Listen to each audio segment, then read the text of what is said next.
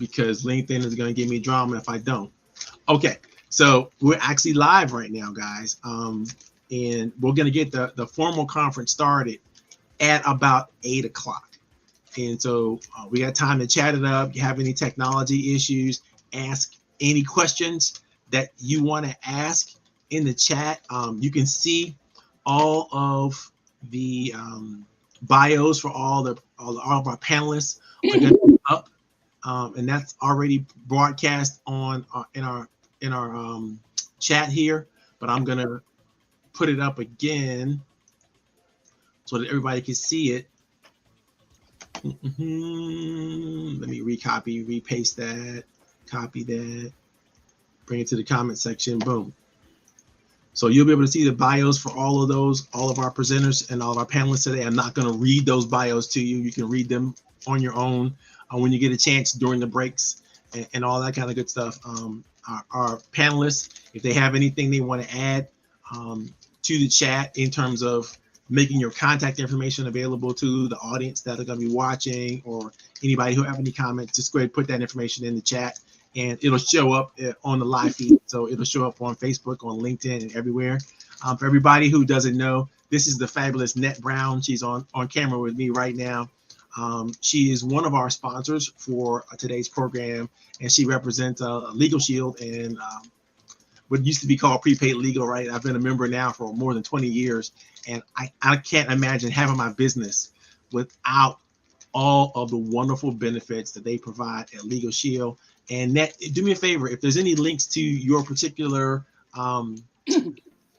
Legal Shield stuff, do me a favor, put that in the chat sometime during the day so people can link back to you if they want to pick it up and want to know about the product and everything that there is. But I will tell you, it's a wonderful product, especially for small business leaders. I mean, if you ever need if you have any issues, and you always will have legal issues, you always will have a need to reach out to have contracts reviewed, to get documents before you sign, heavy financial documents. You're going to want to have somebody look those over for you.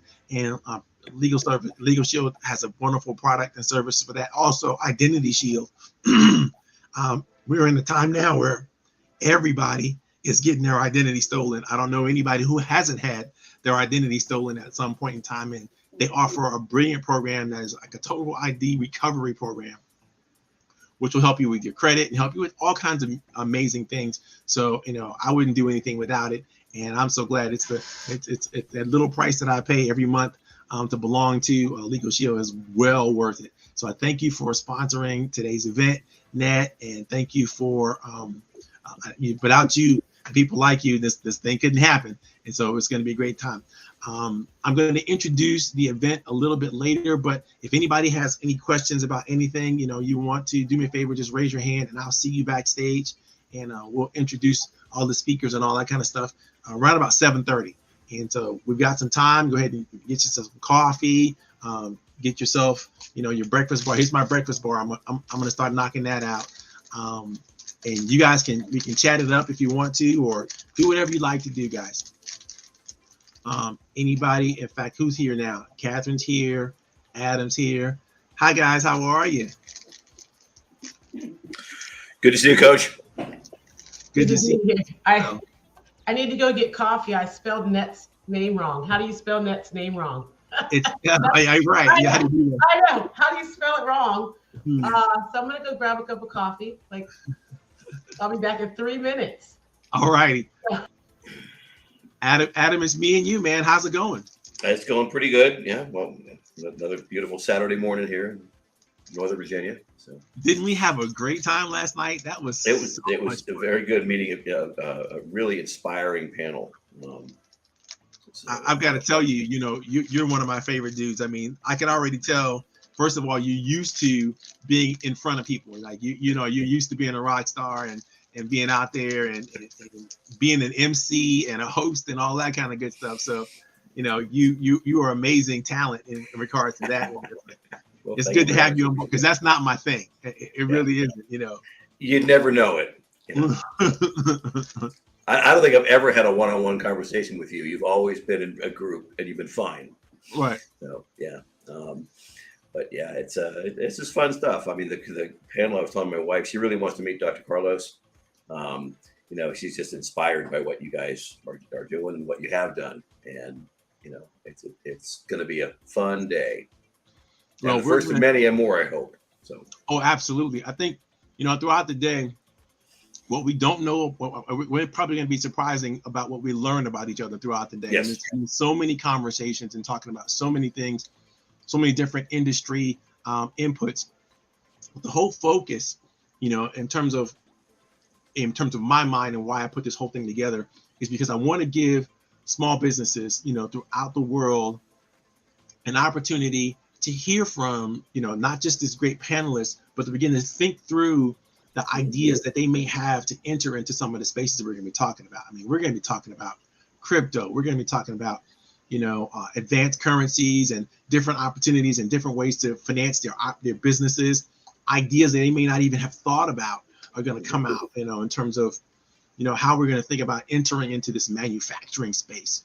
As, you know, more and more money, the government is spending more and more money, and usually it's probably going to go through nonprofit organizations of some type, you know, to then be doled out to the industries and the public, and sharing opportunities. I mean, there's so many opportunities that are coming out, and especially now that, you know, I think that the administration is changing over. There's going to be some opportunities that didn't exist before. There's going to be some things that are going to go away, and, you know, these things that we have to talk about and think about. We got to talk about inflation. We got to talk about, you know, all these jobs that have been lost, and what's that going to do to the small business economy. And there's so much. And Dr. Carlos just came into the room.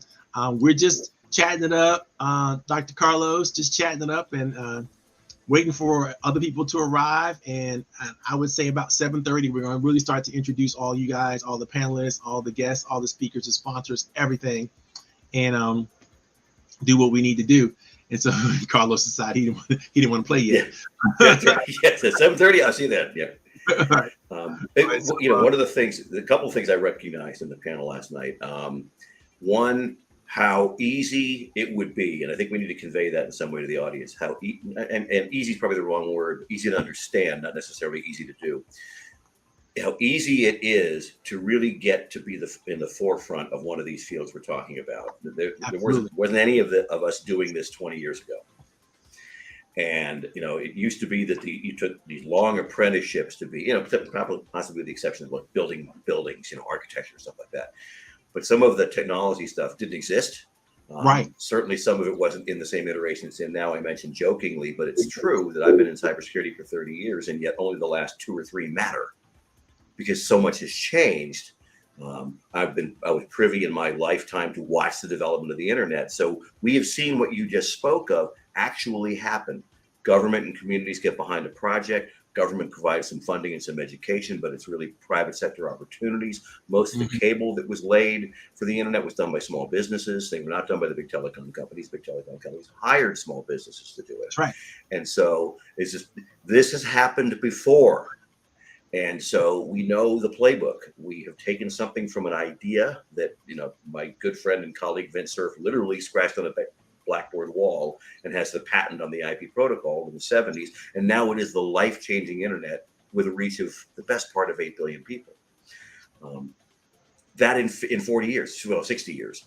So, you know, think of what we can do with energy, with education, with money, given the AI. same impetus. Yes. You know? Yeah. AI, blockchain, all those things are going to be, again, stuff we're going to be talking about today, but there's going to have such a meaningful impact. And it's going to be some people who are brilliant and take advantage of so many opportunities. And some people are going to be sitting on the sideline. Others are going to get burned by, you know, jumping into, you know, too much too soon or leveraging the wrong way. And that's what this conference is all about. It's all about leverage. Yep. It's all about helping people figure out ways to create the leverage they're going to need to advance their businesses, advance their cause, you know, whatever that is. We want to put together the intellectual think tank, so to speak. You know, I love Dr. Capel. Dr. Capel reminds me of that word all the time because, you know, that's the world it comes from, the academic world. And it's like, it's so true that, you know, when we get a chance to just think. Yeah. And to do it well, critically, and and discuss things, it makes a big difference because people start to see opportunity and hope where there's dialogue. Yeah. And I love that, we've been able to do that. Everybody's jumping on board now. I see Catherine in the background, Dr. Capel's in the background, Bill's back there, Net's back there. So it's just getting excited. We're getting there. And let me see if and I'll tell you, gutsy move for doing this at 7 a.m. on a Saturday. Everybody is just amazing, and I'm so glad that they are able to show up and be a part of this thing. I really appreciate each and every one of you. Hey, Bill, how's it going this morning? Good morning. Good morning to everyone. Wanted to respond to Adam. Is I get up every morning at 4:30, so I am glad someone's on my time schedule. Yeah, I used to do that, and I don't anymore, thankfully. But yeah. Whatever floats your boat, Bill. I've got that military schedule still in my life, and combined with being once an architecture student, where you had to stay up for 3-4 days in a row and then show up to classes and all that kind of stuff, which was incredible. So I'm like all over the place. I sleep sort of catch as catch can. I'm still right now learning how to sleep. And it changes as you get older. Yeah. So I get it. Yeah. I got to put a plug in right now for wellness. Mm-hmm. So many entrepreneurs burning the candle at both ends of the stick, forget that the person you have to take care of all the time and every time is yourself. If you're your business leader, you're out there, you're watching this thing, just hear me on this one. This is a simple 5-step process that you got to think about how you're going to do in your life. You got to think about how you're going to drink water. You need water. You got to think about how you're going to breathe. Breathing is such an critical thing because some of us don't even ever take a deep breath. So learning how to breathe, learning how to relax. And if you can't relax, that means you can't rejuvenate. That means you cannot find yourself into a better position for anything because you're going to be tense and your brain is not going to work well. When you're fearful and you're not relaxed and you're not going to create or innovate anything new. So water, breathing, relax. You got to get your right diet in. Try to make sure you get as much whole food and vegetables as you possibly can. I hate veggies.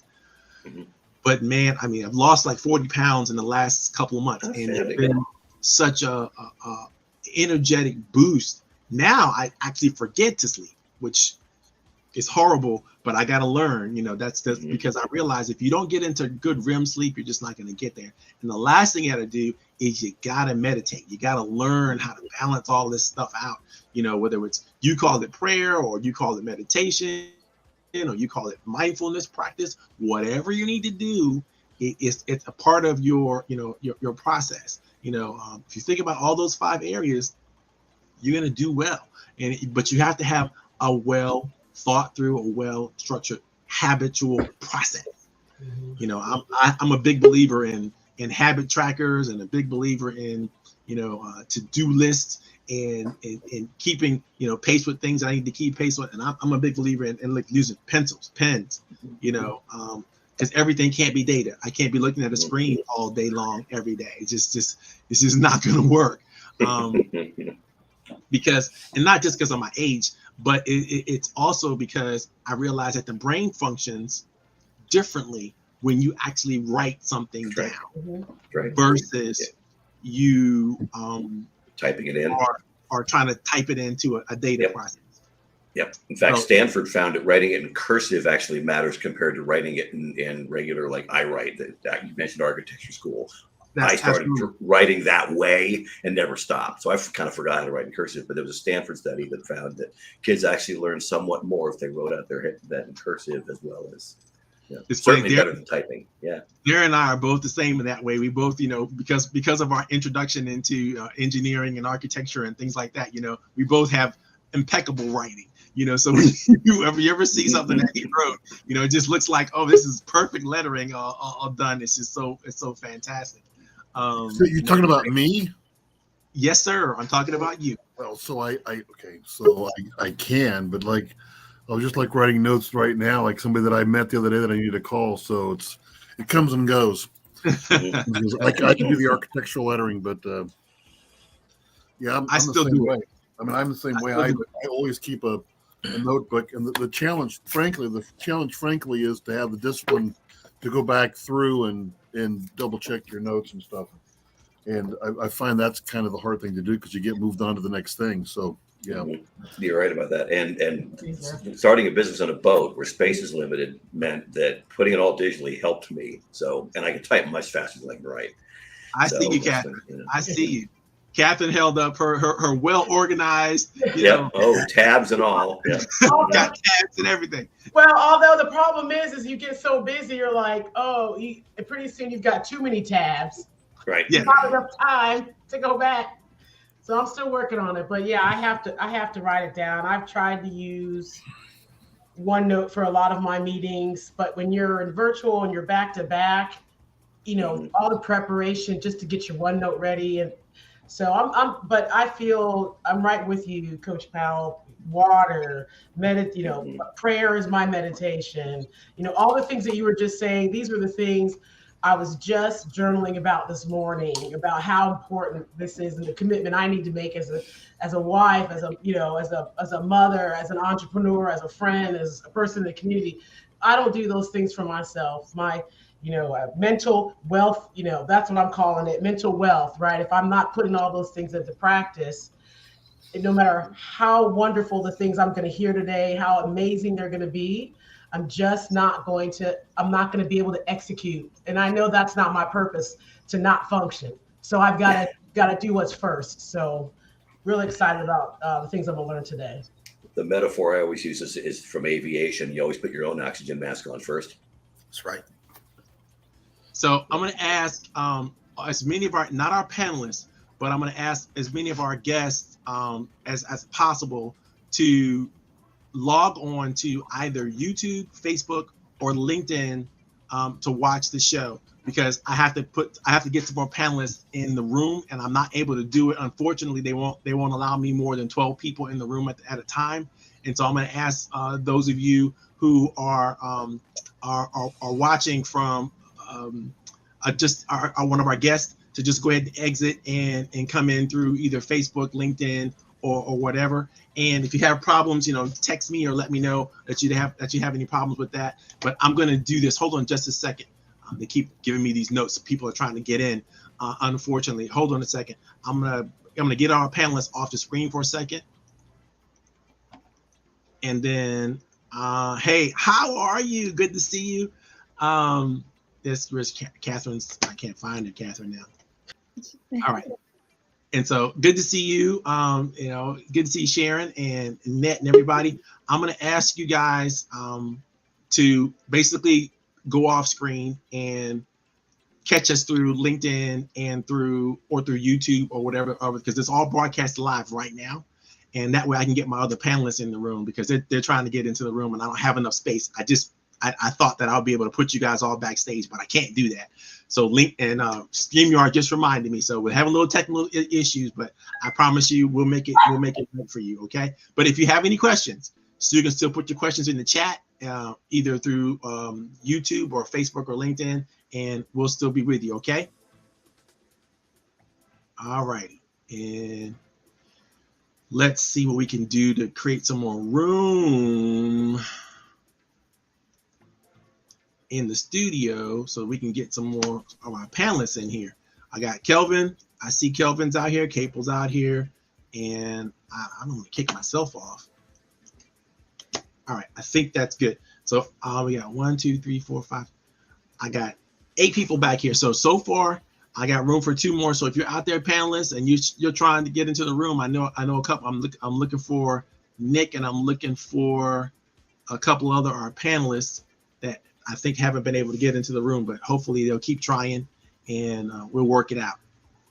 Okay, guys, back to the conversation. We were just chopping up, getting to know each other, all that kind of good stuff. For those of you all don't know, the panelists and I were together last night in a virtual meet and greet, and boy, did we have a good time.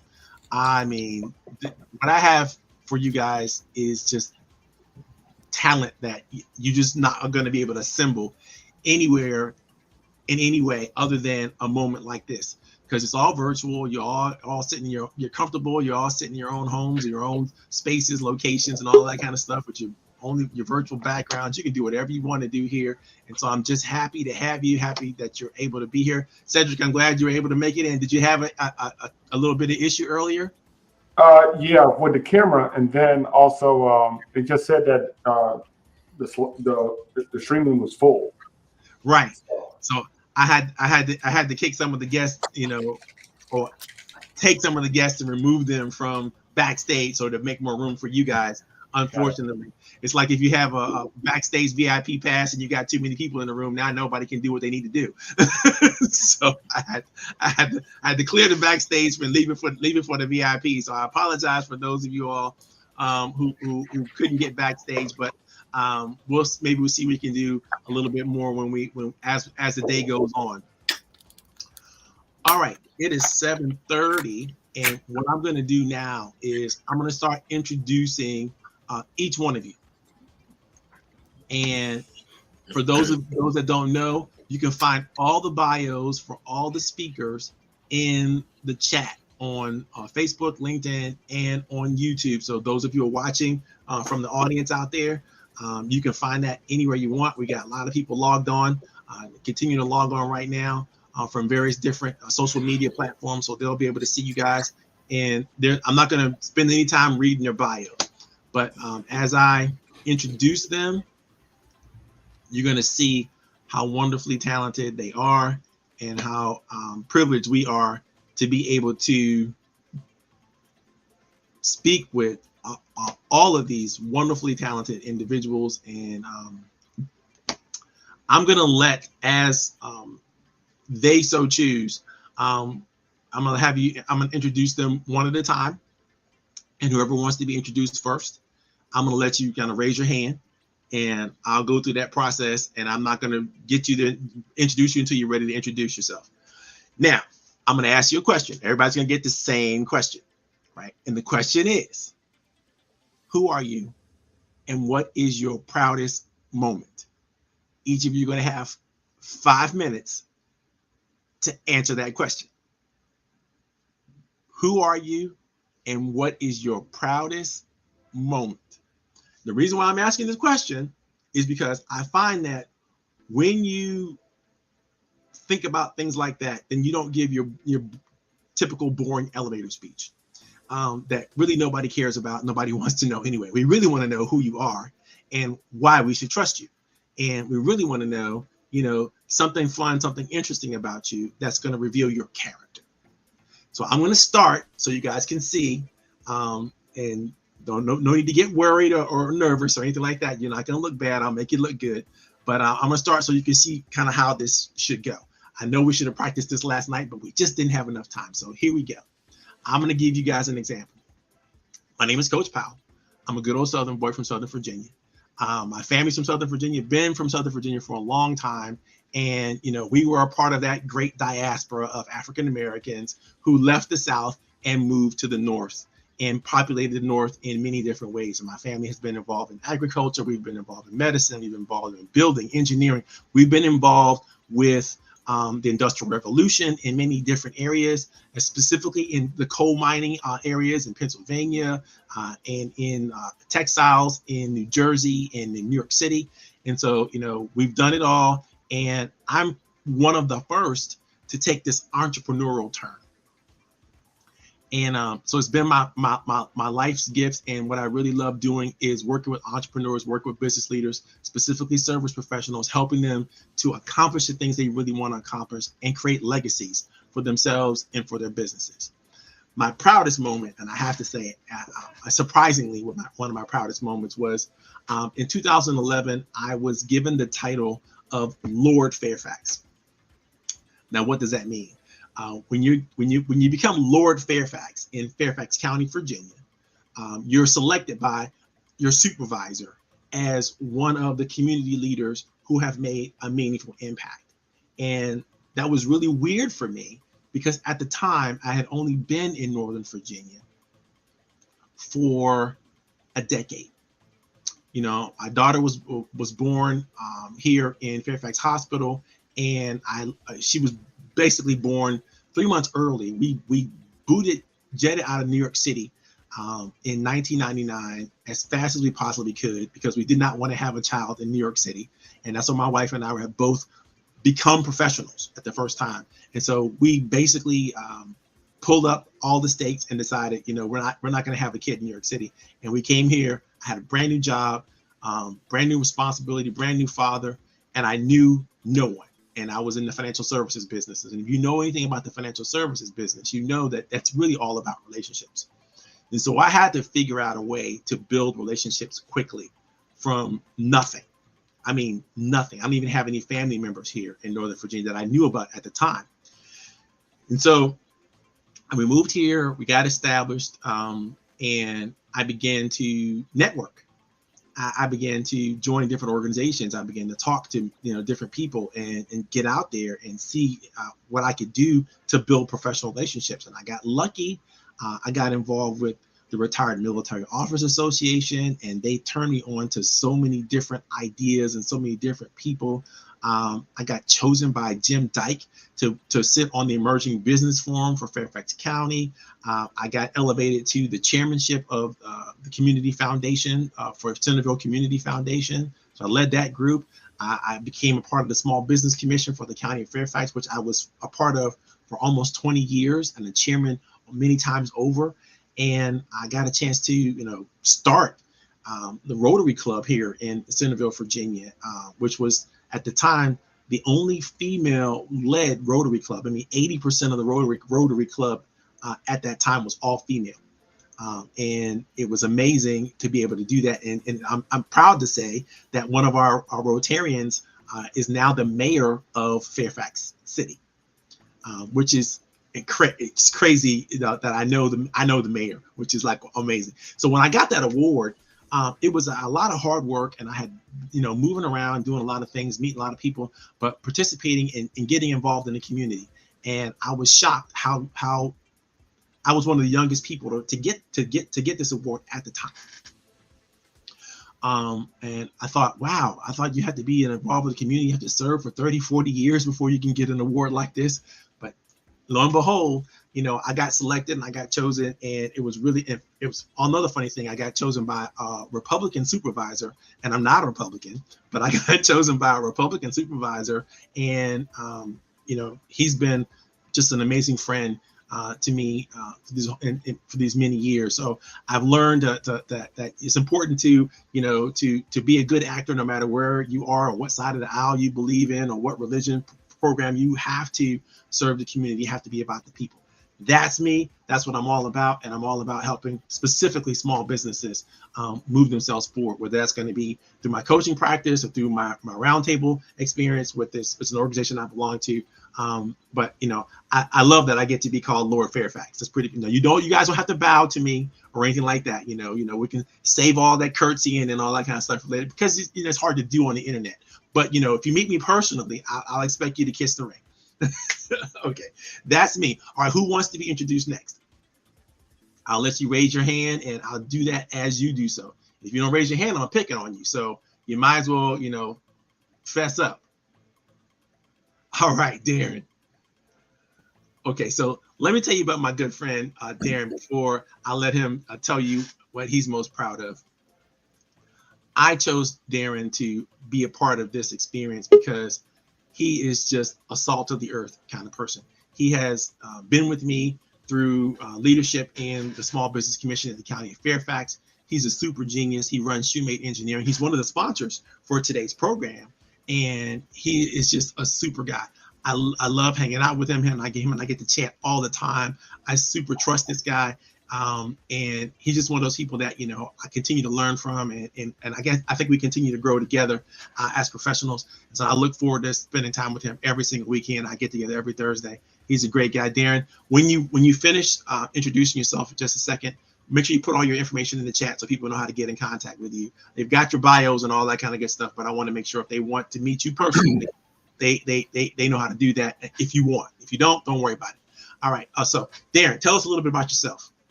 Well, like last night, that was the nicest thing anybody said to me all day. That's great. So, who am I? I grew up in a small town in Kansas, Beloit, Kansas, and for you East Coast folks, it's the middle of no place. But love my hometown and still go back. My mom still lives there. Grew up and went to high school, had 60 people in my graduating class, went to Kansas State. So, my roots are Kansas. And I think as I shared last night that who am I? Basically, I'm somebody that really can relate to everybody. I mean, I used to work at a gas station, so I talked to everybody that had come to the gas station. I knew them all, knew all their kids. Go to the grocery store. Even now, I like to, I'm very disappointed now if I go to the grocery store in my neighborhood and not see somebody that I know and have a chance to visit. So that's really who I am. My proudest moment. That's a very interesting question. Typically, I would say that I had 3 highlights in my life. Getting married. My wedding was beautiful. I'm still married to my wife for almost 30 years. The birth of my first son, and then of course the second and third children, two sons and a daughter. And then third, passing the professional engineering exam were like 3 big highlights. But my proudest moment was when I signed a lease for Shoemate Engineering 3 weeks ago, and I'll be moving into a beautiful space. I've been working for somebody for many, many years. Now, as the owner of Shoemate Engineering, I have my own space, my own team, a team that I'm growing, and a business that I'm growing, and with help and support by my colleagues like Marvin. And my proudest moment now is that signing that lease was so cool. It's a beautiful space, and now actually having some time to give back, to continue to give back to the community. So I really think that kind of sums up where I am. That is fantastic. Thank you so very much, Darren. All right, who's next? I see you guys backstage. All right, Bill, you're up. So one of the reasons why I asked Bill to do this is, first of all, Bill and I have been connected on LinkedIn for a long time, and he's been a supercharger. I see all his posts, all the things that he's doing. He's like, out there in the community and making things happen. Just a salt of the earth kind of guy, and a super special. Bill's like a hero to me. Because it seems like everybody I want to know, he already knows.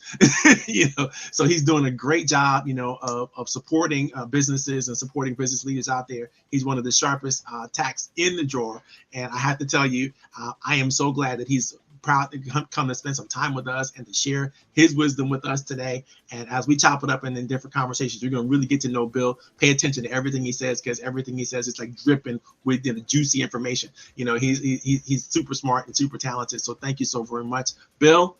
What is your greatest achievement? What are the things that you're most proud of? And tell us a little bit about yourself. Oh, thank you very much for those. So I'd like to start this out by talking about, kind of growing up in a Black working class community. And I say that because it's very important, because that shaped my worldview. It shaped my perspective on how to move forward in the world, based on the neighborhood and the community that I grew up in, the people that I knew, and what I saw the people in that community do. And that was that people got up and they went to work every day. People in the community, they owned their own homes. They weren't mansions or anything like that, but they had their own homes. They truly and strongly believed, that if they went to work, did what they were supposed to do, that life would be good and things would be really good for them. So as I grew up, I joined the Army when I was 18 years old, and I went into the medical field, and I was a medical lab specialist, and I had the unique opportunity of being able to be at the Presidio of San Francisco, and that definitely changed my worldview. When they call the middle of the country the flyover states, after moving from the Cincinnati area to San Francisco, I definitely understood why. Life really changed, perspective really changed.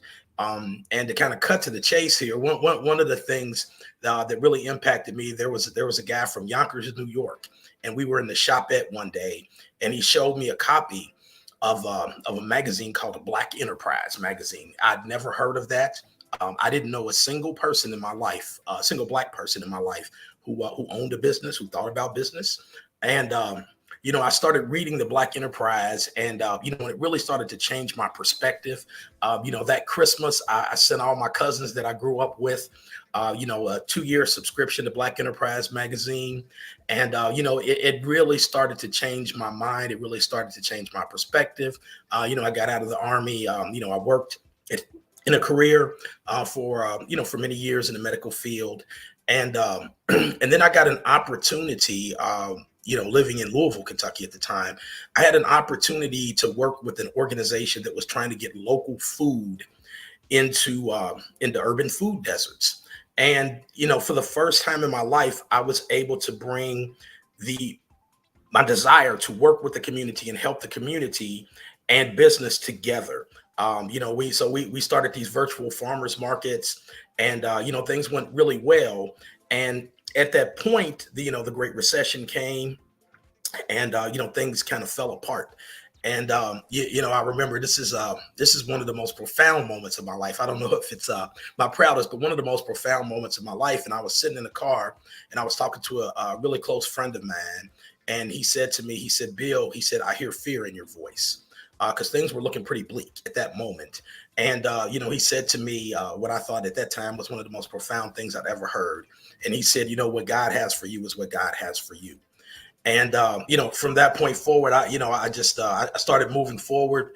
My son and I, we started a digital communication company, which I think is maybe my proudest moment was, being able to be in business with my son. That was really good. We really bonded, and we still had a really close bond. I do with all my kids, but especially my oldest son, because we were in business together, we were in the trenches together. I know we're talking to small businesses, so I know that everybody out there absolutely knows that all the myths of entrepreneurship are not real. It is hard work, and it requires dedication, and sometimes the money's not always there, until you build the market. But anyway, with that, I got into the crowdfunding space, and the crowdfunding space was really kind of my calling, and it's become my passion, because it's an opportunity for people to participate in the economy, both potentially as entrepreneurs or real estate developers, as well as passive investors. And with that opportunity, being in the crowdfunding space, being able to work with companies, there was a company, and this kind of harkens back to the days with the urban fresh and the food, is I had an opportunity to work with a lady from Chicago, and she was able to raise capital from her community to do the same things that we were trying to do, in Louisville with this urban fresh company. And that was really one of my proudest moments, was seeing how crowdfunding actually impacted not only this woman and her business, but also the community, by the community coming together, building this ecosystem, investing in what it was they needed and wanted to see in their community. So I would say that is my proudest moment, especially in crowdfunding. We didn't raise a ton of money, but we raised enough money to bring the community together and to get this business funded. Wow, that is super outstanding. In fact, we're going to talk a lot about crowdfunding, as alternative sources to financing and all that kind of stuff. And there's a lot to learn there, a lot to know about when it comes to that. Thank you very much, so Bill, for coming on and sharing everything you have to share with us. It means a lot. It means not to me personally. I'm sure it means a lot to the entrepreneurs that are out there. Thank you so very much. All right, so let's get queued up. Who's next? All right, Adam, I see you. And I'll bring Adam up next, and then I hit Cedric, and the rest of you all, I'm gonna have to force you to the table. That's no problem. I can do that. I'm a coach, so I have no problems inserting foot and then twisting. You know what I'm talking about, right? Okay, so before I get to that, though, I want to make sure I introduce, and I got people coming in through the private chat like it's crazy right now, in LinkedIn, on Facebook, on YouTube, everywhere. Net's out there. Net Brown is out there. Thank you for showing up. I see you on LinkedIn, Net Brown, and I see Sharon as well on LinkedIn. Thank you so very much. So if you want to find out more about them, you can go check them out. It's all there. You'll be able to see them on the broadcast. Annette Smith is in the house. Annette, tell us where you're coming from and what your business is, if you have a business. And feel free to put your information out there. I want everybody to know, no matter what your business is, no matter where you're coming from, put your information in the chat. Let us know, show us your website, whatever you want people to share and do. This is a business-friendly opportunity for you. Don't feel like you're limited. You're only limited by how much information you can fit into the chat. And so if you have questions, if you have thoughts, you have comments about anything anybody says throughout the day, feel free to hook it up. And if I can, I will do everything I can to give you a shout out, let everybody know who you are, where you're from, what's going on, and what you're doing. So we're going to do that intermittently throughout the day. All right. So let's back to the party. Adam Pressman. What a supercharger. I got to tell you, he told us last night, guys, we had a great time last night. He told us last night he was old, but I'm not buying any of that. This guy's got energy like you would not believe, and he's just an amazingly talented person. And I'm so thankful for having the opportunity to have him be here with us today. Adam's been involved with, so many different businesses and so many different aspects of so many different businesses. Literally, he's like the Michelangelo of small business. So, whatever you can think about, he's done it. He's been there. He's seen it. He smelled it. He touched it. He knows something about it. And he has something that's going to be valuable to add. So I want everybody to make sure you pay attention to what Adam has to share with us. Adam, what is your greatest moment? What are you most proud of? And who are you? Who is Adam Pressman? Take it away, Adam. Thank you, Coach Powell. And I guess my most proud moment is I now have to change my LinkedIn profile to say the Michelangelo of small business. Thank you for that. My most proudest moment, without question, is the birth of my son and watching him become the man that he has become, serving his country in the Air Force, and just being the kind of person that, frankly, I wish I was a lot of time. But there's much I can be proud of as well. When you look back at the success that you've had in your life, you often realize it was the little bits you didn't anticipate that were contributed by the members of the team you had the foresight to assemble and work hard with to get that success. It's clear to you that without those little bits, you would not have been successful, or you would not have had the impact you've had. You're the best at what you do. Still, you know that nothing great gets done by one alone. You know you need to rely on a great teammate. And my superpower, my secret sauce, is that somehow I have either been smart, lucky, careful, dumb enough, whatever the reason, I have been able to be in a room with people from which I've been able to learn so much. And that's why I wanted to come after Bill, because I met Bill back in 2014 when we were both starting to get our heads around, what is this thing called crowdfunding? What the hell is it going to do? And we saw so much potential for directly leveraging, I use that term deliberately, directly leveraging the efforts of so many others that we know would be instrumental in our success. I tell people I'm on a mission to help others find, fund, and perform the great work that changes lives. And a couple times in my life, I've been fortunate enough to actually add and even the world. I worked with the team that literally developed the internet, and to see what that has done and to be still in contact with some of those people is fulfilling in so many ways. But what it really was important that taught me was any group you're in, learn from them. Because we're going to talk a lot about new technology. We're going to talk about a lot of bright, new, shiny things. We're going to talk about a lot of things that have been around for a long time but aren't being done well and may finally be done well based on what we're going to do. But at the end of the day, it's all about getting the right people to do the right things for the right reasons in the right way and at the right time. And so surrounding myself with folks like you has been what I am most proud of every day. Thanks a lot. Oh my God, that was fantastic. Fantastic. You can always tell when you have people who are of similar ilk, because that's why we had such a great time last night. When we get together, we just talk, and it's amazing. And I'm so glad the audience is going to have a chance to experience some of that vibe. Thank you so very much, Adam. I'm going to make sure we bring to the table right now a man in my world who really needs no introduction. And let me tell you why. I don't know too many engineers that are as sharp as Cedric Fletcher. He's a quiet riot. It's like behind the scenes, he's just making moves, making things happen, and he's very reserved and he doesn't posture, about his character and his position and anything like that. But he is done some amazing work. He's doing some amazing work in cybersecurity for Microsoft, and he's been with other companies in his past. And he's just a super guy. He and I work together on a committee, and I think we're going to change how a lot of things are happening for small businesses in our local area here in Northern Virginia.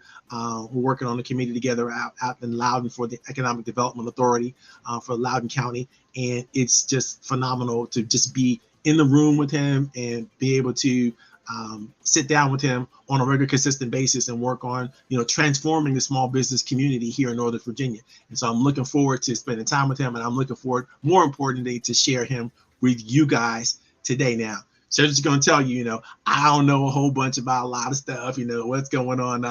But the reality is this is a big brain. I mean, big brain. Ladies and gentlemen, let me introduce to you the man who I think needs no introduction, Mr. Cedric Fletcher. Cedric. Wow. Tell us, what is your proudest moment and who is Cedric Fletcher? Well, first of all, thank you for those words. I really do appreciate it. And then, and second, good morning to everyone that's out there.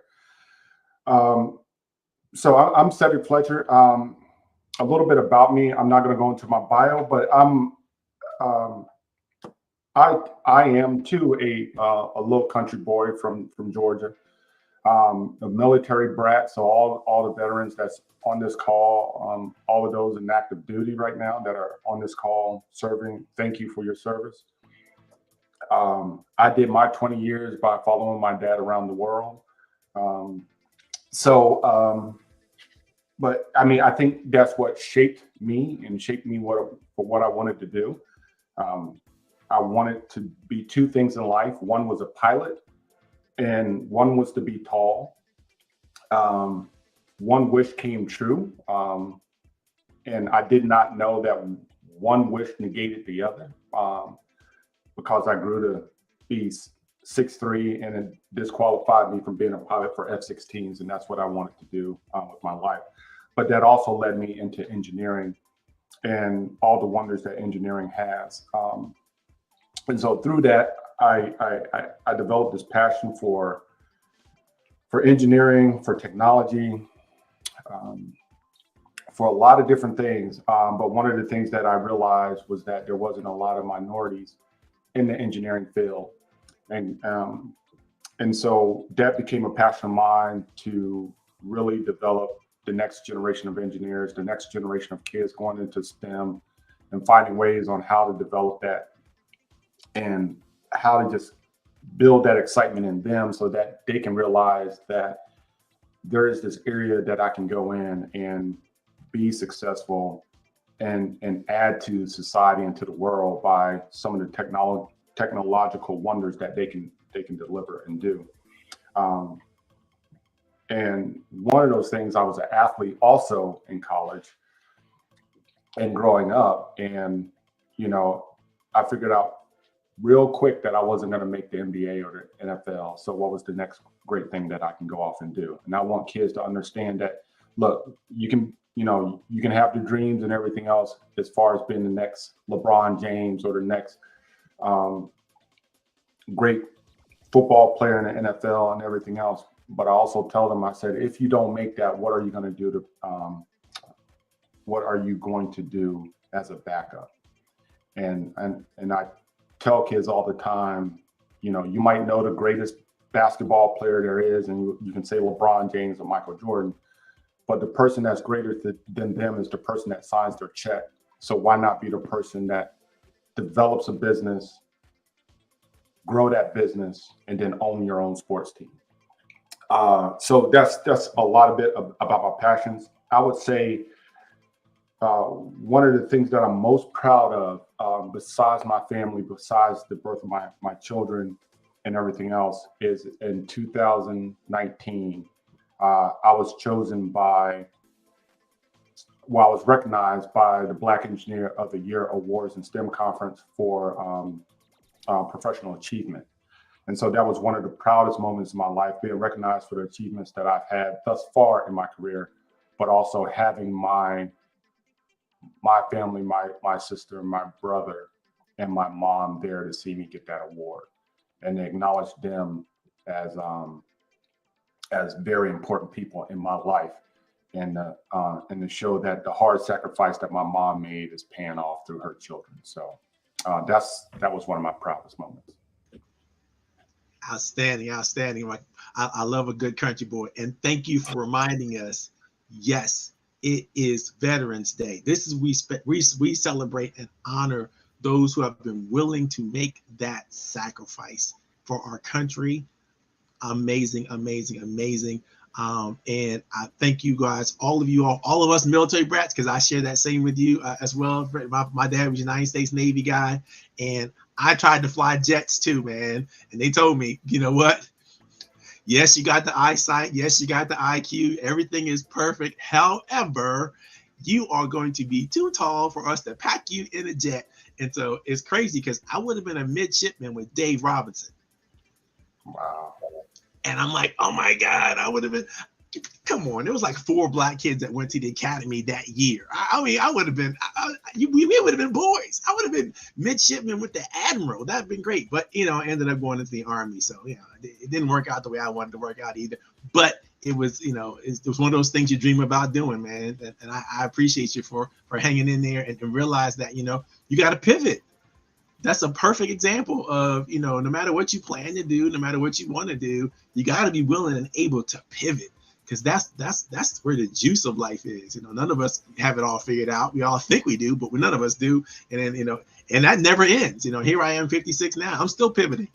So thank you very much, Cedric, for coming through, for being on board. Okay, who's my next victim back there? Catherine. I see you. So let me tell you about Catherine before I even bring Catherine to the stage.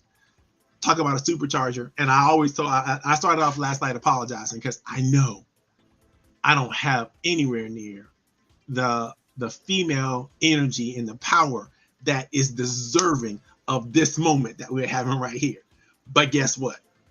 Catherine can hold it down for all of the female energy out there. I'm going to tell you, she's a supercharger. She's smart. She's sharp. She's wonderful. And I'm so glad that she's volunteered to, spend her time with us today. And I know that so many small businesses are going to have the opportunity to get blessed just by her thoughts and her comments and her energy. She brings a super amount of talent to the table when it comes to learning and development and designing learning and development programs for small businesses and big businesses alike. She's a super genius in this area. And I'm just so glad that she's here. Thank you so much for being here for us, Kathy, being here with us. Again, I apologize. Make sure you take your microphone off of mute. I apologize for, not having, some more estrogen at the table. I'm used to having that in my life, and I'm like, what's going on? I got all these hard legs around me. I need some women up in here, but I couldn't get them to come to the table. Maybe it was too late or too early. I don't know what the deal is, but thank you very much, Catherine, for being here. Tell us, Catherine. All right. Well, Marvin, thank you. Catherine, and what's your proudest moment? Go for it. Okay. Well, thank you very much. I too am a military brat. I was actually raised most of my life in Fairfax County. So I live in Iowa now. I'm a transplant, but it's been an exciting life. My proudest moment was 2015. And I was driving in my oldest to middle school, And it was the first day of school, and I'm in the carpool line. And just as he is about to get out of the car, he was 8th grade, it dawned on me. I'm an entrepreneur full time, and what I had hoped for many years prior, because I became a single mother all of a sudden when my 8th grader was 4.5, I remember saying one day, whatever happens, I want to be there for my kids. I want to have a life where I can control my hours, what I put in, so on and so forth. And I had remembered 3 years prior telling Simeon, hey, one day mommy's gonna own her own business and I'm gonna drive you to school myself, right? No bus, I'll pick you up, I'll be able to do all that. And that was my private moment, or my most exciting moment, I think, because it's the culmination of what's launched me, what got me there. And when I'm struggling and making decisions as a business owner, and it also, I look back to that moment. My parents, I jokingly tell my friends who, that I met later in life, my family was the Huxtables, right? That was my family in the neighborhood. I mean, that's how I grew up. I had a mini family of firsts. My father was a retired lieutenant colonel in the Air Force. There weren't many Black officers at that time. My mom was an educator. Her mom was an educator. My great-great-grandmother lived, survived, and just charged out of slavery into freedom. My father's sister my father's mother and her sister started the first chapter of Delta Sigma Theta at Ohio State. I started learning all these things about the firsts in my family, and just the greatness, the challenges, and the struggle. And so when I became a single parent, 2007, I had a 4.5-year-old and a 4-month-old. I remember thinking, can I do this? Can I become all these things I wanted to be? And I remember thinking, again, what do I want to be when I grow up? Because I had to start all over. And learning and development really was a pivotal moment for me, because I had to start again. And so I became a receptionist at a speakers bureau, at Washington Speakers Bureau, right in Alexandria, Virginia. Got to meet Colin Powell. I mean, I got to meet all kinds of people. The Prime Minister of the UK at that time was Tony Blair. I mean, it was just all kinds of business leaders. It was phenomenal. And I remember thinking, I would look back to who my parents were, what they put in me. I'd seen success. My dad was an entrepreneur up until the day before he died. He just finished an Oracle exam. Like, I think it had been like six days prior, he had finished another exam. I mean, this is the stock that I had come from. And so when I think about why I do what I do, I saw instructional design and curriculum design done in such a way that it rejuvenated who I was. I felt that the more I got into learning, the more I realized how I learned, the more experiences that I had just trying to make a life for my kids and myself. It was phenomenal. Great learning at the right time, in the right way, it does amazing things. And so I just went after this career that I had learned about, and I've been doing it 12 years now. Totally excited about it. That's who I am. I'm passionate about learning and development, because I know what it can do. I've been in part of lots of programs where people's lives have been changed. So there's nothing more thrilling. So when I'm struggling in that moment, I look back to 2015 when we opened the door and my 8th grader got out of the car, and I remind myself, I've done it before. I can do it again. I can keep moving. And that same just motivation, that same heart behind what I do, I try to pour into my kids. I've remarried. I have a fabulous life. It's just amazing how that being able to find a passion for what I'm doing, have a passion for work for it's not even work what I do. It's just a flat out joy. And so if I can help others find how to live their life doing what they love, I'm all for it. So that's me. That's me. So thank you so much. I'm looking forward to connecting deeper through our discussions later today. I told you guys this party was going to be phenomenal. And if you aren't getting it just yet, I got a few more people we got to bring to the table. Catherine, thank you so very much. You are amazing. I love that you're going to hang out with us. And thank you for everything you bring to the table, everything. Coming up, guys, guess what? Dr. Carlos Capel's coming up. Kelvin Cook is coming up. Nick Savage is coming up. So hold on to your seats. And give me an amen, thumbs up, whatever you got in the chat. Let's blow this thing up, because these people deserve all the accolades, all the praise, everything you possibly can give them. They are amazing people. Starting next with Mr. Kelvin Cook. Kelvin is one of those guys that, if he could just blow you away with, you could do that. Just the question, that's possible?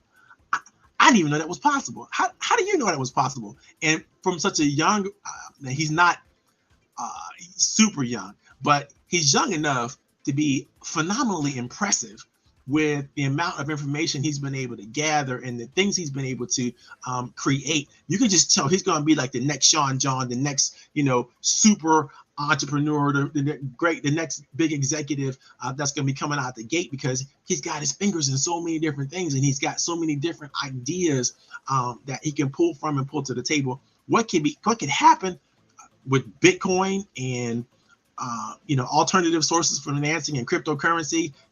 Kelvin knows all about this stuff, and it's incredible. I'm so glad he's spending time with us today. It makes a big difference. I very rarely, will say to a younger person, I've got a lot to learn from you, but I got a lot to learn from this gentleman right here. He is a supercharger. He's wonderfully talented, and just a great all-around person. Ladies and gentlemen, let me just bring it to the table. This is Mr. Kelvin Cook. Kelvin, tell us, who is Kelvin, and what are your proudest moments?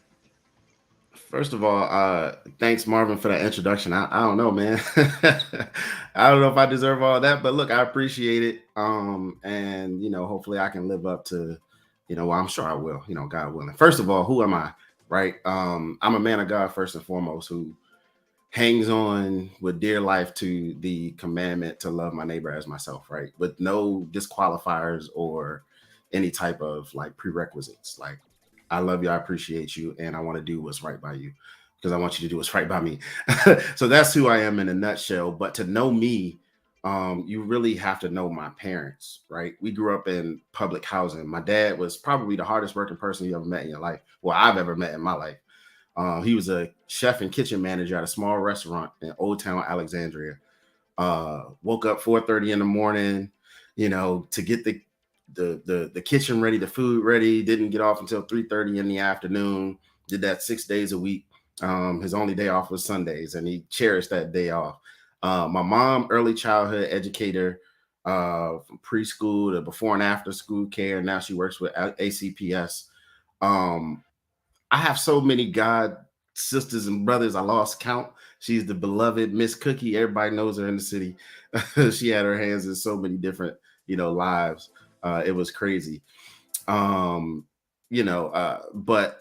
one thing that I love about what my mom did was she exposed me to many different things as a kid. So between the hardest working parent in the world and, the person, who believed in education and, making sure that I was exposed to different things, they put together a great kind of childhood for me. And they were actually very good spirited, good-hearted individuals. They not only took care of me and my 3 sisters and brothers, they took care of 4 of my cousins for years at a time. There were always at least 8 mouths to feed in my household in public housing, by the way. I don't know. They just had huge hearts. But what made them, great human beings and individuals also meant that they weren't really able to gain any type of financial freedom until 25 years after they had their first child, when they became empty nesters. And this is a few years after I went to college. So, that's why when I graduated from the illustrious Hampton University, hopefully I got some Howard heads out there that heard, that hears my story. But when I graduated, I always wanted to help people succeed financially, because growing up in public housing, everybody had that common problem. Everybody had money issues, right? So my goal was always to help people succeed financially. And after, learning the ropes at, a Fortune 500, one Fortune 500 bank, and then being recruited to another and kind of hitting my stride, and making organization-wide changes, the most I got was a $25 gift card to Starbucks. And I was able to help as a registered investment advisor, everybody except for the people who I really wanted to help. They were just racking up NSF fees. So I said, forget it. I'm going to figure out a way to help people succeed financially, right? And I'm going to do it outside of the financial system. And that's what I spent my entire career doing. It's all about financial inclusion, not equality, because everybody doesn't want the same thing financially. Inclusion. Everybody gets what they need, what they want, right? So that's who I am in a nutshell. I'm a God-fearing man, somebody who, really wants to help people succeed financially, make it as easy as possible to build wealth in the most well-developed country in the world, right? It's too hard, it's too many choices, too many options. We just need to simplify it and give everybody exactly what they need to live the life that they want to live financially. And my proudest moment actually came to me the other day. I'm down in my office and I'm working, and my daughter gets home from school. She's looking at my computer screen, and she sees, Hoof Financial. She's like, Daddy, what does Hoof mean? It means helping out our friends financially. She's like, Daddy, guess what? I got my I got my report card. And she looks at her report card, and I look at her report card, and I see that this is her first quarter in first grade, meanwhile. And she's, reading at an almost third grade reading level. She got all S pluses on the report card. She said, Daddy, are you the CEO of Hoof It because you want to help me pay for college? I said, yes, honey, that's exactly what I'm trying to do. I want to help you and everybody else pay for college. That's one of the things that I want to do. Absolutely. And it just made me like all warm and fuzzy inside, because as somebody who was more passionate about, playing football and basketball with my friends, as a kid, and not thinking about reading at all, raising someone who, loves to read, adores reading, and adores school at such a young age. It just shows that it's proven to me that my life is worth something. I'm hoping to instill things and ideals in her that were first instilled by me, by my parents. So I don't know. That's me. That's my proudest moment. Thanks for the opportunity to be here. I got to represent, the real HU, right? I got to do that, right? I knew it was coming.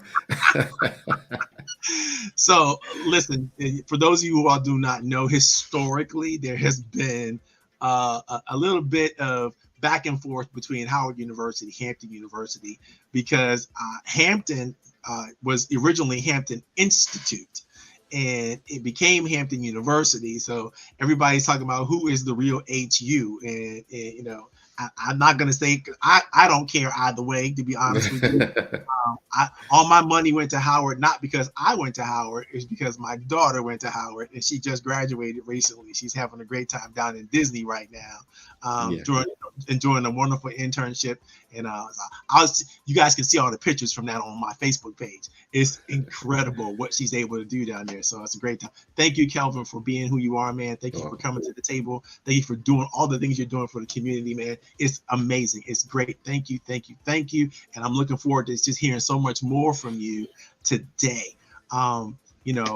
Guys, again, what an incredible cast of characters. What an incredible group of people. None more incredible than the person I'm going to bring to you right now. I call him my semiconductor guru because Dr. Carlos Capel is just one of the greatest people I've ever had a chance to experience and spend time with and enjoy conversation with.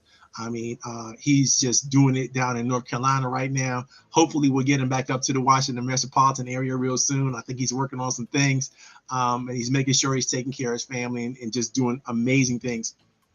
in the space, and he's starting his own nonprofit organization, his own for-profit organization.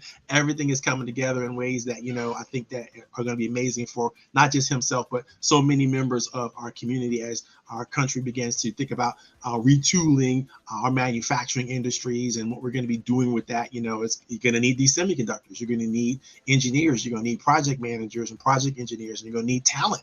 And Dr. Capel is going to be, you know, a part of how that revolution gets experienced in so many different ways.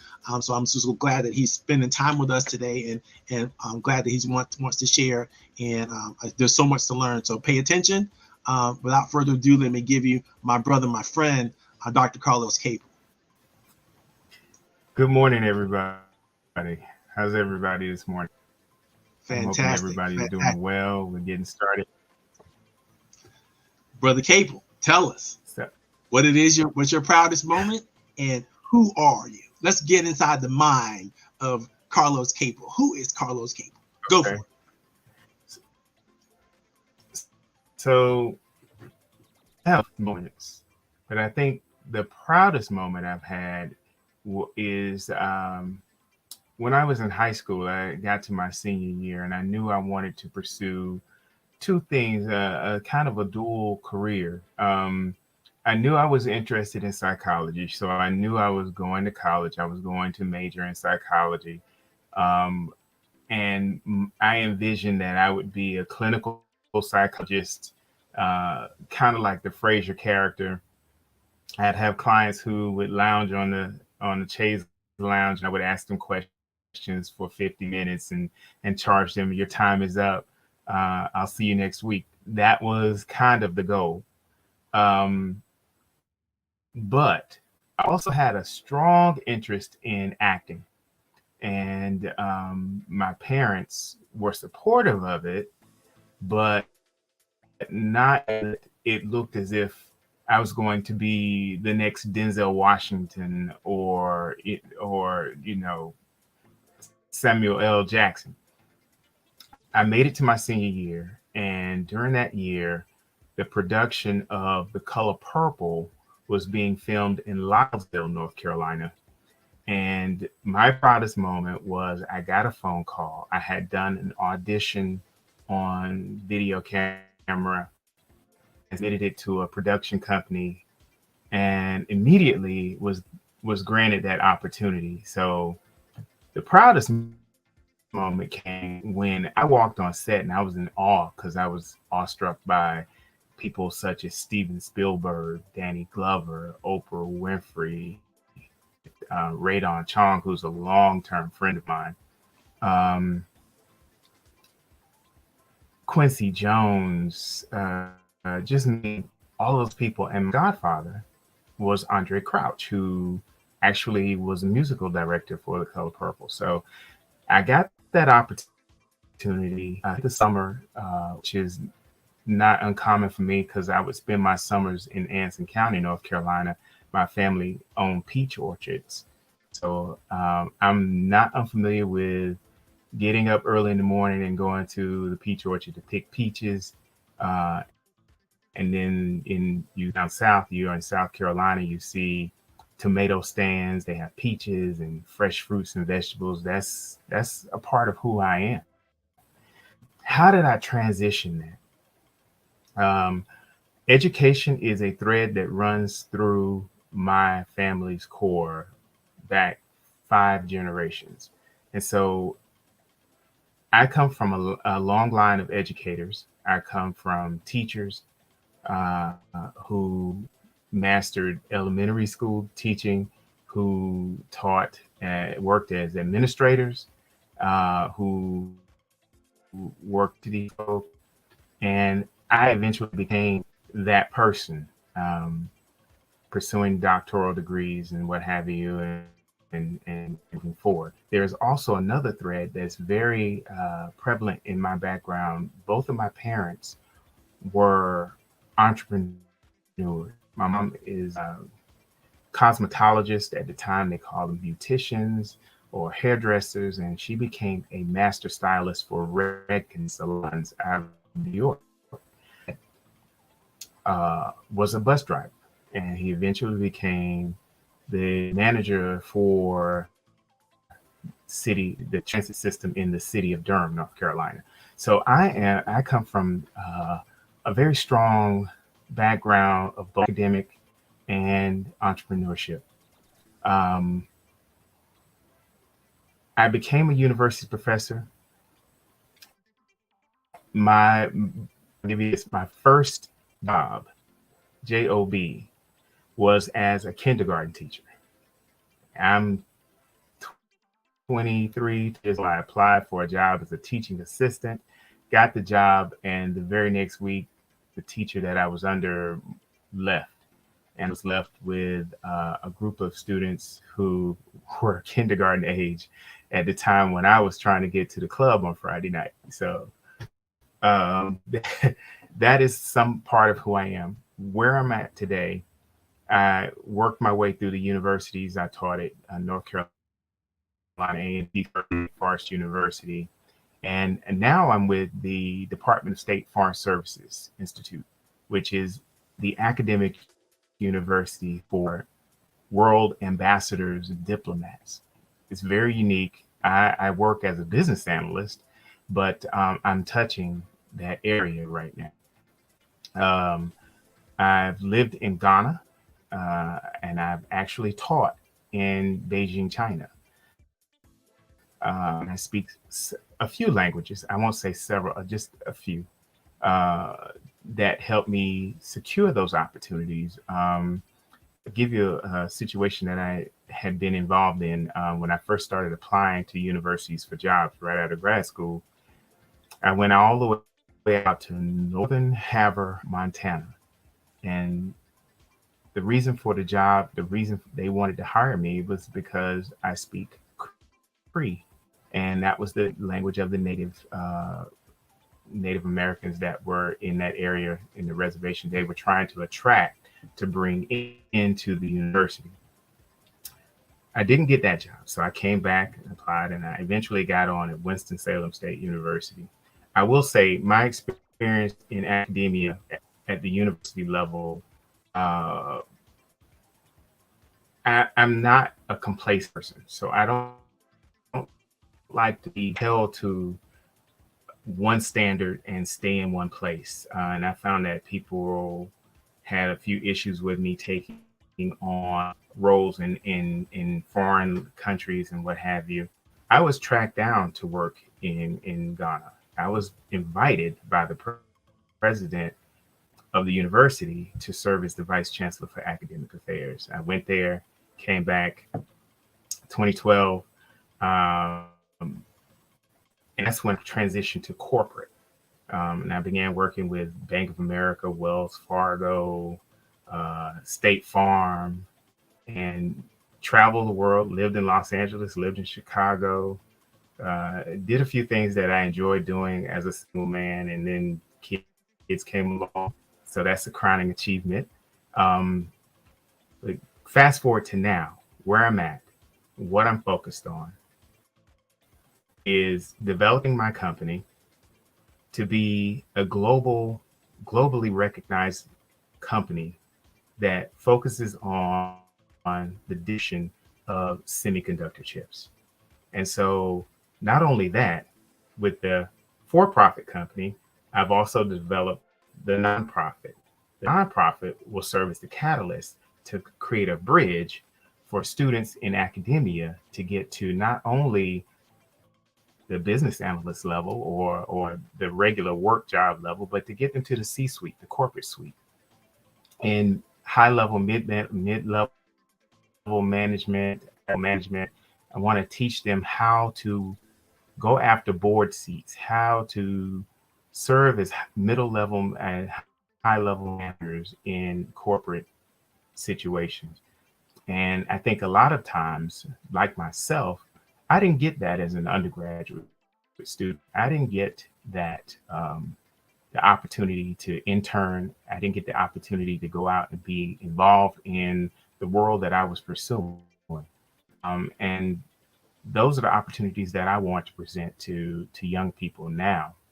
I've had some opportunities presented to me personally that I think all of us on this panel would really come together and collectively do a wonderful thing.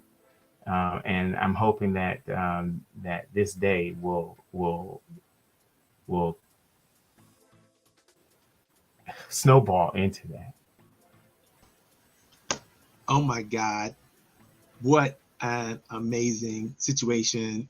We are going to have such a great time. Thank you so very much, Brother Capel, for being the person that you are, doing all the things that you're doing. It's just incredible. As you see, Coach Powell is coming back up, but I did reach out to Coach Powell. I've engaged with his coaching, and he is a member of my illustrious fraternity, and he's changing hats to show you that. Phi Beta Fraternity Incorporated. All right, guys, it's been great, man. We are going to have a good time. Thank you so very much for being everything that you're being, doing everything you're doing, Brother Capel. It's been amazing. And I like to put on my fraternity hat, representative of who we are, which is a great thing. The brothers are also co-sponsoring this event. So just that they're doing what they need to do for the community, man, making things happen. Thank you very much, Brother Capel. Last, but never the least, I got to tell you, I got a supercharger that's on deck right now. I mean, Mr. Nick Savage is literally, again, one of these serial entrepreneurs. He's got his fingers in every pie there is to have, hailing from the great city of Baltimore, Maryland. And he's just a great person to hang around with, a great person to know. He's got, if you get a chance to check out his website, it is phenomenal. I put it in the chat earlier. I'm going to re-put it in the chat so you guys can see, the phenomenal presence that Nick has and some of the things he's doing down there. I don't know if Florida's going to be the same, because, there's a real man in the state that's making things happen. And so I'm so glad to bring to the table Mr. Nick Savage. Nick is going to be going right into the next panel. And so I know that we're going to get a chance to get to know each other even more so throughout the day. So don't feel like you guys got to give everything, all at one time. Let's spread it out throughout. We got a long time to be together. So let's keep it brief. And I know Nick is reminding me, as a matter of fact, to make sure that everybody else keeps it brief, because I got my finger on the control button about how long everybody gets to speak. So Nick, take it away. Show us how it's done, brother. Good morning, everyone. So Marvin's going to pull out the hook on me. So let's get going. Good morning, everyone. I'm Nick Savage. And basically, as we said earlier, the big theme in my life has been, as you heard in many cases, is education and entrepreneurship, but more importantly, generational health and generational wealth. As Marvin said, I'm from B-More originally. I'm down here in South Florida, fighting it out as far as trying to make changes since I was here before. But for the most part, what am I proud of is, first and foremost, is my family. And as I stated in our mixer last night, I'm proud of my parents and my family, because a gentleman by the name of Thurgood Marshall is from Baltimore as well, as we all know. And those from that area of the DMV familiar with the school, Polytechnic High School. My dad was one of the pathfinders, along with 12 other Black gentlemen, to desegregate Poly High School at the behest of the leadership of Justice Marshall. So as he was trying to prepare for Brown versus the School Board in 1953. So that kind of set the tone. And my mother came right after that in the Eastern. And so they were pathfinders. And so that kind of set the tone with the whole family, that whatever we're doing, you got to get it done in that classroom. So moving on from there, I'm proud. The next theme, for the most part, at the end of the day, is the family, period. You can create your own family, add your friends to it, monitor the family that you already got to make sure that they're with the game plan, get celebrated and not tolerated. So essentially over the years, that was the thread: teams, teams, teams. And what I mean by that, I look at my family as a team. You don't just you join that team.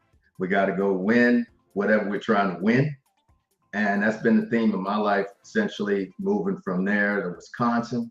A couple Northwestern high school teammates, like I said, and you heard the theme earlier as far as sports in a lot of cases was part of our lives as well, because you needed something to change the game rapidly. So in that case, what we did, I was a decent athlete, so I got a chance to get scholarships to Wisconsin, along with a couple of my other Baltimore associates, such as Ray Sidnor, Ray Snell. So as Cedric said earlier, there's only one plan, and what you learn from that in the education side is there's no backup plan and a plan A. It's a plan. And so for the most part, whether you're 6, 16, 26, 36, or 46, the exception of Tom Brady, of course, you're going to exit sports someday. So you stay on the same train and have your plan, which includes the whole plan, because you're not going to play sports forever. So that always kept that in mind. Computer science. So the next great team, of course, was had a chance at Wisconsin. That was a great team. We turned that around, as you see today. Another pathfinder situation where Wisconsin's a perennial 25. Not necessarily this year, but going toe to toe with the Ohio States and Michigans while we're there, and turn the whole theme of the team around. But computer science, artificial intelligence is what I studied. So that led to opportunities where didn't quite make the Dolphins. So what do you do next? Okay, I got 6 offers and went up the street to IBM Microsoft. Team of 12, which some of them are still my friends. And what do we do? Work on this thing called the PC. My family jokes about it. I was out there and says, Dad, that was the Model T. As far as I'm concerned, the PC's still here. So I was world trade expert for that, and ended up working with a fantastic team and some of my friends, and I'll see them down here where I live now. Moving forward, more team situations, help flip companies, and we could go on and on with that, and we'll go into that.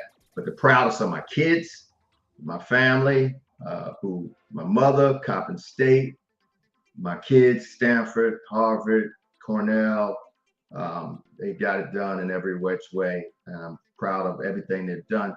And then finally, here at Community Partners, we just won an innovation award to make changes down here to get to the 3 pillars. And that's community, healthcare, and housing. So we're going to talk about that. And thanks for everyone. Let's get started. Outstanding. Nick, again, thank you very much for just, keeping me on point and doing the right thing, man. You are amazing, amazing, amazing entrepreneur, business leader, and a great mentor and friend. I really appreciate you. And we miss you here in Northern Virginia, man. We do. We got to get you back up to this area. So, because you're giving all the magic to Florida, man. We can't let Florida have everything. They can't have everything. They already got Disney and everything else. So they got to give us back, Nick. We're gonna trade you back up here. That's what's gonna happen. All right, good to see you, Nick. We look forward to seeing you more for the rest of the day. This has been a great introduction, guys. I know they went a little long, and I wanted to make sure when we're off schedule completely. Off the bat, we're already off schedule. We're going to do what we can to get things back on track as much as possible, and move things forward. But this is great. We're going to get again chance to get to know each other, chance to do a lot of good stuff today. I'm going to keep the chat is blowing up already. Everybody's got questions in the chat. Everybody's got information. Go ahead, put that information about your business and everything in the chat. I'm going to share it and give you shouts out as I can. Annette Smith is here. This is Annette. She's doing some amazing work. Her Vision of Gratitude organization is outstanding. I can't say anything more about this. It's just a great organization. If you get a chance to play with Annette, go ahead and do so. She's just a phenomenal entrepreneur, phenomenal business person, and I want to make sure she gets her just due. And I'll be shouting out some more people as we get this party going. Our first topic today is going to be alternative finance. What are we talking about? there are so many different ways to think about how you're going to finance your business, whether we're in an inflationary economy or deflationary economy or whatever's going on in the media, in the politics, and so on. There's always going to be people who are interested in investing in a quality business program. So there's always going to be opportunities for you to find funding. You just have to know where those opportunities are. I don't care whether you're going to share some revenue or not, or if you're going to be a part of the crowdfunding scene or even the crowdsourcing scene. And there's so many different ways to come at this and come at what you need for your business or your nonprofit organization. So pay attention to this next conversation, because the people who are going to be sharing with you are going to be sharing their thoughts, their ideas. They're going to be sharing the good, the bad, the ugly, some of the stuff that's working, some of the stuff that's not working when it comes to alternative finance and access to capital. I'm going to bring to the stage right now, and we're going to chop it up. And then again, in the listening audience, if you have questions, feel free to make sure that you get your questions answered. Make sure that you don't leave here with understand without knowing what you want to know, what you want to learn. So put that information in the chat. Make sure that we all know. I got Bill, I got Darren, I got Adam, and who's missing? Nick. There we go. So this is the team, man. This is the alternative funding and crowdsourcing and all things financing your business area. And these guys again have loads of expertise. And let me see if I can't make this a little nicer for people. Well, I like that view better. We're gonna go back to that, and we're gonna get rid of this other banner, which I don't like to see. I don't need the branded stuff. You already know what they look like. There we go. That we don't have to get that stuff out in front of Bill's face. So anyway, okay, let's everybody open up your mics if you can, and I'm gonna start off with the big question.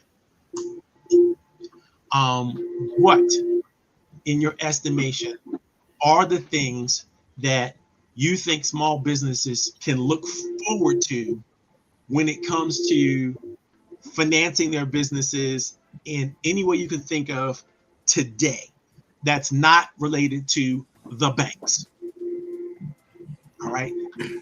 Just jump in here and start yapping whatever you want. Go for it. I'll tell you that alternative financing means an alternative in philosophy, not as much method. None of what we're going to talk about today replaces what banking does. It augments in many ways. Banking is important. There's lots of aspects to it, to having a good relationship with a banker. Have nothing to do with getting funding and everything to do with managing your funding and finding relationships and the like. But the alternative part of this is that as I'm listening to the backgrounds of the panelists, when I think of what obstacles your family had, your parents had to where they wanted to look for funding compared to what is available now, and even now we're not where we need to be, the difference is startling. And that's what I mean by alternative. There's so many ways. So to answer your question, Coach, from my perspective, educate yourself on what would be the best way to appease what I'm going to call your investomers. You're already thinking about customers. Now think about your investors in the same mindset. These are people who are stakeholders in your success, who want to see you succeed. What can you give them? What can they give you? Write down those answers and get in touch with one of us. Outstanding. Any other thoughts, guys? Yeah, I would like to jump in, right behind what Adam said right there. And it's really important that we understand the mindset change, right? It's about viewing the economy differently. A lot of times we have this feeling that the economy came down from heaven itself. But no, the economy was created by people. It was created by men and, by men and women and, really mostly men. But we have this opportunity today, to impact our community, especially at the local level with alternative methods. I'm a board member at the National Coalition for Community Capital. And, one of the people on the board, Brian Beckton, said one time at an event that there is not a single law that needs to be changed today to allow community capital to happen, right? We just have to educate ourselves and actually start doing it. The one message that I would have for any small business listening today is that your money is in your crowd. If you already have people parting with their money for your service or product, I guarantee if you open up the conversation about how they would be willing to participate with you on another level, on a different level, they are going to want to have that conversation. Fantastic, fantastic. Not that it's going to be a better or worse, but does anybody have any favorite crowdfunding or crowdsourcing applications or websites that they really like, or they really seen some amazing things happen with?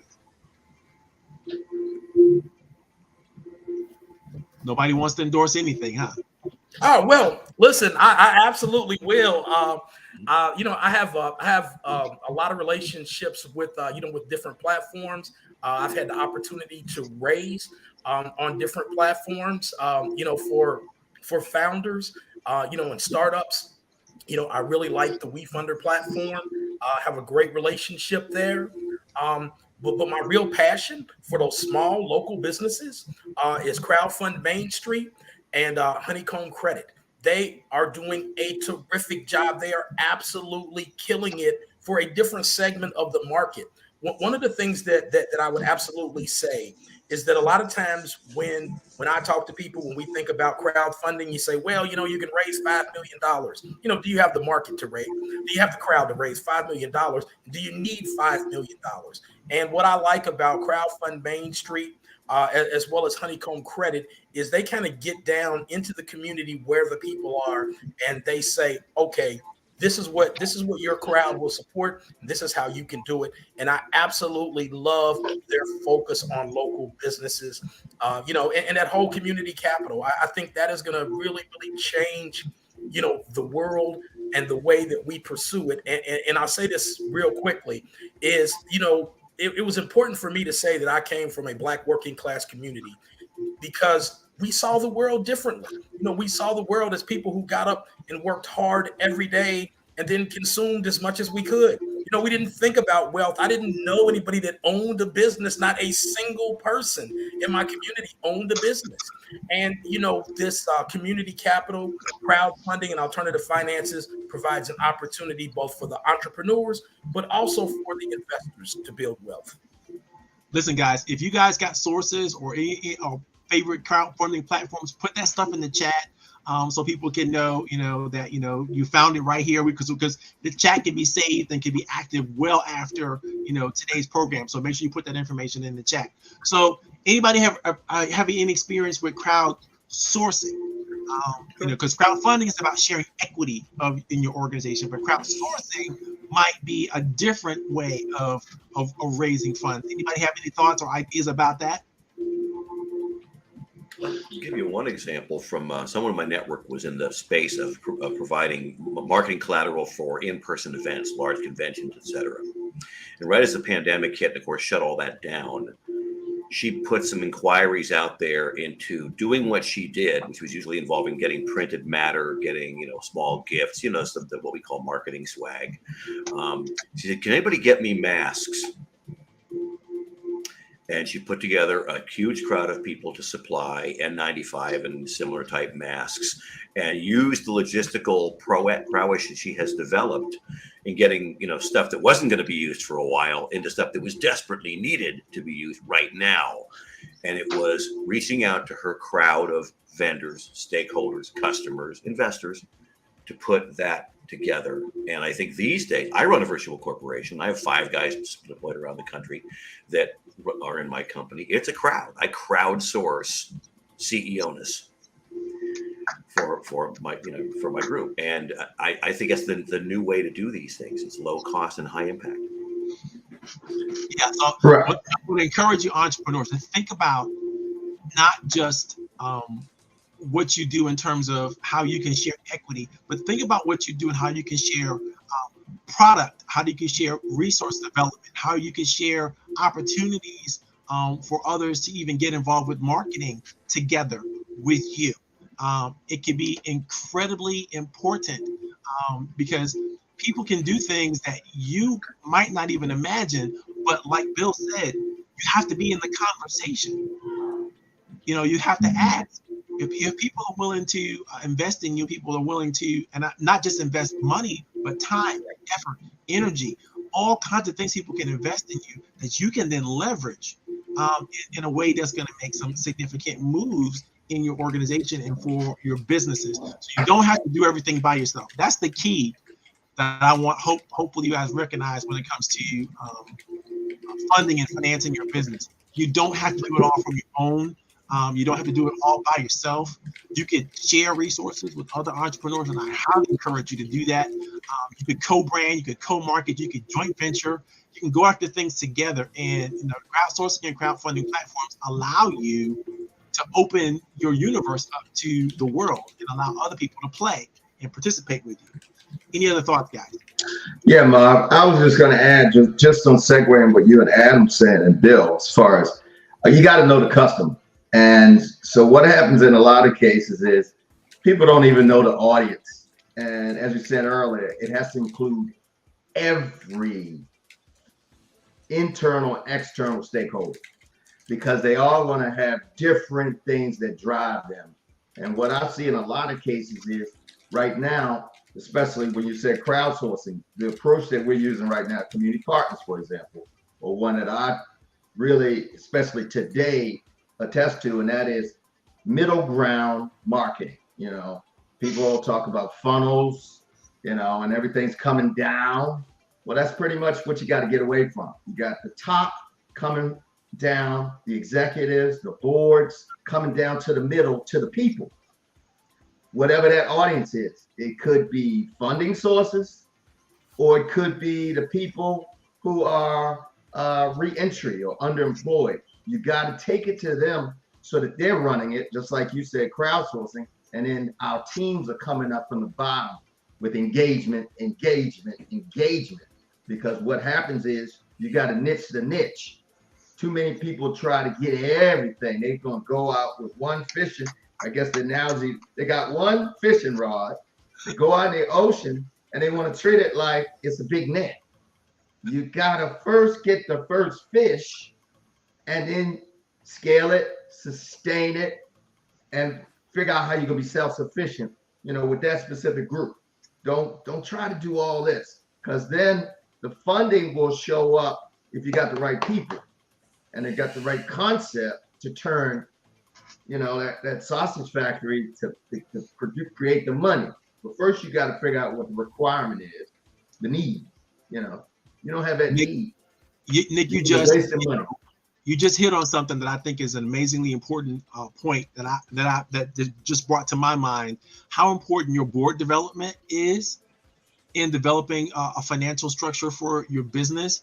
You know, even if it's going to be an alternative board, not just like a formal board, but even an alternative board for your organization of people who are willing to pour support into your venture is going to be super, super important, even if those people are in the same industry, but don't offer the exact same product or service you do, but do offer opportunities for the niche, right? Because again, you could co-brand, co-market, you could co-fund opportunities together where you don't always have to spend all of your own dollars going after the same market. Whether it's going to be social media or all those types of things, you could share this opportunity with people who are similar mind and going after the same things that you're going after. And by the way, you'd be smart to be diverse in that opportunity. You know, not thinking about just how you can work with people who look just like you or come from the same religious background that you come from or whatever. If you open yourself up to the opportunity, then you'd be surprised at who cross-culturally how you can share information, ideas across age groups. Right. I got some brilliant young people, you know, who are pouring into things that I'm doing. So why not go to the younger generation, the older generation, and open things up, because it's lonely out there as entrepreneurs. It really is. And if you're not open to stakeholders, that's the word that you pulled, Nick, that made me think about this. If you don't recognize that your stakeholders are all across the board when it comes to age, sex, you know, any of the demographics that divide us, you know, because the niche market doesn't have anything to do with that. It has to do with people who want to be involved with your product and your service. And so if you just think outside the box, you'll be able to find and tap into so many different marketplaces. Another thought. Go ahead, Adam. A couple of points. One, I get asked all the time, what are investors looking for? How do I find investors? I say, take care of your customers. Businesses exist, according to Peter Drucker, to attract and maintain customers. You take care of your customers well enough, the investors will find you. You'll be beating them away from your door. So the first point. Second point is a lot of small businesses are leveraging fractional capabilities like a fractional CFO or a fractional marketing person. And that's great as a cost savings. And they'll tell you how important it is to get this work done and yet not have to pay a full-time employee, which is a great thing for small businesses. What they soft pedal and shouldn't, and back in the realm of crowdsourcing, is that a fractional CFO visits 15, 20 firms. Some of them are like yours, some of them are where you want to be. You can ask them, hey, if you've seen a business in the same situation I'm in, what did they do to get out of it? With that perspective a fractional CFO has, or even just a CPA or business attorney that works with multiple clients, leverage their expertise. Obviously not about things that are proprietary, but what makes them have a good experience with a CEO like you, and listen carefully to what they say. That's crowdsourcing. You're paying for it, sure, but it's something they weren't expecting, and you'd be surprised at how valuable some of their answers have been. That's incredible. My buddy Ron Moore has some resources that he wanted to share with us, and I got some other stuff that's coming up from my friend Scott Alford. The chat is blowing up. It's just really such an important topic for entrepreneurs, and I think the walk away, the turn away for me is for all of you all to recognize that you don't have to do it alone. You don't have to, sacrifice your retirement funds. You don't have to sacrifice your home equity. You don't have to sacrifice, everything that you have to finance your business. If you have a good enough idea, and you need to learn how to really formulate those ideas in a way that other people are going to see the benefit of pouring some support into you. And it can be fun. Kickstarter is famous for raising funds for entrepreneurs. It's a great program, a great platform. They do take a little bit of a haircut, but it's not like so impossible. You just have to learn how to run a campaign.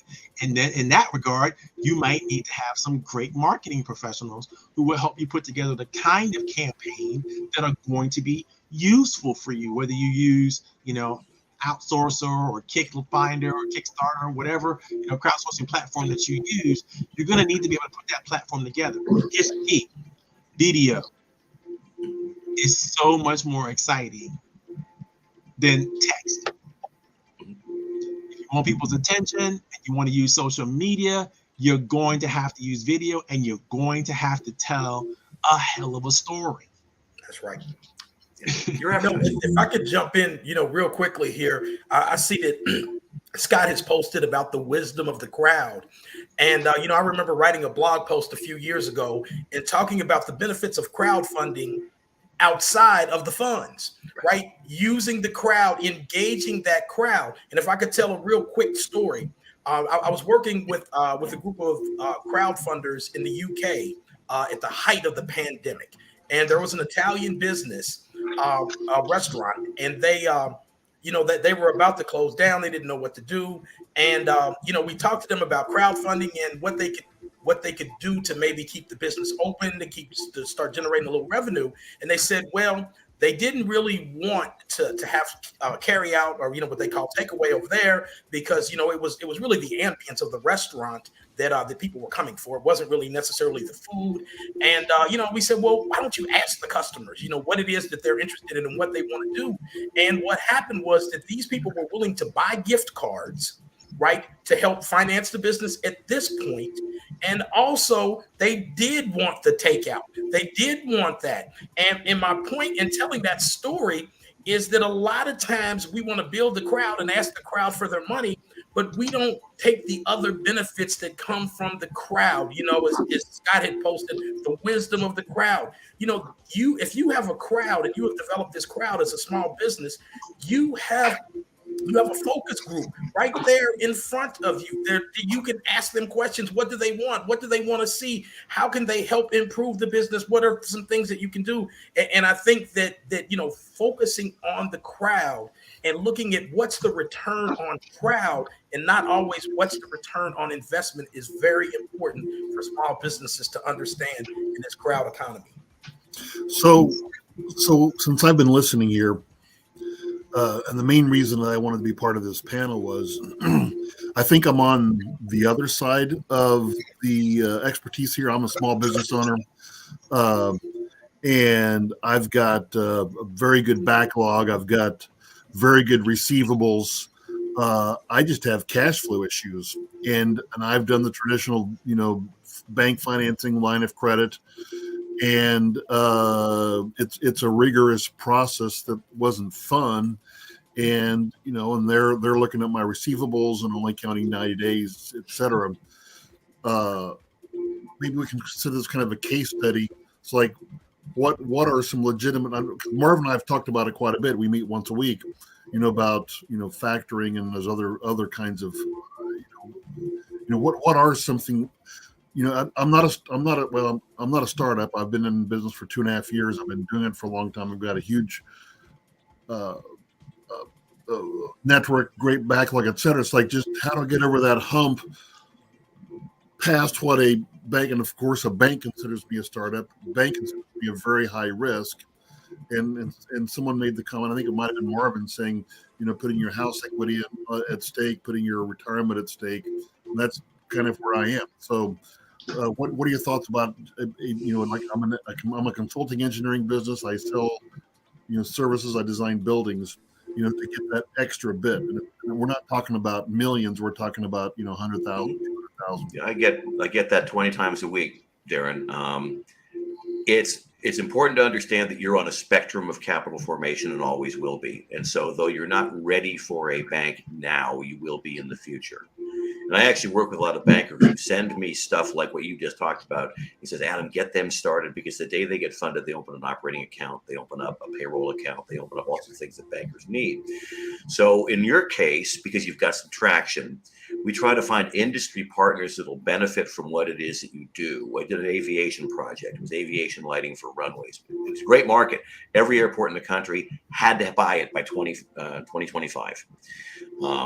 And so we went to the people who made the light bulbs. We met to the people who put those kinds of light bulbs on campuses, and we went to the aviation community. We put together a crowd of 6. But they were all people that were any of them going to take advantage of this market themselves.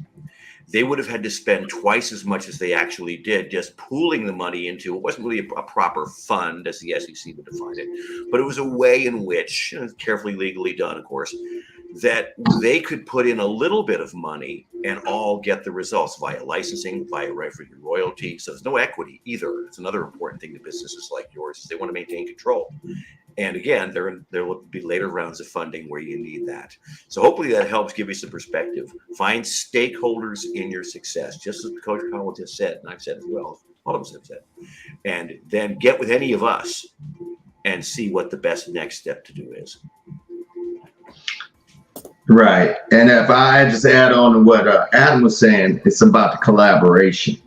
So whether it's an RFP for a government contract, or whether it's the nonprofit world and it's still an RFP, or some, MOU you got established at a state level, at the end of the day, it's got to be collaborative nowadays, especially with, the messaging of the economy. So when people are scoring to give you points, they're looking to see what's the team. Trust the relationship. They may love you, Darren, right? But they're still looking at trust the execution. I got a lot of people that like me, but do they feel you're gonna execute? So you put that collaborative team together, and I bring up 2 more C's to make sure you're compliant. So, example, work with veterans. As veterans, day, you know? So get a service disabled vet if you're not, you know, and you go ahead and get a service disabled vet. You know, we all know the routine. You get a partner that's a service disabled vet. You get a woman-owned small business. You get a EB2, you know, which is more real estate based. So EB5. So you want to take a territory, opportunity zone, hub zone, go into all those different groups. And then the other piece, like Bill said, is make sure it's compelling. You know, nobody, I don't care whether you're going to college and somebody's got a review. You know, I got clients who are trying to get into college. Nobody wants to see a lot of black space. And what I call that, you want to have gaps. You want to have videos. You want to have white space between what you wrote and put some story in there, because nobody wants to review boring stuff. Any of us who've done business development, you want to get inspired, right? But you also want to believe it's going to happen, right? So compliance, do the check marks first. You're an engineer, right? Check off the boxes first, and then say, okay, now come back to it again. Whomever that person is reviewing, their customer, come from their view and make it compelling. So they got, yeah. This is going to change my world if I team up, because these people understand teaming. You know, that's what they're going to look at with you. Does he understand how to team other successful people? So in that case, you look at who you're giving it to. Like if it's Adam, go ahead and say, well, who did Adam support before? Nobody wants to look, you know, like they maybe say. So you go back and look at Adam's current customers and say, hey, I want to team with that company, because they got money from Adam. And then you join their team. Most likely Adam's going to say yes. Fantastic. This has been such an amazing panel. Do we have any of our team members who have a question that they would like to put in front of the panel at all? I see you, Kelvin. Go for it. You're on mute, Kelvin. Got to take the microphone off. There we go. Sorry about that. So here's my question. I, as of a few weeks ago, pivoted a little bit of a pivot for the platform and developed a product for investors, the impact investing ecosystem. So how do you suggest going from 0 to 1, right? From a customer perspective, when your customers are the impact investors, the ones who will invest in your product itself. Just to give you a little bit of context, my professional background is in sales management, sales leadership. And I've always gotten the best performance out of my teams when their livelihood depends on, you know, how good of a job they do for me, right? Or for themselves, really. One of the issues that I'm having at this point, which actually leads into the next conversation, which is why I want to be a part of it, is, you know, I don't want to settle for people who are financially able to work for equity, you know, because I know that there's a lot of great people out there who need a paycheck, especially in today's economic environment. So it's kind of like a chicken and the egg scenario that I'm in front of. I want the capital so that I can hire the best people for the job and not just settle for who I can get. There's tons of people who are willing to support me, but I don't know if they necessarily have my best interests at heart. So in order to get the customers and show the traction that's needed to get the investment, I actually need an impact investor. So how do you suggest raising funds from that perspective? It's a great question, Kelvin. We've actually worked in that regard. Later on, we'll be talking about an affordable housing project that's providing jobs as well as single family houses for people, but literally building a town out of the desert in New Mexico. We go to people who are interested in doing that and show them this project on the quals. The woman involved is 20 years with D.L. Horton, excellent building company, took 78 projects that were underwater, made them all profitable. So to Nick's point, you got to be able to prove you can execute. An impact investor is going to want to give you money because they know that's what drives it. But money's just lubrication for the machine. They need to know the machine is going to run and do the job. So prior quals, and they don't have to be within your team. You may not need to pay people salaries They may be other stakeholders. Somebody told me, always be aware that anyone who comes through your door went through somebody else's door before you and is going through somebody else's door after to get their overall problem solved. Know who they are. Make partnerships with them. One or two of them may be able to help you part-time. One or two of them may be able to make introductions to people who would be that impact investor you're looking for. And of course, reach out to the angel groups. They tend to be impact focused, as well as obviously other groups of impact investors. A lot of family offices are oriented that way. I suspect any one of us can connect you with folks who do that. But those are all ways in which I would get started. All right, I'm going to take one more question from any of our panelists. And then from there on out, you guys, if you have a question for any of the panelists, you can throw the question in the chat, and throughout the day, we'll see if we can't get them in front of that question to answer that question, so we can keep this party going. Okay. Do we have any more questions from any of our panelists that are backstage or on the stage?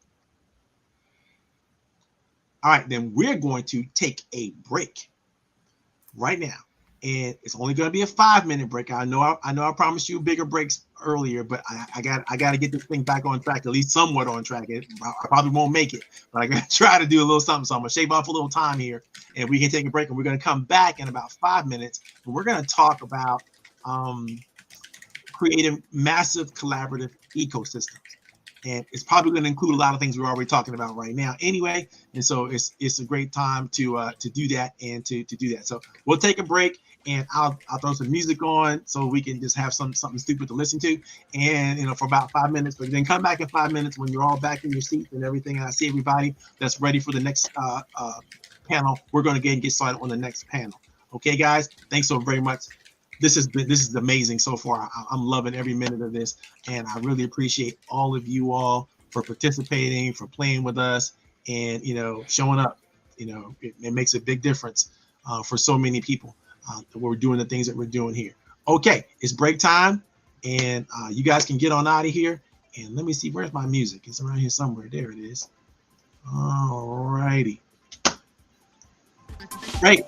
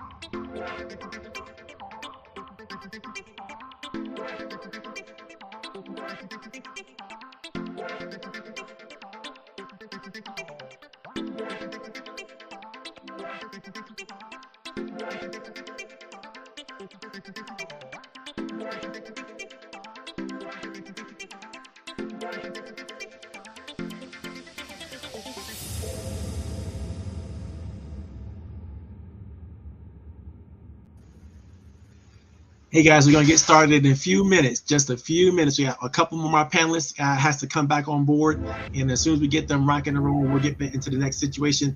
Yes, Kenil, if you have some information to share about your business, share it in the chat. Thank you so very much. I see you out there, and I look forward to talking to you more today.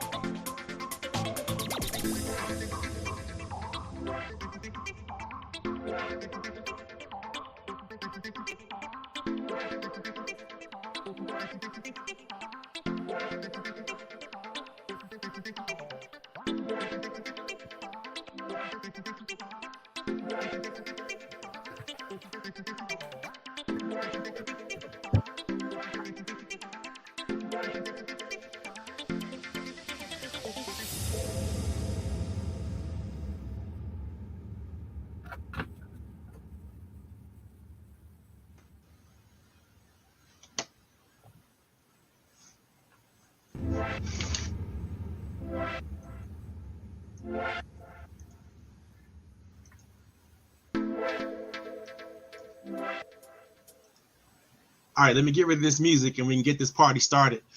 Behind us, guys, the background photograph are what I call my three intellectual fathers. Those geniuses were all at Kent State University, teaching me everything I wanted to know about being a human being. You know, they were the leaders of the Department of Pan-African Studies at Kent State University. The guy in the middle is Dr. Crosby, who's the founder of the department. Back in 1971, they founded the Department of Pan-African Studies at Kent State University. It's one of the first departments of Pan-African Studies to be founded. in the country. And they also, because of them, we have Black History Month today.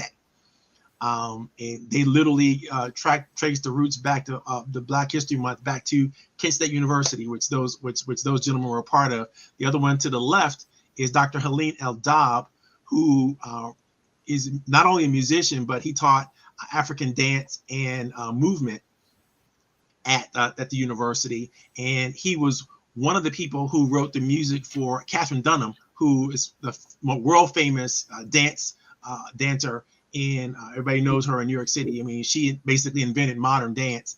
And Halim El-Dab was the author of the music of her first major works that made the scene, which is awesome. And then on the right side, that gentleman is oh my God, I can't see his face, so I can't remember his name is blank. I'm having an Alzheimer's moment right now, but I'll get back to that kind of stuff a little later on. He's one of the gentlemen that literally helped teach me fine arts and photography and what color and scale and line and form and shadow kind of look like. So I owe anything artistic, to him that I could think of, that I ever, any kind of creative juices I have, it comes from him. And if it was for him, I probably wouldn't have made it through school. So it's just these amazing group of people. All of them are geniuses in my mind and in my life. And I just wanted to take a moment to give them a shout out. Got lots of things going on in the private chat, lots of things going on in the comment section. We're ready for this next panel. This next panel, we're going to be talking about some really sexy stuff.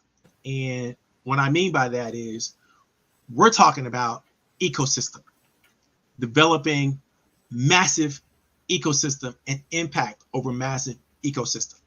And it's a tremendous thought and a tremendous idea that has to encompass everything that needs to be encompassed. And so when you think about PESTLE, this is a formulaic word, right? PESTLE stands for political, economic, social, technological, logical, and eco-friendly ideas, or the ecosystem kind of ideas. All of these make up the systems that we have to pay attention to and understand in order to participate and use. And guess what? All of these systems right now are all over the place. Where do small businesses need to focus?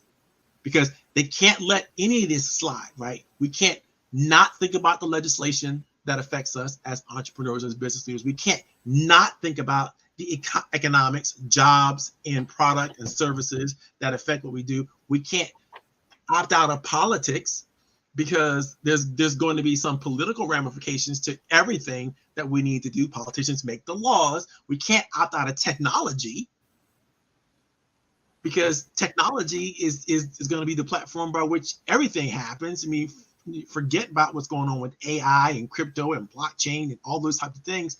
So there's nowhere we can run like in the old days and go, well, I'm only going to focus on this thing right here. Now we have to really expand our thoughts. And I think that as entrepreneurs and business leaders yourselves, I love to hear from you guys where you think the next big opportunities might be in the ecosystem, right? Considering all of that, to the best of your ability. I know it's difficult to kind of sum that up in a few phrases or whatever. So, just take your time and let's see where we can go with this. Because I know that when it comes to creating an ecosystem for entrepreneurship and for small businesses, it's got to include labor. We can't as small businesses, we can't join the big CEOs that are now, by the way, apologizing for making mistakes and now having to lay off thousands of people, because they thought that they made a big bet on the pandemic or whatever execution they were going to have from the pandemic, and now they got egg on their face, and instead of taking a cut in their own paycheck, they decided that they're going to try to make the company look good by just realigning the assets by cutting thousands and thousands of jobs. Now, as an entrepreneur guy, you know, that I'm happy about it, to be quite frankly, to be honest. I know some people are going to suffer, but there are a lot of businesses going to get born because they're tired of, you know, waiting for companies to satisfy our needs for our families and our communities and so on and so forth. So I'm going to get off my soapbox and I'm going to let you guys talk. Don't forget to unmute your microphone. And just off the dome, what do you guys think from an ecosystem point of view that small businesses really have to get ready for? Okay, I'll take a first stab at it, Bob. Go ahead.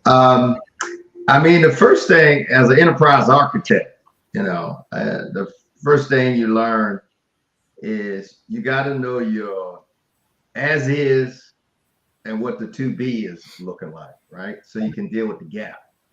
And most of us grew up, well, you know, some of us didn't, you know. My wife says I didn't grow up yet. But the bottom line, at the end of the day, you had a strong middle class. We keep hearing it as we go through the election. But for the most part, it's an hourglass.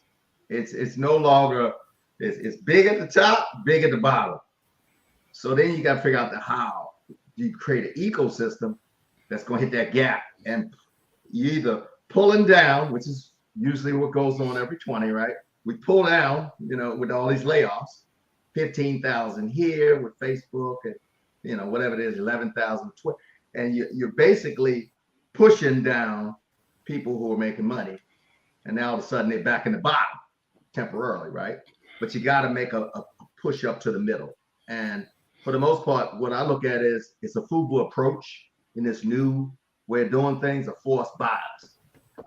Not talking about Dane's product, but basically you're going to have to figure out peer-to-peer services, just like Uber is done, just like Airbnb is done.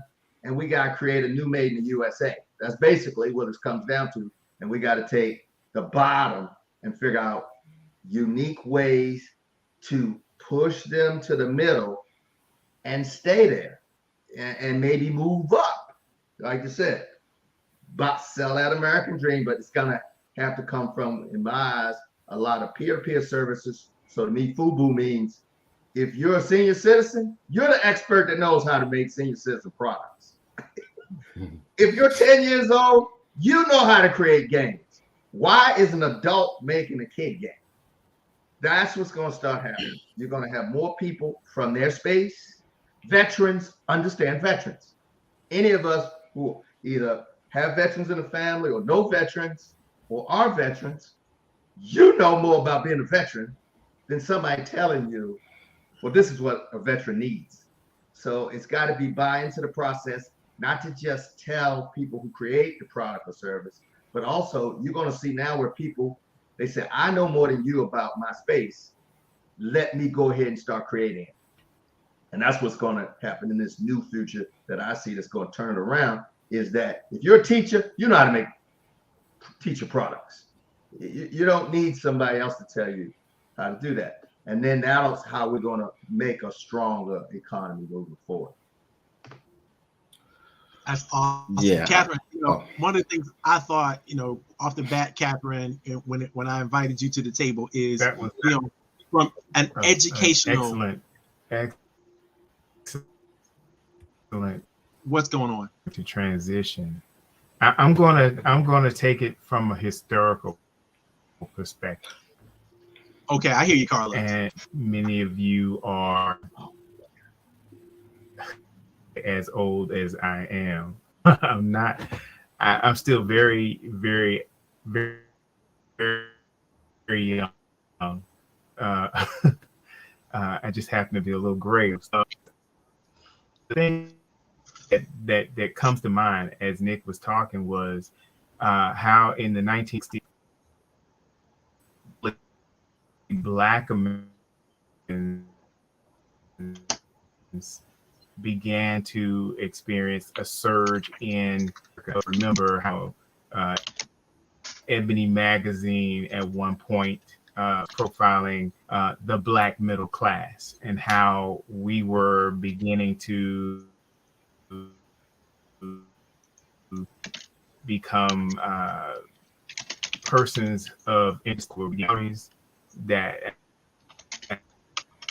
And I remember early 80s when I was a high school student, and you know how blacks prospered during that period, and then all of a sudden we experienced the economic downturn in the mid to late 80s with the stock in 88, 89. There's some things that to reinvent ourselves. When I begin to think about a collaborative ecosystem, it reminds me of. Okay, Carlos, I hate to do this to you, my friend, but we cannot hear you. Your internet connection is bad, bad, bad. And we're going to need you to try to log off and log back on again and see if we can't get you into the conversation. I apologize for that, but no one can hear what you were saying. Is that right, guys? Am I correct? Yeah. Okay. All right, so let me make sure I'm right about that. So my question back to Catherine was, you know, I realized that in this massive environment that we're in, we're going to have to change how we learn, who teaches who, and how all that comes together. Because if not, you know, so many people are just going to get lost. They're going to be trying to enter into a space where they can't get enough information fast enough in order to make a difference. So I'd love to hear your thoughts about how we're going to get up to speed and smart fast, Catherine. What do you think? Well, what's amazing about this is we don't have to recreate the wheel, because historically, when we think of instructional design theory, there have been folks ages ago who've proven two concepts that I think that can work here. Some things that we have forgotten in corporate learning as a whole, and it's the concept of the persona, right? Do I really understand who I'm building for? So when we think about what Nick was saying earlier, you know, if we're building games for 10-year-olds, let's make sure we have 10-year-olds involved, right? If we're building something for seniors, I worked at a school once, and I don't know how many times the teachers would get upset when a new software program would come in and they found out they never asked the teacher. Dr. Spock never had kids, but what happened to a generation trying to raise kids because they listened to somebody who ain't never had kids, right? So at the end of the day, you know, that is from I went to school to be an instructional designer. I got a master's degree in education, and persona, that's as old as time. And what has happened because of the speed of business wanting learning to move so fast, quick, I don't want to take somebody off the clock to get them trained, right? So quick, I don't want to spend that kind of money.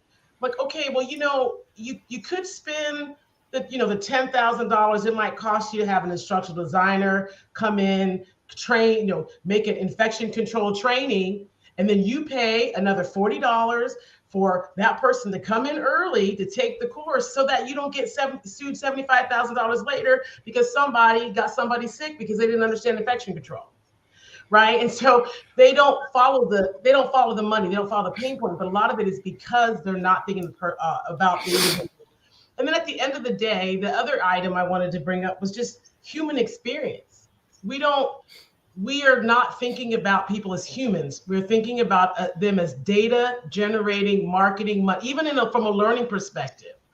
So if we're going to create these ecosystems, I was talking to somebody a couple of weeks ago. Look, if we ever had to not ride the bus to prove a point in the Black community, I don't know if we would ever be able to have that same kind of civil rights unity. To be honest, I would see somebody waving past me as I'm walking, because we're not thinking about each other as humans. We're not treating each other that way. And somehow we bought the lie that as much data I can get from you, that's really what it's about. So when I think about ecosystems, how are we going to do what Nick is saying? When I think about Kelvin, his passion, for helping people, we are, in my opinion, right? So we are all created by God. We all have purpose. We have to look at people humans. We have to look at people. And so when we do that, our guards can be down. So we can have learning collaborations. Not that I want to be your partner. Now it's all about finance. No, we can barter. We can collaborate on a project and boost both our businesses. Yes, we're temporarily together for the sake of an end client, but we don't have to overshadow one another. But that takes people being human. And it's going to take, from a political perspective, in my opinion, from a political perspective, legislation, all these things, Marvin, that you mentioned in the beginning, we have to start talking about these things again, right? I mean, we all know our parents didn't need HIPAA because they didn't tell us jack, right? Now you have to legislate people keeping their mouth shut. But there's a point where we have to come together and just really treat each other as humans and start having conversations no matter how difficult it is. Because at the end of the day, we can look at legislation, and I'm just talking about the Black community.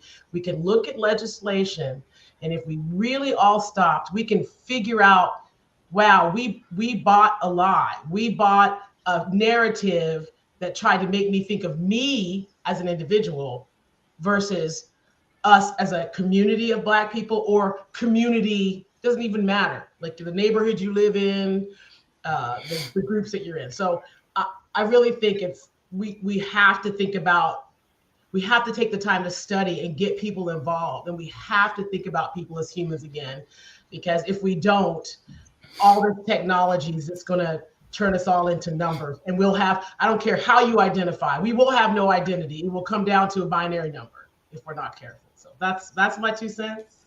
I'll drop my link to my LinkedIn page in the chat. So that's what I'm just kidding.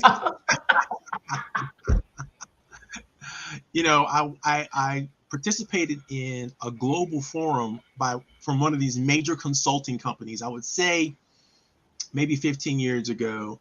And they were talking then about something you just mentioned, Catherine. They were talking about silo behavior. Mm-hmm. You know, literally talking about how organizations and institutions and organizations are so siloed and they don't collaborate, and that's going to cost us so much down the road and make it more difficult for us to do things. When it makes it more difficult for us to see each other as human beings and do things, because you're right, it's all about the bits and the bytes and the data and AI. I mean, I was in a workshop the other day when someone was telling me that, you know, in order to be recognized by the bots in AI, you have to make sure that you're using the right keywords in everything that you do. You know, and by the way, video doesn't get picked up in the keyword text, you know, right. So you got to describe your video using the keywords so that you can get picked up by the AI, so you can be recognized, because everybody now can put a camera in front of their face and start talking. And it plays into the narrative that you spoke of earlier, that we can all do it by ourselves. And in reality, we can't. We simply can't. We have to, you know, it's a part of a human function. If anybody learned anything from the pandemic, and reports are coming in now, you know, how many people, you know, the Zoom just didn't work for people. You know, they weren't able to connect. They weren't able to build trust. And if you can't build trust with people that you're working with, then how do you know that your project is moving forward? You know, and all these types of things. And so it's so very important that we do these kind of dialogues. You know, when it comes to creating this ecosystem, and then we actually listen to one another. You know, actually hear one another, actually share with one another, and don't be scared to do that. I think Adam posted earlier about how important it is to line up 150 of your friends and actually talk to them. You know, get to know them, get to know what their needs are, get to know what they want, because they can invest in you. They can be a part of your success. But if you think you got to do it all by yourself, you've pretty much lost your mind. You know, I think that's my own personal opinion. You know, I see you. I got some people in the amen corner. Hey, listen, coffee delivery guys. This is how you know. This is how you know. This is love right here. You know, that's love. This is love right here. My wife went out and got me Starbucks. That's what I'm talking about. That's the game changer right there. See, we need people, right? It's because of that human relationship Right. that you have with your wife that you can rub it in our face right now. You know, I think as we kind of look at the economy, sorry about that. I think as we kind of look at the economy, I think I had mentioned before that I'm on the board at NC3, the National Coalition for Community Capital. And, you know, to the point of what Nick said and what Catherine said, you know, I think that we've been kind of on that mission to get people to look at the economy different. You know, Nick talked about that hourglass, how, you know, everybody's dream job, everybody's goal is to work for these big, massive companies. And, you know, as Catherine was talking about, you know, we become a data point, right? So all the dollars that are being invested on Wall Street, all those dollars that are being invested in these faceless corporations who may be killing puppies for all we know. I don't care. I'm just looking at, you know, what is my return on investment? I don't care what they're doing or, you know, how they're harming people or hurting people or whatever it is that they're doing. And by maybe bringing some of those dollars back home and, you know, looking at investing in those smaller local businesses and putting some of those dollars into those businesses, creating jobs in, you know, in the community where I live, in the region where I live. You know, I think those are the real opportunities as we kind of see, you know, that hourglass, you know, kind of mushroom and then contract and then mushroom and contract, that understanding we have some power in this game, that, you know, that the economy is something that we can control without consumers, without us, you know, spending our dollars. You know, those big companies, they don't have any money, right? So what we can do is we can begin to invest, you know, in one another, invest in the relationships that we have. You know, the last thing I'll say here is, you know, for a long time I've been working with companies, you know, to help them get crowdfunded. And here recently, what I've done is I've come together in a collaboration with some people to work as their crowdfunding person, right? And then there's developers, right? Real estate developers. And we're working together, right? To build something. And, you know, for me, that is really exciting because it was always about, you know, helping this company do this. But now I'm helping a company that I am a part of, or a collaborative effort that I'm a part of. And, you know, and that's really exciting. And I'm getting to know other people, and that's opening up different networks, right? Because now that opens up your network to me and my network to you. So, you know, that's really exciting as we talk about building these, you know, adaptive and complex ecosystems. Yeah, if I could jump in here. Sorry, Marvin, were you about to go for it? Oh, okay, awesome. If I can jump in here, just a couple things. Number one, it's been reported that as many 70% of the people in this country have less than $1,000 in savings, which means there's a lot of people living paycheck to paycheck. And I want to first start off by saying all of you three, you know, you all hit the nail, or all four of you actually hit the nail on the head in terms of how do we create, you know, a collaborative kind of ecosystem. And I think that the answer is through ESG investments. If you had to sum it all up into one, you know, solution, it's ESG investments, right? Environmental, social, and governance issues. And the reason why I say that is because it's hard to think about, to Nick's point, you know, there are a lot of people out here with great ideas. It's going to take a senior citizen to solve senior citizens issues. It's going to take, you know, a school teacher to solve school teacher issues, so on and so forth. But it's hard to think about solving those issues when I don't make enough money to feel confident that I'll be able to keep a roof over my head or keep food on the table, right? So it's kind of hard to get to that point. I don't have time to innovate and create these things that could really localize the supply chain that'll create a bunch of opportunities that, you know, Bill was speaking to just a second ago. And it's kind of hard for me to focus on how I can fill the knowledge gap that Catherine was speaking to, leveraging video that Marvin was speaking to, you know, the opportunities to, you know, really the attention span of people are now, what, 2 to 3 minute videos, right, on TikTok. You know, so there's an opportunity, right? It's so addictive. Let's take this opportunity and create fill the knowledge gap so that people can begin to focus on other things. But the only way that's going to happen is if they can feed their families and take care of themselves financially. So that's the reason why I'm creating my platform, is to help kind of fill that gap. And to another point that Catherine made a second ago, we've been reduced to a data point, right? So what my company is all about is, okay, I'll be data. I will be data for you. But instead of paying Meta, I love Meta, but instead of paying Meta, right, for all that data, instead of paying, LinkedIn or some fancy marketing agency all that money for my data, why don't you pay me, right? I'm the infrastructure. This is why I love blockchain. Blockchain is not cryptocurrency. I'm glad to have that conversation later, but blockchain does not equal cryptocurrency. Blockchain is distributed ledger technology. It's infrastructure. So you can create the infrastructure that allows people to get paid for the data that they provide to all these companies to take money out of our pockets. Help me put it back in my pocket so that I can create these. I apologize. No, you don't have anything to apologize for, because you are right on point. Absolutely right on point. And I agree with everything you're going to say, but I got to play devil's advocate, right? Sure. Because there's some people out there who love Amazon, right? Who can't think about how they're not going to have their stuff conveniently delivered to their doorstep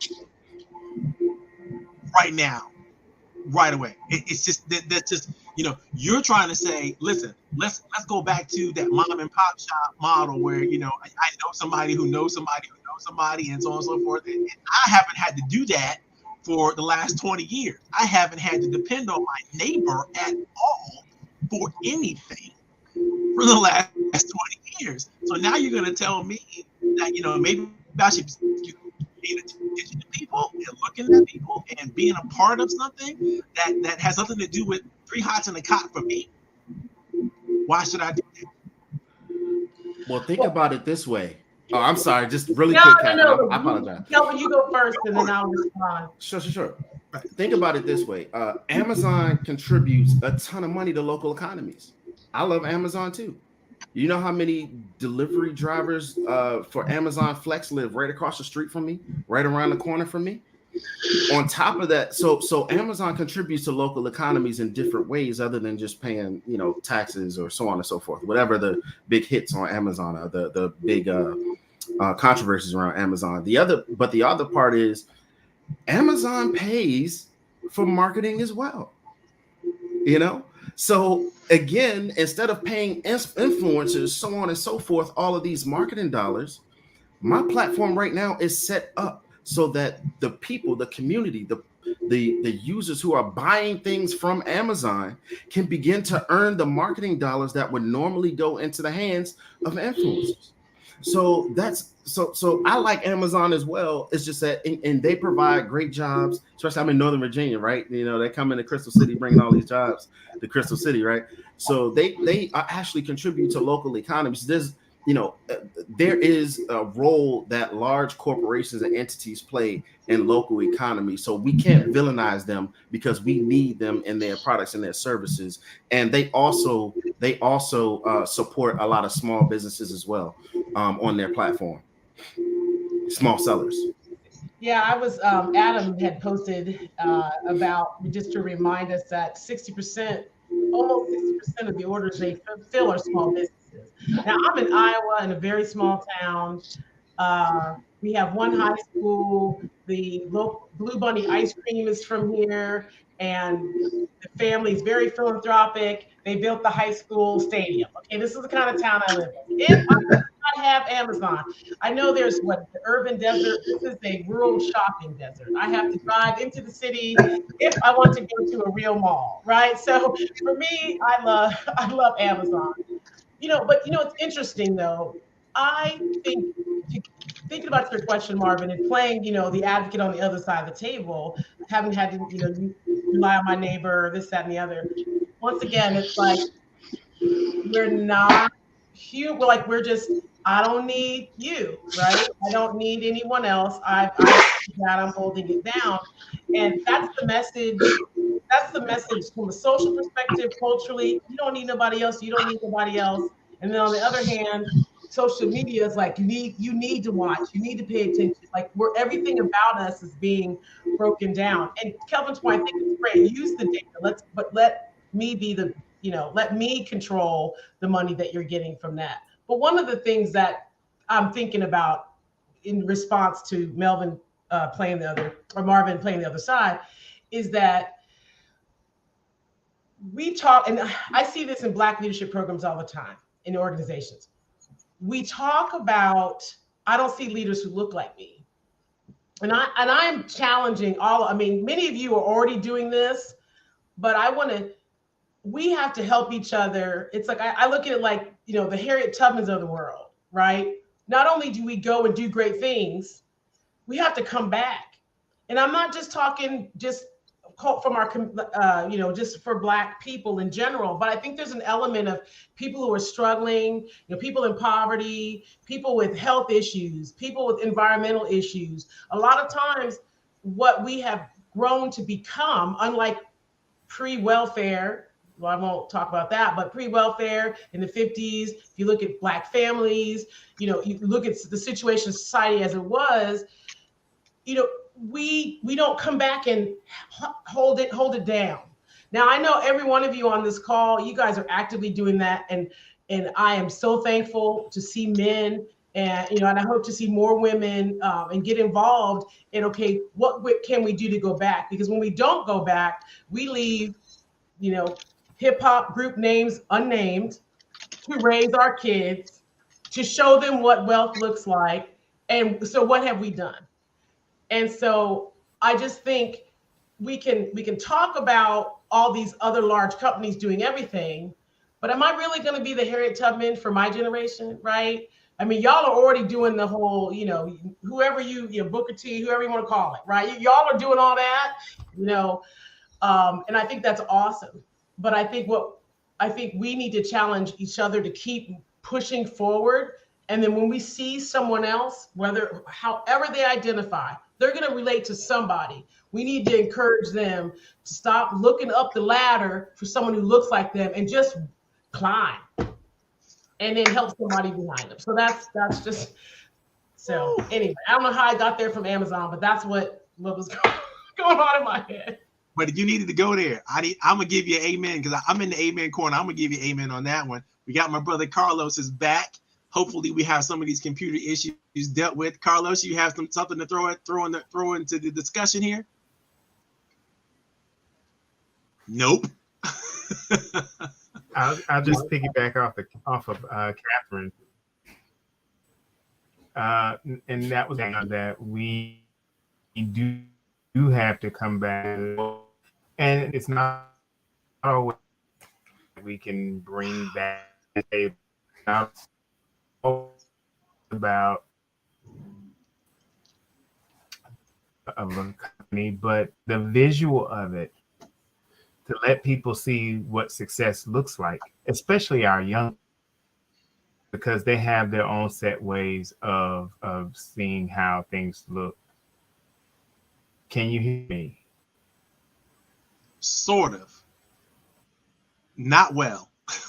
It's not good at all. And so we're gonna have to work this out, because you got a session coming up.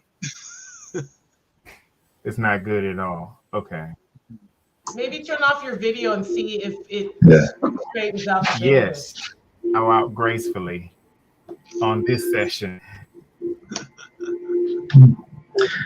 I wanted to, sorry, Marvin. I just wanted to add this one thing as I was listening to Catherine and what she was saying, and talking about giving forward. Giving back and coming back. I just have to do this commercial for Cleveland Gary, and Gary Holdings is he's created the Black Shopping Channel, which is in 110 homes. With 250 million, potential customers, and his whole slogan is kind of moving forward and giving back. He looked at the lack of home ownership in the Black community, and he created ECRIT, an alternative credit scoring method, right? And I think that a lot of times, because some of those other companies are so big and dominate the marketing space so much, that we don't hear about the opportunities that are out there from other people who are coming kind of up behind them. I was reading where they were talking about, as technology has grown and these platforms have grown, number one, right, is massive. And number two, it just kind of gets left behind, right? So I have 3 billion users, and number two has 100 million users. And, I think being able to kind of, somebody mentioned it earlier, I think it was Nick, talking about that peer-to-peer, is, what I need to tell people, in my networks, so that they can tell people in their networks, what's really out there, and, maybe stop getting my news from number one. That's right. That's right. Okay, am I clear, Marv? Okay. Yeah. Okay. And this, like you said, it's right on point. And what I want to try to do real quickly is take it down to 50-foot level, so any listener can get a use case, a scenario, so you can see it in action. Like example right here, we're doing parenting classes down here. We're in like 8 locations, and basically throughout South Florida, the Glades, and on the east side. So to get the parents a job, basically you got to use an agnostic approach, right? And what I mean by that is let's not talk politics, right? You got one political group that says it takes a village. Then you got the other group that says, pull yourself up by your bootstraps, right? Well, what you got to do first is you got to create shoes and boots to strap up, okay, for some of the places. So in the case of the parenting class, we have people in there who are multilingual. So we have to put people in front of the room. My navigators are standing there. Then we have another team member from Community Partners. They're doing the translation, the interpretations, right? Well, guess what? Most likely, there's people sitting in the room who are the students in the class. I'm saying it's an adult class, who know Creole. They know Spanish. Guess what? If they're not in the class, put them to work. Give them a job as an interpreter for the class.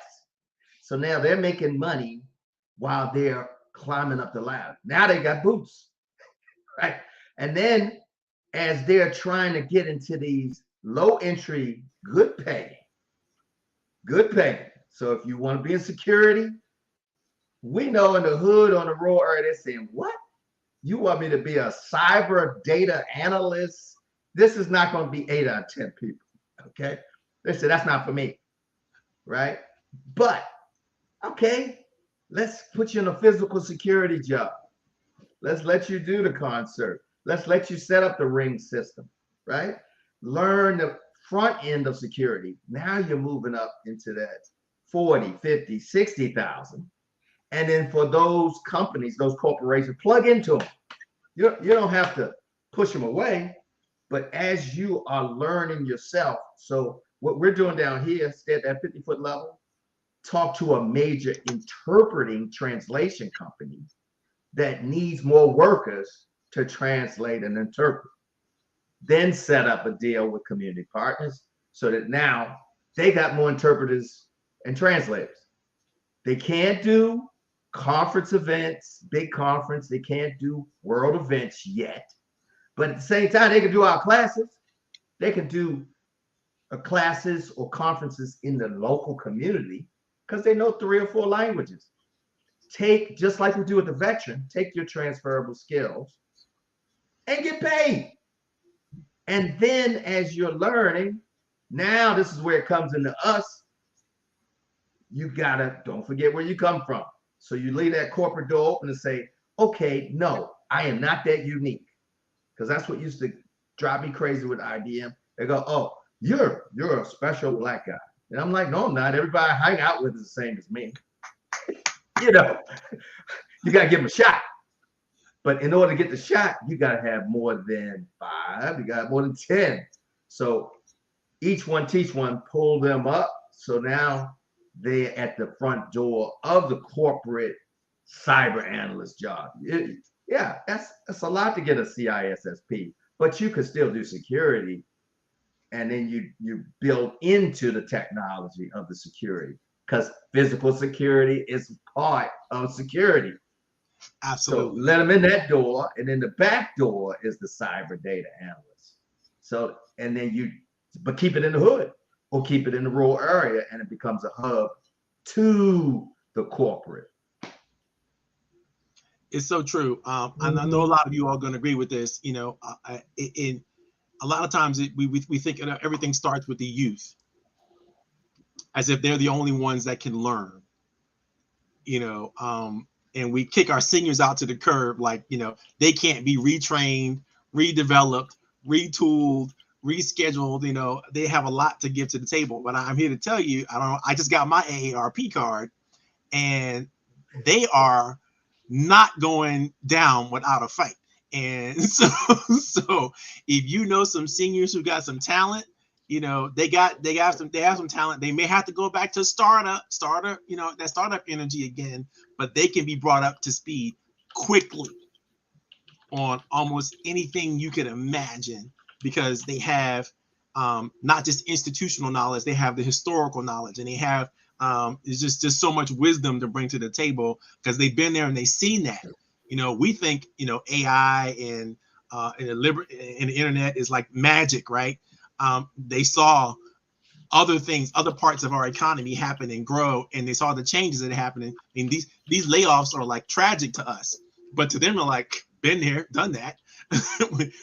we've seen massive layoffs and recessionary economies and all these things. We've seen it in the past, and you're going to live through it. That's the thing. I hope that people who are out there in the audience are paying attention to this, understand that but you have to be willing to live through it. You can't give up. And like Catherine said, you just got to keep climbing. You got to keep growing. Nick backed that up too. You got to start wherever you start, but you got to keep going, no matter what you're looking at in front of you, who doesn't look like you or who doesn't think like you or who doesn't. You just got to keep pushing and keep growing. All right, we're going to get ready for the next panel. But again, if you guys got questions or thoughts, please put them in the chat. And if you want to point them specifically to a panelist, put the @ in front of their name, and it'll be easier for us to organize this, and plus the chat will live on beyond the publication, and so you'll be able to continue to create these dialogues and be a part of these dialogues. The next panel we got coming up, a bunch of superchargers. You're gonna love this panel. You're gonna love this discussion, and I'm gonna roll right into it without taking a break, because I think that we got to try to get back on schedule. And plus, my boy Cedric can only be with us for a few minutes, and I want to get as much of his time as I possibly can, because I don't want to cut you guys off of anything. The next panel, we're going to be talking about emerging technology.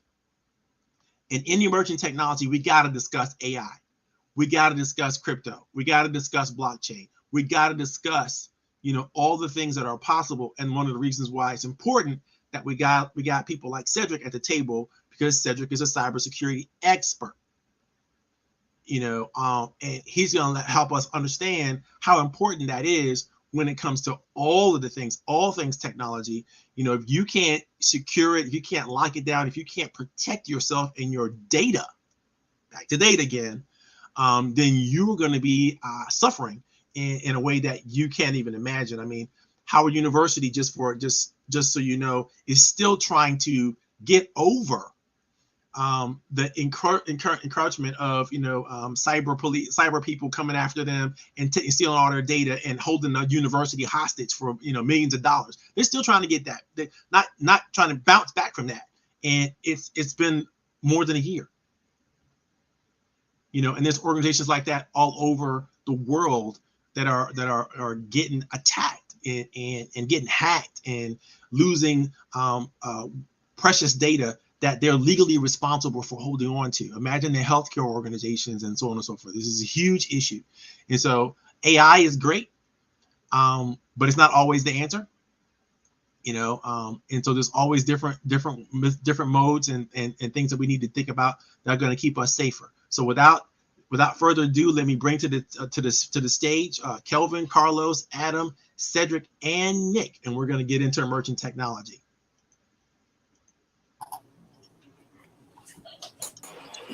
All right, I'm out of the dugout. So, but I was. You had me up until almost my bedtime last night, Coach, and first thing this morning. And so I'm lying in bed thinking about this thing we're doing today, and it occurred to me that in this time, for all of us, not just this panel, but for all of us, our pyramids, our Great Wall, our Roman roads, our Parthenon, the thing that we as a society, as a civilization, are doing in a multi-generational way is determining about technology, what is the thing that 8 billion people will want from it? And what is the thing that is best for those 8 billion people? And how do we make those two the same? We're not going to live to see the answer.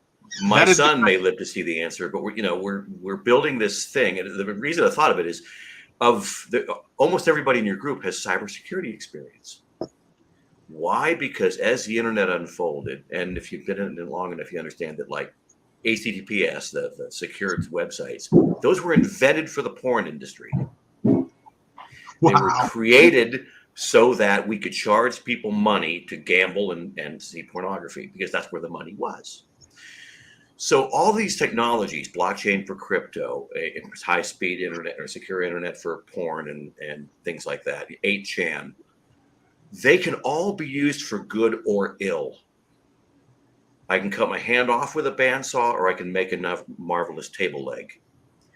It's a tool. That's the important thing. They in of themselves have no evil. They in of themselves have no good.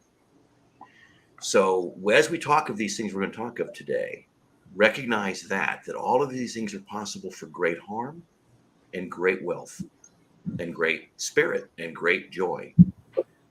We have to know the human element and make that part of it paramount. Does that make sense? It makes perfect sense. It makes perfect sense. And I'm going to open up with that question. How do we use this emerging technology, AI, crypto, blockchain? How do we use it to keep the human element at the forefront? How do we use it for good? Yeah. I don't want to take this too long. Go ahead. I got a story. Yeah. And it's back on what Adam's saying. That's exactly what I was going to say as a person that studied artificial intelligence. And I always cracks up. Yeah. At the end of the day, it's still a writer. That's what, so the how, whether it's us creating the bomb, right? Everyone, knows the history of the bomb. Okay. It was for good to some, it was evil for others. But the bottom line, it got made. And artificial intelligence and blockchain and crypto, all these things, it's who's the developer, and so it's policy, to answer your question.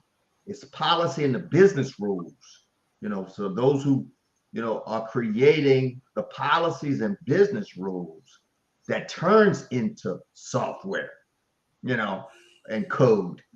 If you've got somebody evil writing the code, it's going to work out poorly or badly for somebody.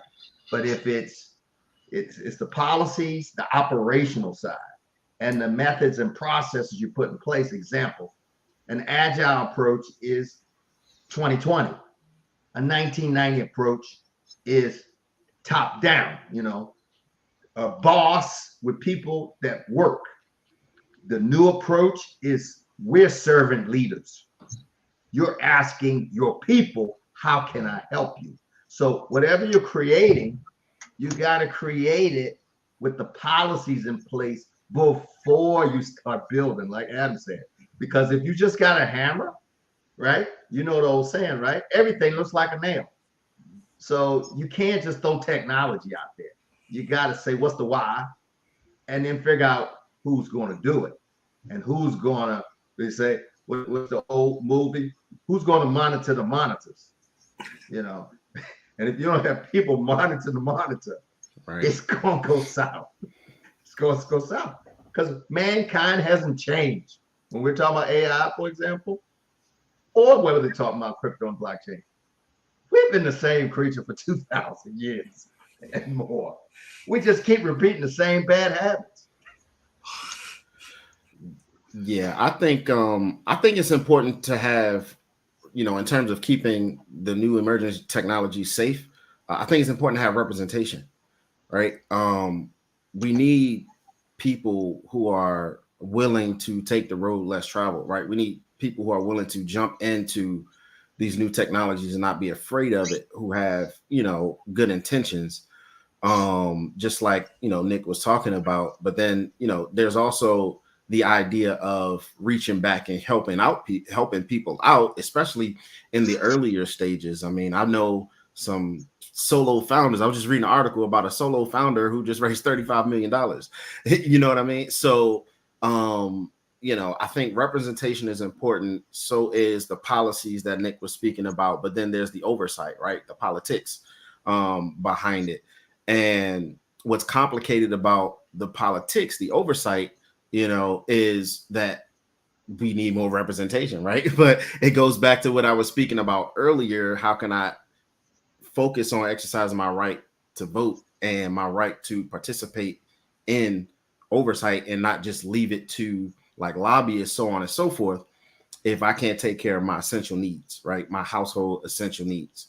So again, not to try to keep beating the same dead horse, but at the end, it was not dead. It's my baby, right? My company. But the whole point is making sure that, individual households really from, back to the 50-foot level that Nick, you were talking about earlier, has the ability to, take care of those basic needs so that you can become more productive, aware, and a participating member of society. And I think through that, represent through that, because you can take care of that, you can then begin to delve into some of these different areas and participate and represent these new emergent technologies.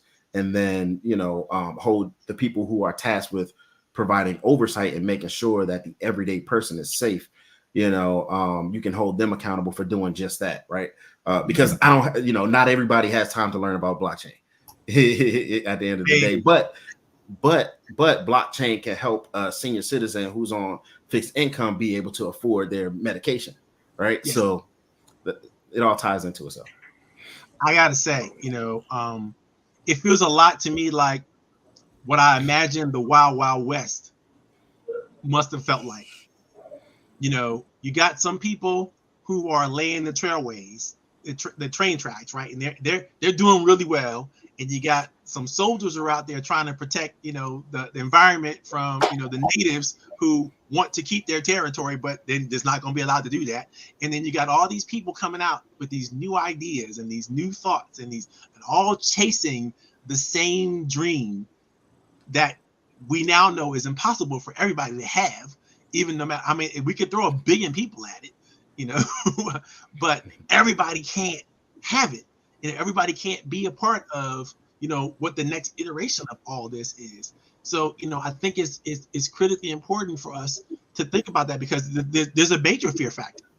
When we have, exchanges like we had this week go completely bankrupt, major financial exchanges, in the crypto and blockchain world, they've gone. They were pioneers in the game, and they're gone, right?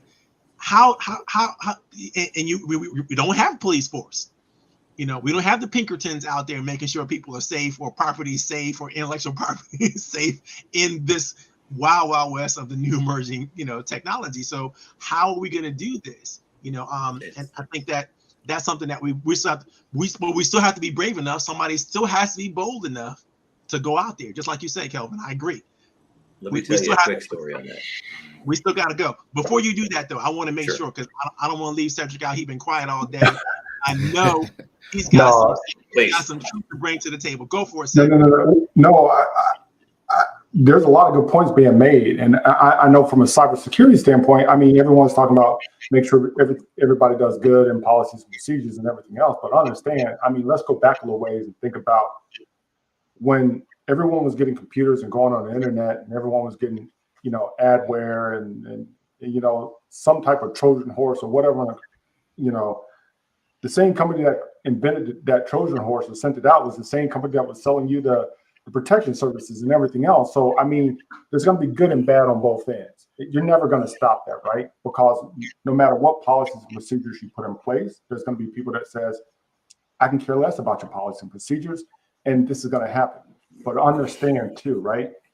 How technology explodes by pushing the limits, by ignoring the policies and procedures, by saying, okay, I understand that I can do this with this technology. How can I take it a step further? So if you think about today's time and where we're at, look at how the economy's going. You know, we're in this high inflation, everything else. Meta's laying off. You had other major tech companies lay off. They're not hiring. You have all this brain trust sitting at home looking for jobs. And in the meantime, they already had ideas. So this is the time, you know, anybody's out there that's investors, everything else looking at it, just pay attention to what comes out of this time, of this period. There's going to be new companies. There's going to be new technologies coming out. They're going to be pushing the limits. Why? Because they got time on their hands. They got powerful computers at their fingertips, everything else. They're going to be looking at it. And so I can understand, you know, you talk about AI, you talk about blockchain. Blockchain can do a lot of different things besides cryptocurrency. But there's a lot of individuals on the market right now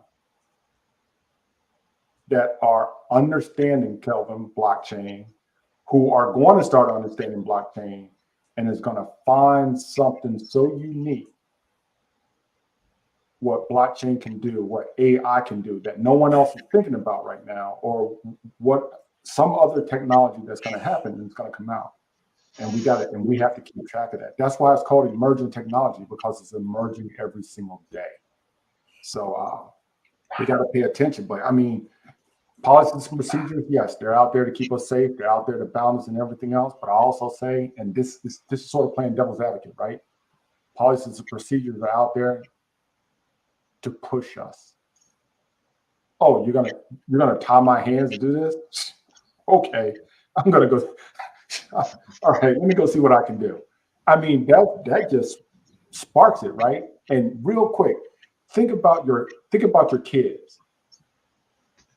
Don't touch that hot stove. You're gonna burn yourself. Don't touch your hot stove. You're putting boundaries on that what that little kid can do. What's that little kid gonna go do? I'm gonna go touch the hot stove. I gotta learn for myself. So that's exactly what emerging technology is. It's allowing people to go and learn for themselves what technology can do.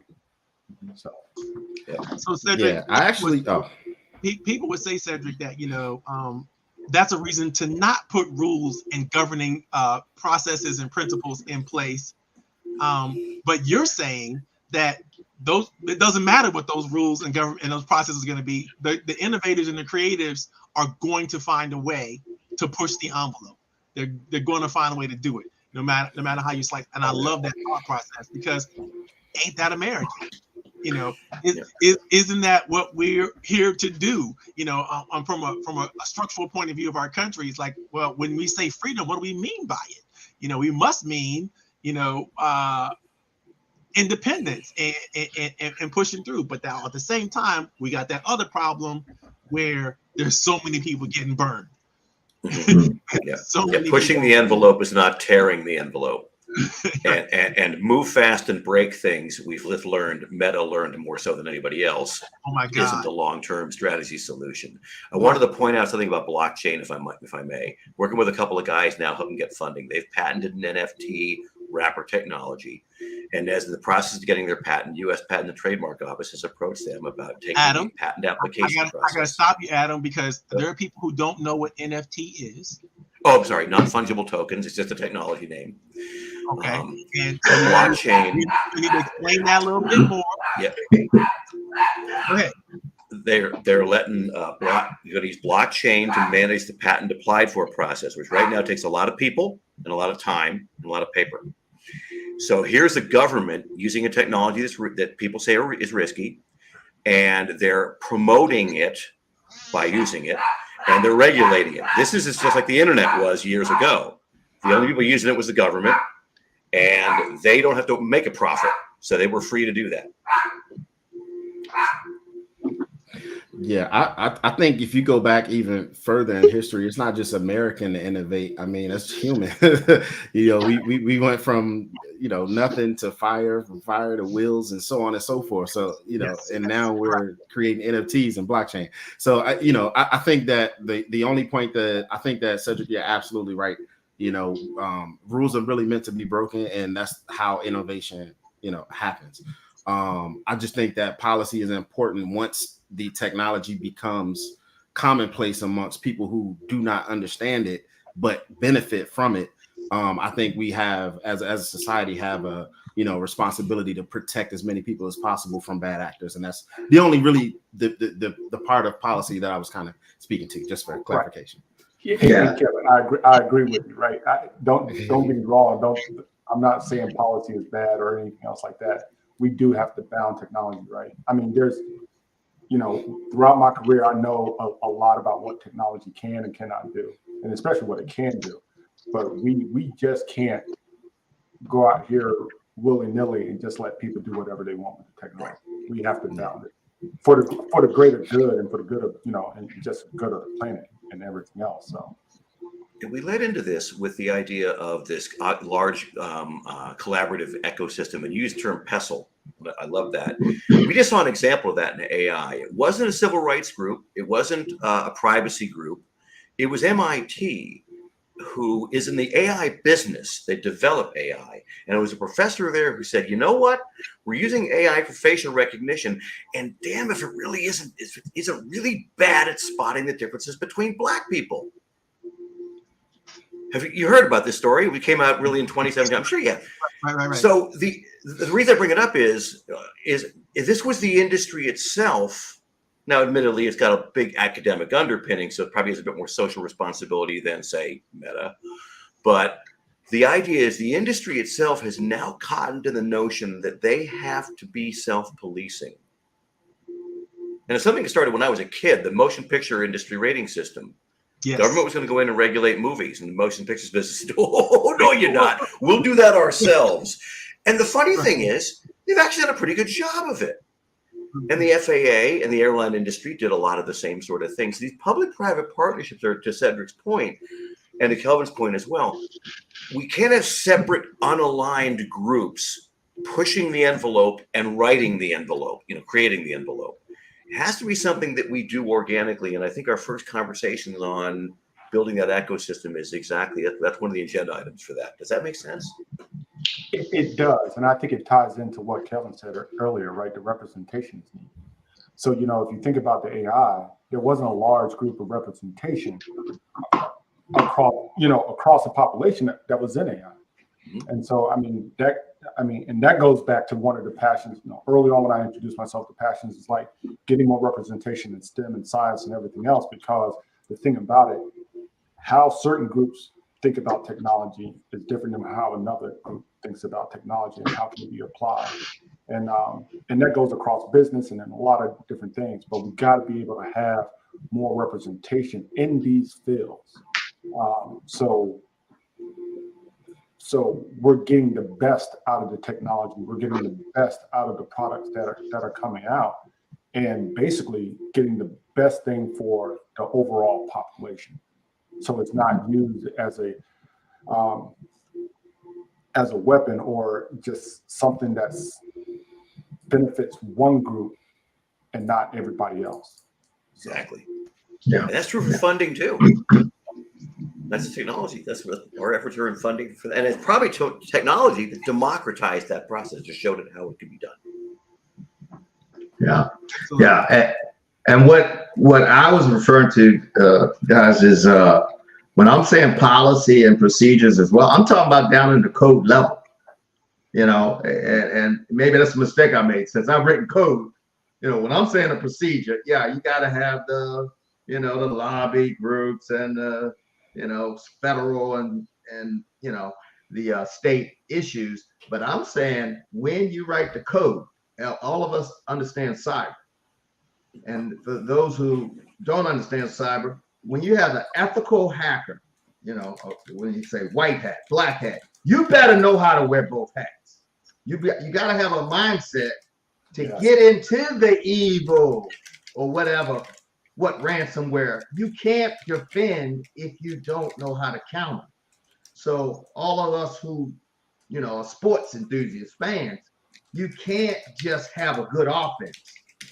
You got to have a good defense. You got to have good specialists. So when you sit and come up with your strategy on what you're writing, it's got to be thinking in both ways. You cannot, that's what's effective. You can't just come from, well, I'm a good coder and I want to use this for good purposes.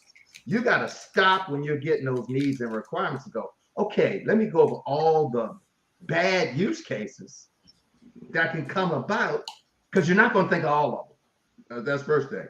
Either way. And that's where the innovation comes in, and that's where knowledge where it comes in. For those who understand knowledge where a machine learning, you're learning to tweak the bad and the good, and the ideas growing like our brains, which have not. So we only use what, 6%. And the smarty person is using 10%, genius. But we got 90% we still haven't even tapped into, right? And then we can't let the AI be the thing, you know, to replace us continuing to get smarter and smarter and smarter. We haven't grown. That's what I'm saying. Technology has got to just be, like you said, a tool, right? And those who understand red, blue, if we still stick with cyber, you got to have an offense and a defense. So the people who are writing and say, let me go over all those different scenarios. If this happens and that happens. And then the biggest thing with AI, everyone forgets we were on a conference, I guess 2 months ago, a world conference. Most people don't even know what the biggest piece of AI is, for example. It's sensors. You know, everybody thinks code, robots, you know, toy, you know, whatever it is. It's sensors. So that's the value. It's not the robot, it's the sensor in the robot. It's the sensor in our phone. And that gets back to that ecosystem that Adam, what you said. The emerging technology is made by USA. If we make sensors here, now you own AI, because AI doesn't work if you don't have that sensor on the factory line, if you don't have the sensor in the eyeball of that robot or our phone. So you got to have the sensor. So, and that's not hard to make. Outstanding. But I got to ask you, Nick, thank you for that example. I got to ask the 3% question though, because I only use 3% of my brain, and so do most small business owners out there. All right. So what can small businesses do actively? What should they be looking at actively right now? So they're totally ignorant to all things cyber, AI, blockchain. What's the first thing that you guys can think of that they should pay attention to and look into, or even do? Any thoughts at all? I do a lot of work with people who are trying to use automation in business. And I actually invented a word. I think I invented a word for it called enfranchisement. And what I mean by that is we're going to treat your business like you're going to make it a franchise and sell it like one. You're not, or maybe you will, but you don't have to actually make it a franchise. But the extent that you can make everything your business does a habit that's repeatable that anyone can do, you have fulfilled the first prerequisite for either a smart contract system with blockchain or machine learning and AI. So the more of the human element, more to the point, your individual human element you can pull out of the business, the better. Now, it's very important to understand that this is not, to use another metaphor in this, a panelist got an hourglass. By us removing the humanity from our business process does not mean we're removing humanity. It means we're putting that humanity elsewhere. We're using what we're uniquely good at as humans, building connections, anticipating newer needs, systems thinking, that we're out of the business working on it instead of in the business working to, you know, to just do it. And I think the more we can do that, whether you choose to use any of these emerging technologies or not, your business will be a benefit. Because I first started doing this for businesses 20 years ago when there was neither of these things. So we called it from expert systems was the closest we had. And only those of you who were really long in the tooth, I see Nick stuck his finger in the air. Yeah, well, I understand even what that meant. But I think that's the step that small business owners need to take. Is what part of this should really be me and only me and my people? And what part of this can I have anybody, including a machine, help me do? I think that that makes a lot of sense, Adam. That makes a lot of sense. And going back to working, on your business instead of in your business, I think the very first step that a small business should make is actually a step of personal development, is keeping an open mind first and foremost, right? And knowing that there are things that can come that can help your business that you don't know about, right? And you can future-proof yourself just by keeping an open mind and listening to people talk about things that you have no idea, how to begin to understand. Lean on that knowledge, right? Because, and I say that because I, spoke to, over the past 3-4 months, I've been speaking to a lot of small business owners. And the concept of even unit economics can be foreign to a small business owner, especially when it comes to an operating expense like marketing. One small business owner I spoke to said, I will spend $1,500 on a marketing campaign, and if I get 2 or 3 loyal customers out of it, I consider that a success. I'm okay. I said, well, wouldn't you rather spend 5 to 10 cents on a loyal customer, than $1,500 for 2, like $750 on 2? So just keeping an open mind and understanding that there are things that you don't know about. I understand this is your baby, this is your passion, but keep an open mind to these new and emerging technologies and new ways to do things, because you could quickly find yourself out of business if you don't do so. That's the opportunity cost or the risk. So I just want to jump in and say, advice to small business owners, as far as technology goes. One, depending on what business you're in, you're not going to be developing the technology. But as the owner, you should be keeping track of the tools that are coming out of the technology and how do you best apply those tools to your company. And it's okay to pick one tool, see how it does. If it's not working, change the tool. But also the one big thing, if we're tying in cybersecurity and how you keep your data safe, read the disclosures that the tool gives you. Understand what they're doing with your data, because they're collecting your data somehow, some way, and they're selling those as APIs to Facebook, Amazon, whoever it may be. Understand what they're doing with your data. Cedric, so understand. Use the term. Cedric, I gotta stop you. Did you just use a term that only you know? One API. Oh, look at that one. There you go. Oh, I'm sorry. Now you're gonna put me on the spot. I gotta Google it real quick. I'll put it in the chat. Application programming. Programming interface. Thank you. I was up at 6:30 this morning making sure I look good for this meeting. See, I know better than to try. So just so people would know, so your information is collected in API. A lot of companies, tool makers, what they do is they may not be making a lot of money on their tool that they're selling, but they're making a lot of money on the information that they're collecting. And the thing about it is the data is more valuable than the tool itself. And that's why big data analytics and everything else is so big and everything else, because now these companies are buying that data. They don't have to put in a lot of research, pay people to do a lot of research and everything else. They can just go buy this data, collect it, and then they can do whatever data analytics that they want to have on it, and then produce their tools. But from a small business standpoint, once again, just understand the tools that are coming out of the technology, everything else. and how it can best be utilized for your company. One thing that I will also tell you, having gone and getting an MBA,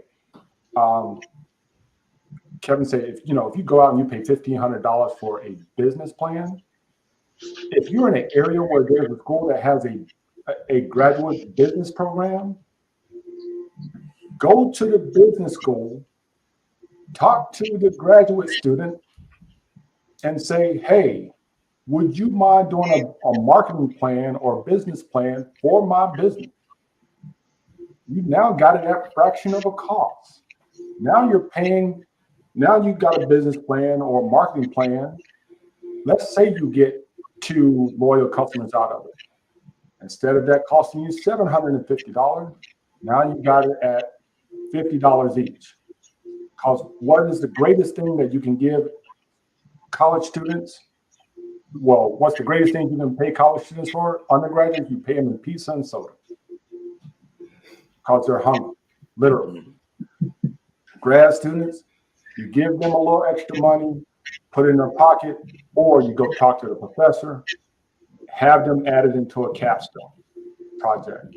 Now you just got free, you got a lot of work for free. Just like when you interview for a major company and the company goes, hey, can you put this plan together for your interview process? They just got, if you're paying yourself $100 an hour, you put five hours into it, they got $500 of work out of you for free. Learn how to best utilize the resources around you and the tools that are coming out of technology to help your business. Having said that, Cedric, I got to throw this one last thing out there. You guys know that workforce investment resources are plentiful. There are so many organizations and there's so many states that are just plowing money into helping you get interns, helping you to get your startup employees at almost every area, especially technology. So imagine being able to take these master's students, as Cedric said, and give them that first opportunity to do the work and to get the experience they need to get to validate all the wonderful things they're learning right now. And you don't have to know it, but you do have to figure out, like they said, how to develop some trust. You do have to figure out how to develop some trust in some people. But Brother Cable, looks like you finally got a good internet connection, which is great. So if you had anything to throw in here really quickly before we close out and move on to the next thing, please do. First and foremost, can you guys hear me? Yes. All right, yes. Wonderful. And I can hear you. Just to kind of piggyback on what Cedric spoke of, I remember my days as a professor. One of the things that a lot of professors don't put into their curricula or their syllabi are those opportunities. And so you can enhance the professor's viability as well. That's a huge benefit to their tenure and promotion process, that they were able to identify those opportunities, to teach on those opportunities, and then to help a student achieve those opportunities as well. And that makes the difference between applying for a job once they're completed with the school program, and then a job also saying, hey, we've seen this, we like you, would you be interested? Oh my God, that's such an amazing thought process. And you guys have done such a great job on this panel. Listen, the audience, you guys can't see what I see, but these guys are dropping bombs in the private chat that we've got going on between each other. They're learning a lot from each other, but they're not giving any of it to you. And so I'm going to tell you guys, you're sitting around, you're throwing all this wonderful information out to one another, and that's great. But the listening audience, needs to learn this stuff too. So go ahead and throw that information into the chats. Go ahead and throw it into the chat boxes. That way I can post it and it'll show up on Facebook, on LinkedIn, on YouTube. Because I'm reading the private chat right now, and I'm like, oh my God, everybody needs to know this. Like Adam just said, begin the process of making a franchise their business. Automation requires repetitive processes, and it frees you to do what it is the uniquely human part, like building connections and doing what only you can do to attract and maintain customers. That's what small businesses need to know. They need to hear that directly from you. So, I know that you guys are loving each other, but throw it in the chat. Throw it in the chat because it'll help especially stuff that could benefit others, because it'll help enhance this moment for as many people who are watching it. Now we have like 7 or 8 people watching online, and it's going in and out, back and forth. We could get up to 30, 40 people watching this, you know, as they come in and out, have their breakfast, come back from their coffee, whatever they're doing. So definitely let's try to just give as much value as possible. You guys are doing an amazing job. Again, if you have any other questions, put them in the chat. If you're out there right now, if you're one of the other businesses, in fact, I got a guy who's asking me right now, where's Catherine? You know, because obviously he thinks she should have something to say about this particular topic. But I saw that in the chat. I'm like, oh, he's asking for Catherine. I see you back there, Catherine. But we're gonna have you up on the next panel. Hopefully, we're gonna keep this party going. Do you guys need a break, or do you want to keep it pushing? I got one thing I just want to say. Small business owners, if you really want to know a lot more about what white hat and black, red, blue, the red and blue team, white hat, black hat, all that good stuff, what that means, cybersecurity, what the trends are, everything else. There is a conference that's held every year called DEF CON. I would recommend anybody, if they want to know anything about cybersecurity, or if you're a business and you want to know what those individuals are thinking about, so you're just aware of it, go to that conference. It happens every August. I think the first week in August, everything else. Go, listen, learn, everything else. It makes you smarter. And not only will you learn what's going on, there's also seminars about what policies and procedures are out there and what people are doing legally to protect themselves and everything else. It's an all-encompassing conference. It is very good and sometimes very scary at the same time. So just something to give you a bit of information. Fantastic. Hey, crew, while Cedric's on, Mr. Lewis is asking about blockchain. Could you? Yeah, we never had a question out there. You want to answer before you go? There's the question. Why is it important to do blockchain before? Like we all said, blockchain is an infrastructure. Now, my standpoint says I haven't done a lot with blockchain. I haven't built a lot on blockchain. Like I said, one of the things I do is I connect dots, and I study certain technologies and see where it could be used from. So if you're only looking at blockchain and tying it to cryptocurrency, you're missing the boat, because the infrastructure itself can be applied in so many different ways. And I mentioned this last night with the crew, from healthcare to fintech to everything. It's how you're applying, it's how you're going to build upon technology and how it can be distributed and how it can be improved and everything else. There's a lot to it. So blockchain now is becoming the backbone of a lot of technology. And I know Carlos and Adam and Nick, they're probably more well versed on blockchain than I am. But it's like I said, it's an infrastructure, and I think it's going to be the new infrastructure on how things are going to get built and how things are going to get applied. So, cryptocurrency was one, it's big, everyone sees it and everything else. NFTs are the next big thing, and it's just going to keep coming. And everything, and like I said, the infrastructure is going to be the same. Yeah. So from an investor standpoint, if you're going to invest in anything, you can put your money in Bitcoin, you can put your money in Ethereum and all this other stuff, but you better believe you better find some money to invest in blockchain. Always invest in the background technology on anything. So it take 30 seconds there as far as taking it below infrastructure, like you said.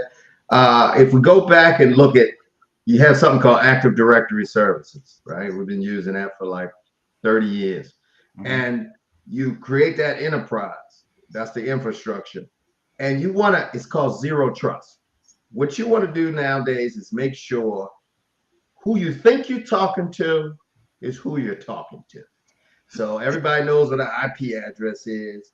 We all have these IP addresses. You want to make sure it's not faking the phone, getting stolen, getting a malicious attacks or whatever. You want to make sure that IP address is that ID, right? So you have what you call token passing instead of the real data. And that's what's going on with blockchain. You get past the token, and then that token gets passed. You got encryption, you got hash tables, all these other things. You're not getting into all that tech stuff. But the bottom line is, are you who you say you are? So when you see in the technology world zero trust, back to Reagan days of trust but verify. So all this encryption and decryption and making sure the ID on that, where it started, ends up where you think it came from. Okay, so whether it's going to be crypto or even nowadays, if you just that Active Directory services, your IP address in the beginning, it will check to see, oh, that is that IP address. I know who it is, I know where it comes from, and I can count on it. But nobody else knows how you knew, because it's zero trust. Everybody is finding out a different way, is that you are who you say you are. Okay, I got a different password with Adam, I got a different password with Cedric, I got a different with Kelvin, and it's blind trust where nobody knows the other information from someone else. So That's hopefully, outstanding. right, that's what blockchain is. It's funny you bring that up, Nick, because Q5 ID is a firm we're working with now. They specifically work on biometric and blockchains and management. When I started out in my career, something called packet switched networking was very new. And what it was computers used to be connected to each other like a phone call. One end picked up, the other end picked up. Yeah. Adam, I'm gonna have to shut this conversation down because this is really getting way into the technological weeds, and I'm glad that we can go there. And I know that you guys guys, I want you to know, in the listening audience, we got one more tech issue to deal with, but then we're going to move into, something that doesn't require, a degree or any type of certifications in technology to move you forward. But I wasn't going to go there, promise. But yeah, get in contact with Adam, Cedric, Kelvin, Carlos, Nick, if you have any of these questions, because again, like I told you, they're talented, they're super smart, and they know this stuff inside, outside, and upside down. So I'm glad to have you there. We're gonna now take a break. And again, if you have any questions for any of our panelists, use the @ and their name, or it's going to be a general question and it may or may not get answered. So, if you want somebody to answer your question personally, definitely do that. And I'll get everybody back on deck in here. Let's take a 5-minute break. And we're almost back on time with our schedule, which is amazing. I thank you guys so much. I know you guys got to take a bathroom break. You got to refresh your coffee and, get all your goodies and all that kind of stuff. I know I got a snack I got to deal with. So we will see you all in a few minutes. All right, and good. We got good connection with Carlos. Great.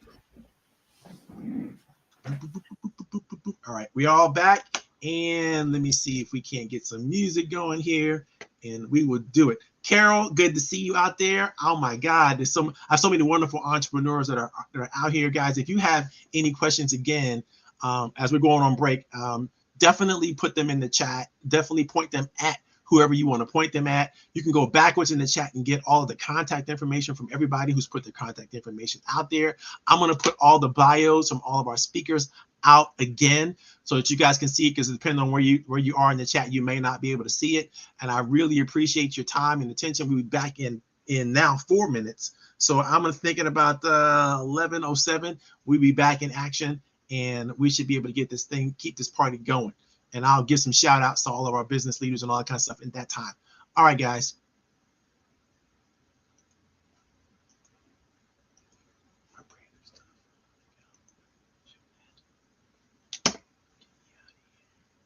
I can't get myself out of this thing. There.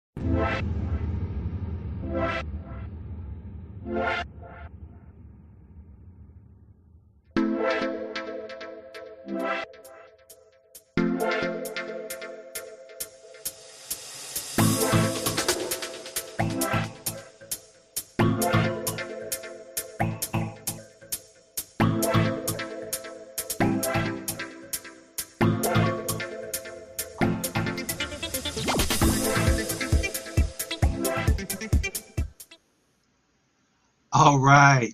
We are ready to get back into action, ready to get back into the swing, ready to get back into the thing. We have got so many opportunities that have been shared and commented on back and forth. You guys read the comment section. There's been some phenomenal ideas flowing back and forth in the comment section, the backstage comments with the team. Everybody is sharing information and growing. I just love it. I love it. I love it. I love it.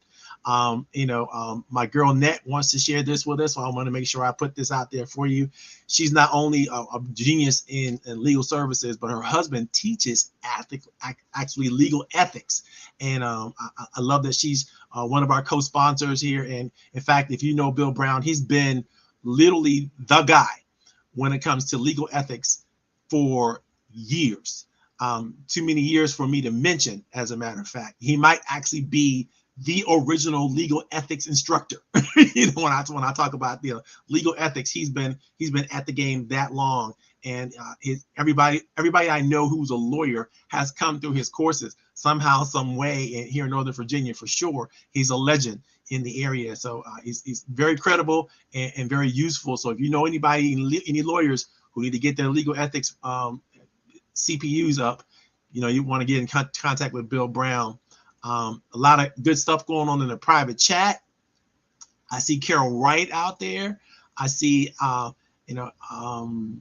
Adams doing some pretty good stuff out there. Let me make sure. I think Kenio had a post, but I can't find it now because I'm going way too far back in the stacks. Where is that post from Kenio? Oh, this is from Annette. Again, she's one of those amazing entrepreneurs that, I love to hang out with and get to know. And this is Miss Sharon Brown. This is, I would say the better half of my girl Net. That's her daughter. They're doing a great bit of business and teamwork.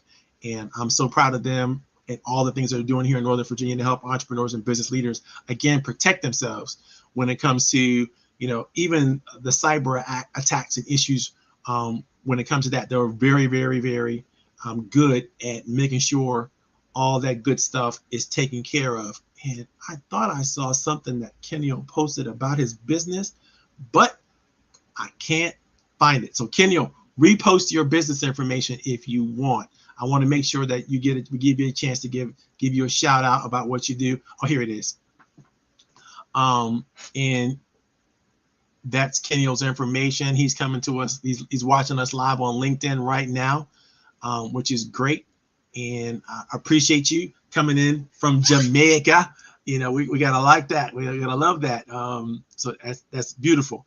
Okay, we're gonna get this party started. The next conversation is really all about all things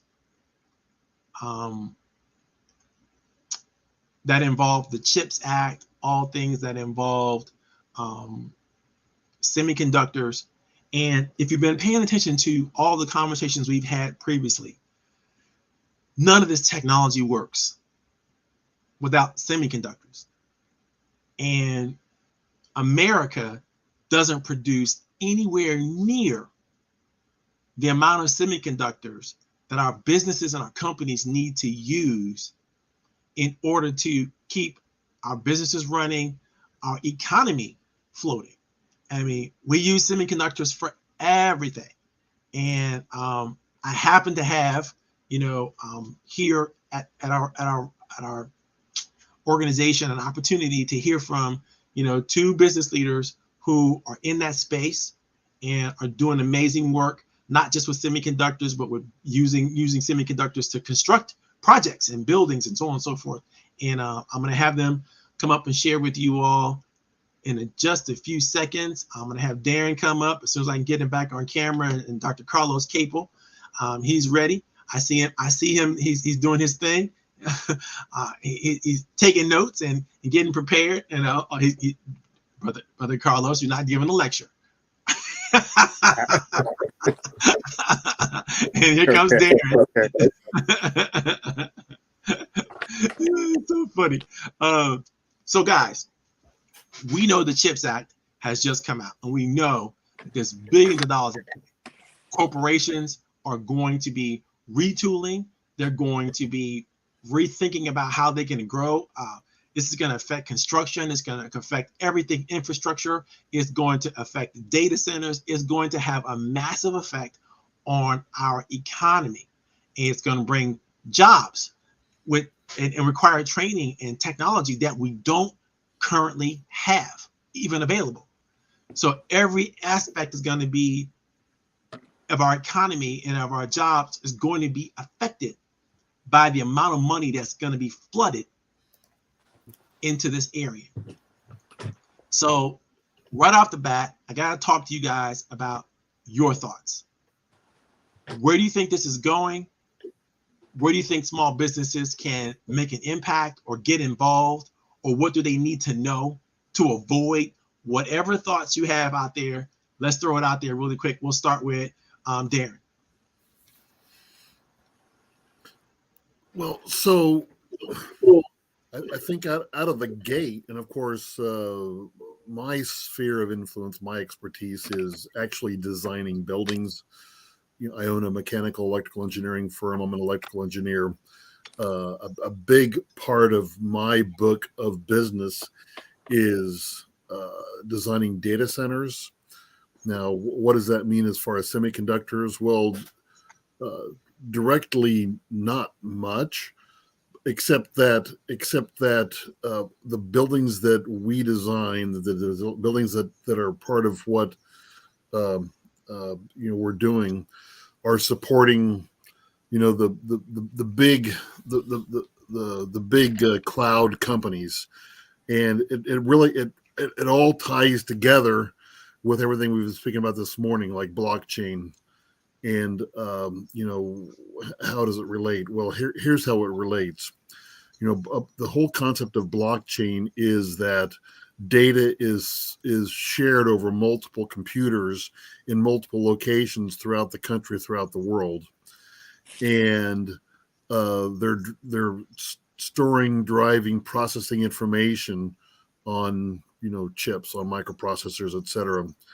And ultimately, when they're in operation, they put off heat, and they're in buildings, they're in computers that get hot, and you've got to cool those cool those buildings. You've got to power the computers, which is my space. Now, how is it all related? Well, just from the CHIPS Act, we're looking at building manufacturing facilities, and these are very technologically advanced buildings with very exacting requirements for clean air, filtering of air, clean rooms, etc. Anecdotally, I've never designed a chip plant, but I know anecdotally when there was one very large one being built in Manassas about 15 years ago, just the tolerance of building the foundation and the slab, had to be perfect within, millimeters over like thousands of feet. So, what it's going to drive is, just from an economic engine, design, construction, civil engineering, architecture, all the stuff that I do. Then you've got the trades, the mechanical contractors, electrical contractors, steel contractors, concrete contractors. So from a bricks and mortar standpoint, it's a big boon, and that's just a fraction of what the value of the actual product that is being produced. So kind of tying it all together, it's great for the United States. We talk about things that we've been espousing over our careers. I remember writing a paper when I was graduating from Kansas State. I don't even remember what class it was because my degree was engineering, but the paper I wrote was we need to get more manufacturing in the United States. That the manufacturing, drives the helps drive the economy. And I think coming out of this whole thing, this whole development, and I'm finding it now, is that there is a very high demand for talent. What does that mean? Well, it means architects, engineers, but it also means electricians and mechanics. It also, it's at all levels. So think about this. If we're having, and we're like at the point in this economy, and this is where the economy is like crazy. We've got inflation. I'm not an economist, but inflation, of course, is an issue. but job growth is still good. Salary growth is still good. I think the one of the big things that's going to come out of this whole development, these investments in the United States, is where are we going to find people to do the work? So it's crazy. I mean, if unemployment is as low as it's ever been, which it is, are we going to find people that are like sitting around not wanting to work, or are we going to recruit in India? Are we going to recruit in South America? I mean, I think that's part of what's going to happen. And again, I'm not even sure what the overall theme of this conversation is, but as far as I'm concerned, as a business owner, I think besides the nuts and bolts of running my business, what do I worry about? Well, of course, we talked about financing, covering my payroll every month, every 2 weeks is very, very concerning. But it's like, what's going to happen with the economy? I mean, if interest rates keep going up, then people won't want to, developers don't want to build buildings. So, what's going to happen? But at the same time, we have the lowest unemployment. So that's kind of my nuts and bolts building buildings view of the CHIPS Act and where it's going to go. Because there's a handful of facilities that are going to be built. I know in my home state of Kansas, I have some of my college colleagues that were instrumental in bringing a Panasonic chip plant to Kansas, and that's a big deal. Those are real promises made and kept by political leadership in that neck of the woods, and we're going to see a lot more of that. We know there's a lot more coming. Dr. Capel. Yes. So I love what you're saying, Darren, and I hope that those who are in attendance are really paying attention. I'm going to start out with a historical perspective. I think I did try to do that earlier. My voice went out. I live in North Carolina.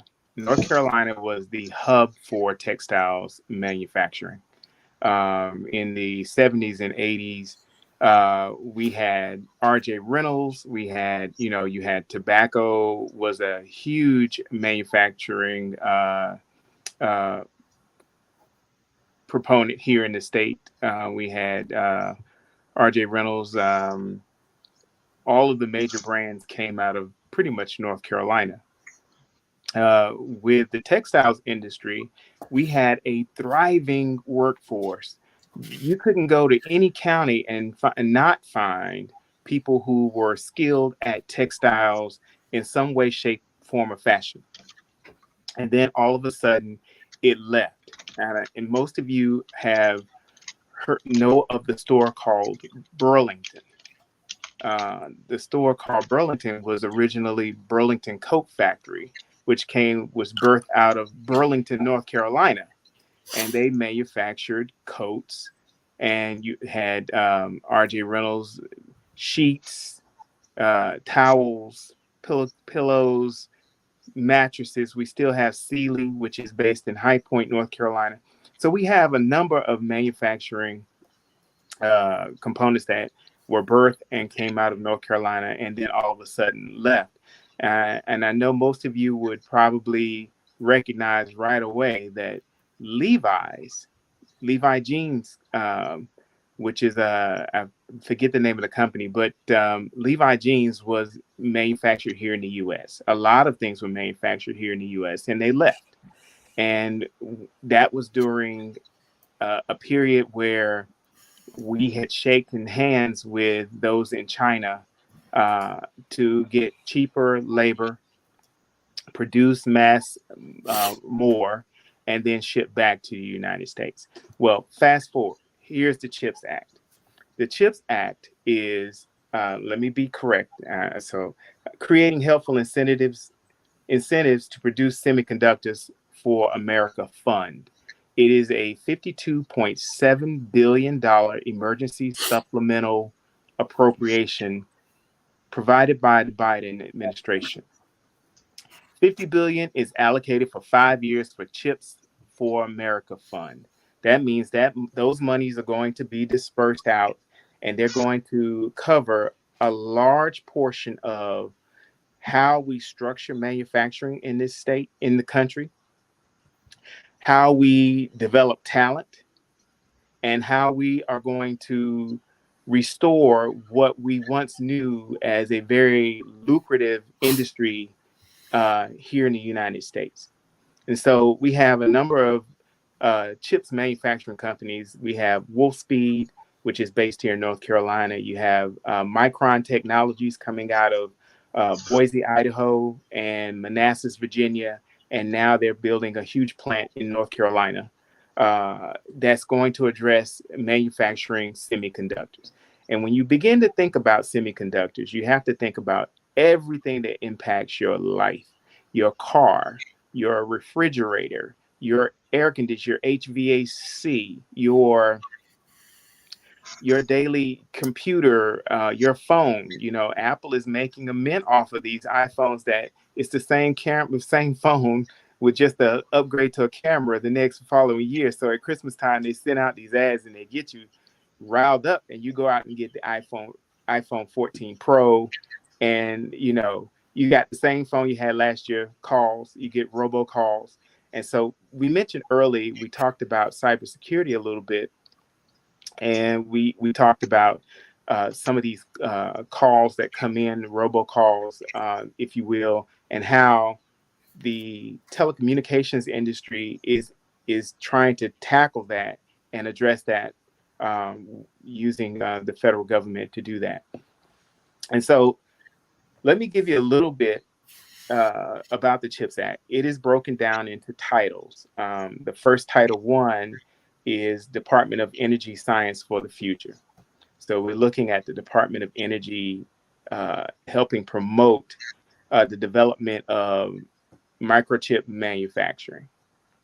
We have Title II, the National Institute of Standards and Technology. Those of us who are in cybersecurity know that as NIST. Those are policy regulations that we employ on a daily basis in our jobs. I work daily with I'm sorry, excuse me. Is that a robocall on your probably robocall? So daily, I look at software as a service, and we take software as a service all the way to ATO using NIST standards to address how we're going to operate those systems for that software as a service. So the National Institute of Standards and Technology is going to be a huge component of getting your understanding, driving your knowledge base of how we're going to engage. Oh, no. It wasn't me. Oh, no, he's back. Okay. There we go. Can you hear me? Lost you for a second there. All right, fantastic. We got you back. All right, thank you. So you have the National Science Foundation. With the National Science Foundation, we have the focus on developing the talent. We want to go out, we want to address what corporations here in the United States are doing to implement and develop manufacturing opportunities or opportunities to promote technologies within the company that have some impact by the semiconductor industry. And then we want to follow up with how do we address getting the talent trained? I go back to the textiles industry. There were people who were trained, who took courses at community colleges, and they learned how to sew or serge on certain machines that were left abandoned in manufacturing facilities. And so how do we go back and recoup that group of talented people? How do we address their development through the universities, the community colleges, and the local community efforts to get them trained and prepared to be those persons who go in and work to develop clean rooms for the development of semiconductors? How do we get those people ready for jobs as researchers and business analysts and even up to the C-suite? How do we get those people who are going to be those mid-level managers all the way up to the high-level executives to be beneficial in or for a corporation? And so I've created a company that will address those factors. And I love what Darren has said about addressing the development and the need for a workforce that is ready to go. Right now, we're not ready to go. The CHIPS Act, by the way, speaks a lot to companies that already exist. And it does not speak to the small woman-owned and minority-owned companies that are the mom and pop shops like myself, who are doing it on a day-to-day basis while working a full-time W-2 job. So those are certain factors that we have to take into account when we're talking about implementing the semiconductor industry and getting on board with that. And I won't take all the time. I just wanted to really spell that out for what it is. It's appropriated for 5 years. There are billions of dollars involved.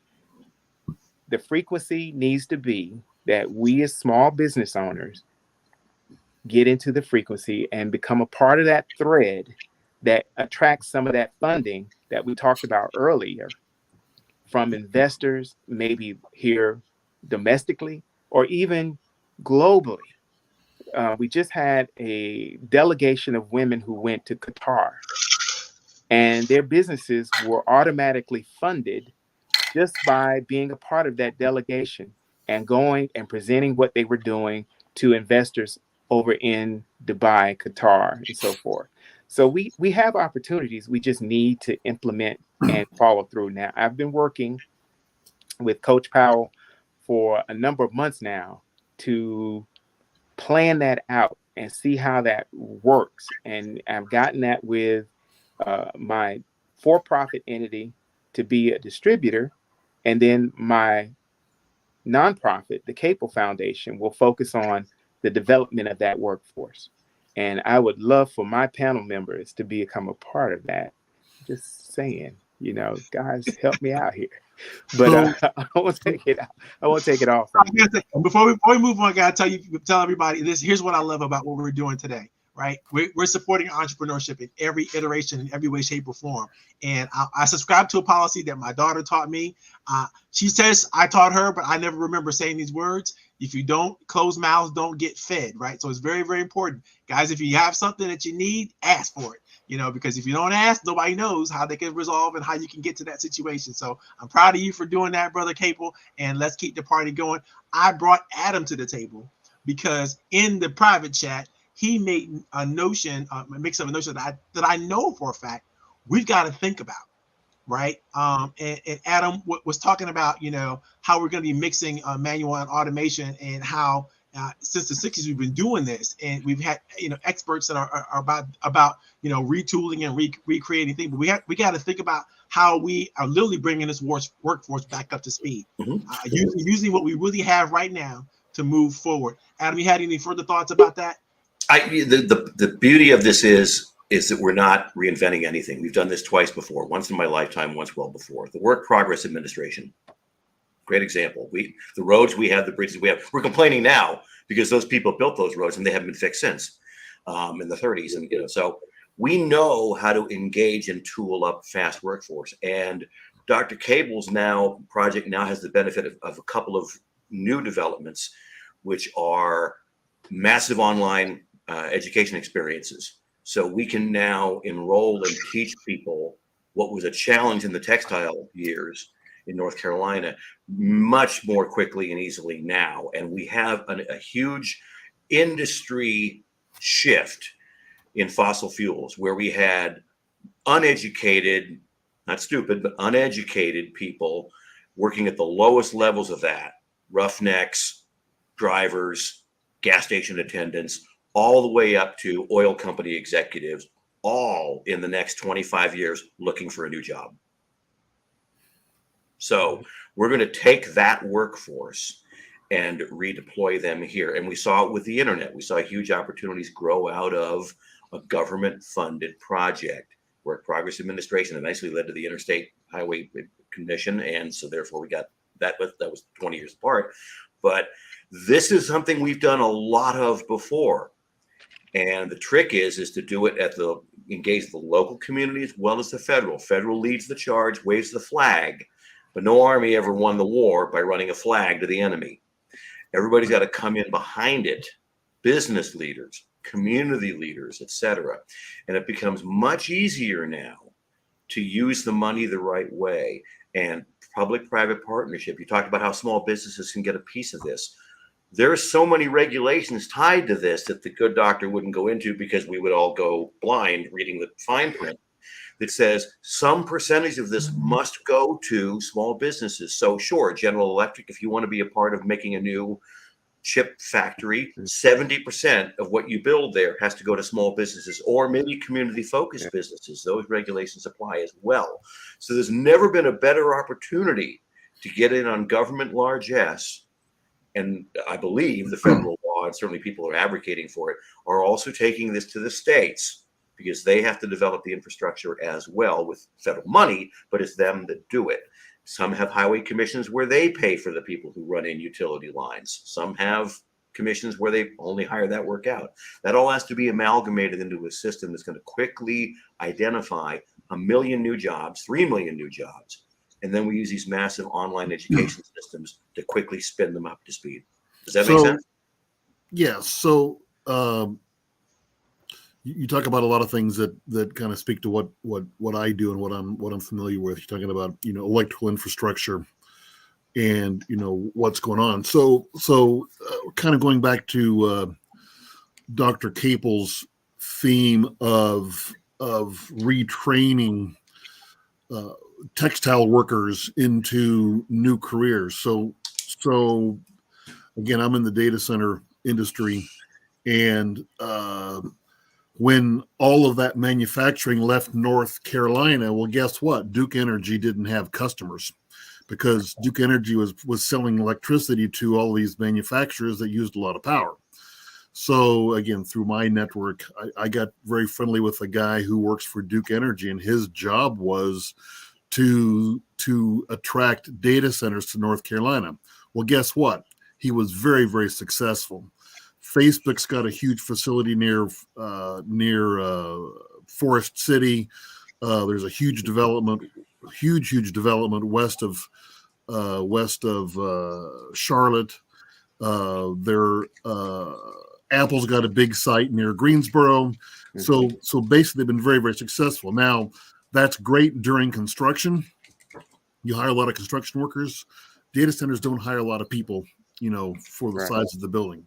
So that's why, the CHIPS Act and finding and citing these manufacturing facilities is huge. And then you actually have real opportunity for, the individuals that live, say, in Western North Carolina or in some of these remoter places. Like, of course, my home state of Kansas, is getting a Panasonic chip manufacturing plant. So, part of this is going to be driven by where is their power available. I mean, for instance, and this is not related to the CHIPS Act, but in Northern Virginia, where I live and where Coach Powell lives, Loudoun County is the world epicenter of data centers for many, many reasons. And one of the reasons was that there was a lot of power and it was available, and Dominion Energy was very good about working with these data centers to build overhead power lines, high voltage power lines, substations, etc. Well, guess what? Loudoun is tapped out of all the power that's able to run down the big wires that are, along the highways. So guess what's just happened? Last Tuesday, the Prince William County Board of Supervisors approved, 2,000 acres to be rezoned as data centers. Well, guess what? It passed, and it's going to happen. But boy, did the neighbors fight it. And I'm not sure how much, Dr. Capel, you've been following this, but and you guys will know this history way better than I do. I know a little bit about it, but when the freed slaves were trying to make their lives, they set up their own little communities. Because I live inside the Beltway, and there's one that's called Lacey, and there's one that's called Lincolnia. I live in Lincolnia, and then these are still traditionally, African American communities with around a church and whatnot. Well, this 2,000 acres is adjacent to or includes a lot of this kind of land. So you're talking about that whole social aspect to this. So you've got all these moving parts. So so we can be influencers in these kinds of decisions as well. I mean, we want the growth, but then we don't want it. We want the growth in Prince William County, but we don't want it to be next to the Bull Run battlefield. We don't want it to be next to this historically, Black community. So it's like finding the balance. As in all progress, it doesn't have to be a zero-sum game. And part of what we need to do as leaders, even in the small business community, is to have influence in helping to make that stuff happen. Absolutely. And I applaud you for bringing that up, because one of the ways that we get the knowledge out to people or get the information to people is to become politically engaging in our own community, to know, to learn, to find out. I belong to a PAC, and we discussed issues, recently around the elections and so forth. But if we begin to talk about training and information and how you can become versed in what the CHIPS Act is and what it does and who it's going to support, that is the perfect platform to do that. And then in terms of land and opportunity, that needs to be discussed. We don't discuss it enough. We act surprised when it comes up in basic conversation, but it needs to be discussed on a regular, ongoing basis. That's so true.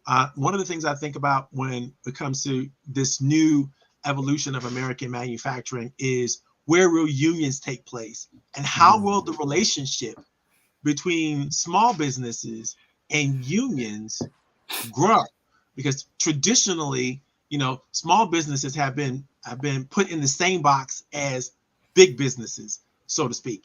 And, we have basically been disconnected from the labor force that we're going to need to use to train, to develop, and get involved in that opportunity. And I think that, the separation between small businesses and unions could be bad. And put it that way, because that's kind of how that's how we've done. We've kind of like thrown small businesses to the wind and going, well, you guys don't have a place. You don't have a space. You don't have even in this CHIPS Act, like Dr. Capewell said before, there's really not a whole bunch of opportunity for small business unless you go through the same routes you've been going through. We know the lion's share of this money is going to defense organizations. Mm-hmm. That's a fact. Right. And so you're not already a government contractor. You don't already have history. You don't always have relationships with these defense organizations. You may get left out. You may get set aside. And so to the small businesses that are out there, look at running through at this point. I would normally say avoid the 8A program, avoid the SWAM business programs and all that kind of stuff completely, because it's not for you. But if you can take, the time, and you have enough money set aside, and that you can do it, it might be worth it for you to think about how you can get involved through that door now, specifically, because like I think Adam said this earlier, your GEs and your big companies, they're going to need you to step up to the plate and do what you need to do. Whether it might be just staffing or senior executive, situations or whatever that is. And also building relationships with the right people is super smart. If you don't have relationships with people who are already in this game, who are already board members of manufacturing companies who want to now move into chips because of all the money that's going to be flowing in that direction, I say shame on you, because you got to build it now. You can't leverage it until you build it. And so you have to have the relationships in place before you can leverage them. If you try to leverage a relationship you don't have, you end up, looking kind of ridiculous. and that's also a poor situation, right? So any other thoughts on the CHIPS Act, or any other thoughts on where this might go with American manufacturing, guys? I wanted to just address the union question, because I've been a member of two of them, and they were, in my lifetime, not always, but in my lifetime, pretty much labor rights organizations. Okay. Right. I want to return to the age of the guilds, where what a guild was either centered on a particular craft, a goldsmith, you know, right, a blacksmith, or a particular locality. And a public-private partnership in, say, Kansas might get together and say, we're going to take our high schools, take our colleges, and develop, and our internet access, and develop an online program to rapidly spin up 15,000 people through white collar and blue collar jobs in the chips manufacturing industry. We're going to do that for you, Mr. Micron Technology. You're going to come here and you're going to build that factory, or not. Many of these things can be virtualized and allow the factories to be automated. And the workers may in fact be able to sit at home, which has some wonderful benefits as well. I did a couple of projects where we had a lot of stay-at-home moms and the like learning web design, because that way they could stay home with their kids, not create a daycare challenge. You know, we could keep families staying at home instead of having to go to work where it's, you know, more expensive, et cetera. But the point is, the guilds and the manufacturers have a relationship, the one you just were talking about. We're going to guarantee you have a steady source of labor. You're going to guarantee you're going to stay here for them. And, you know, we're going to guarantee, so they'll agree upon all the things the unions would agree on, how much hours per work, et cetera, all that stuff. But there's more to it than that. The guild takes some responsibility because they're getting some of the benefit of having an effective workforce, that when Micron suffers the slings and arrows of market fortunes, there'll be another chip company that comes in, because they can count on that area becoming, as that part of North Carolina once was, a place you could always go to get good quality clothing made. Burlington was there, but many others joined because they knew they could get good people to work there. And I saw that happen in Silicon Valley. College was free when I went to college in California under that great socialist Ronald Reagan. But that's why Silicon Valley is where it is. That's why it's not in New York. That's why it's not in Boston. It's because they created a pool of people who were very smart, and they stayed. Well, and they thrived. Well, and they made great companies. San Jose's got beautiful weather all year round. I think that's part of it too. Part of it, but so does Florida. But San Jose's like October. Well, it's like today. Today is like a perfect day. So San Jose's like this every day. Yeah, if you're growing wine, that's important. But if you're making chips, it could be anywhere. And I'm going to add one. Give me 30 seconds. Go ahead. So what Adam said, I think is a key element, and that is part of the training. And let me give an example. So I'm on the board of directors of the local 7x24 organization. We're a group of data center professionals that design, build, maintain, operate data centers. Big national organization, but the Northern Virginia DC chapter is huge, and we have big events, big networking events. We do a big golf event or whatever. We raise so much money, we don't know what to do with it. And basically, we're a nonprofit, so we basically give back to the community. We have a very large scholarship program. We probably give out $50,000 a year in scholarships, which is incredible. Our newest initiative is to get into the Loudoun County high schools and start promoting careers in technology, whether it's engineering or whether it's electrician or mechanic or operator or whatever, in data centers, because there's so many opportunities in Northern Virginia, and every single one of them is having a huge challenge in finding talent. So I think out of this whole deal, the biggest challenge is going to be finding people and training and finding the right people to work in these facilities. So, I mean, to me, that's like just like brainstorming for opportunities. Talent acquisition. I mean, I have a firm that I use to hire me talent. I pay a retainer. They're like I have an employee who's my talent acquisition and all. So I think small businesses that specialize in talent acquisition, will have a field day. They will have a field day. I gotta say, the crossover talent opportunity I think is amazing. Take a person like Catherine, right?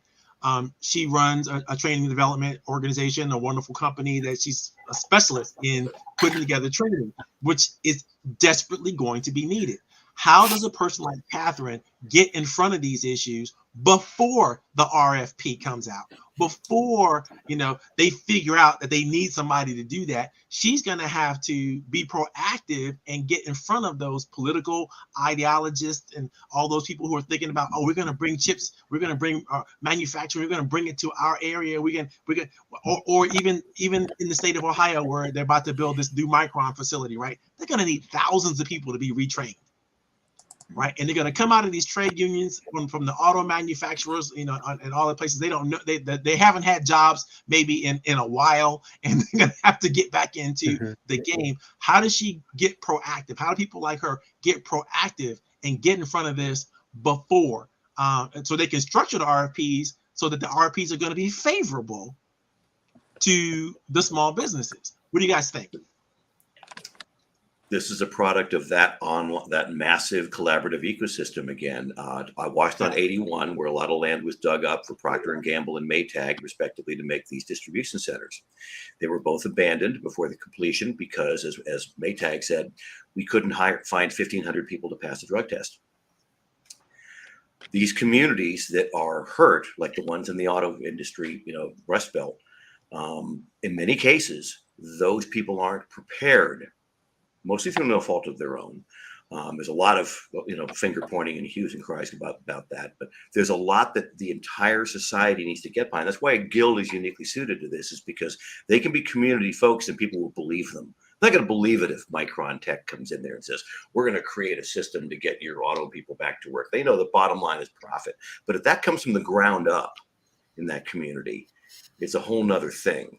And particularly if it's focused upon underserved groups that have been ignored, elderly, people of color, women, anything like that, has a bunch of advocacy already, who, by the way, are quite skilled in getting grants, getting politicians' attention, things like that. So that's the people to leverage for Kathy, who I know is listening because I see a big yes in the chat. Yes. That's the people to leverage first, because she can go to those big companies and say, how do I get in here? And they can ignore her, but they're not going to ignore the government, who's going to be providing them power, water, law enforcement, and tax, taking their taxes. So that'd be my first step. Awesome. I loaded you guys up with that question because I knew that she was listening. But I want to make sure that also you remember things like this. AARP last year, for the first time in their history, developed their own investment arm where they're investing in anything and everything that helps seniors do better longer. Right now, if you don't know, AARP is one of the most well-funded nonprofit organizations on the planet today. And if you're going to partner with somebody to retool, retread, recreate, I would say go to AARP and say, listen, I want to help seniors stay in their jobs. I want to help seniors, because we're figuring out that they literally can't retire because there is no money for them to retire. They're going to need to retool and reinvent their worlds. There's money there at AARP to go and get, guys. And there's a ton of nonprofits who are in the same situation. They're well funded. They want to make a meaningful impact. And they want to work with you to be proactive, to go into these communities and develop your business idea that's going to be useful because it affects their constituency. AARP, if they don't get any big wins for seniors, then the baby boomers are going to be like, you guys, you sold me a bill of goods when you gave me this AARP card. You told me it was going to be wonderful, but now all I got is some discounts for blue plate specials at Denny's. This is not good, right? And so they want to put their money where the mouth is, and they're well funded, but they don't even know how to spend the funds, by the way. So you got to have people in place that specialists like you guys can go after that opportunity and be there again before the RFP comes out. Be a part of the process.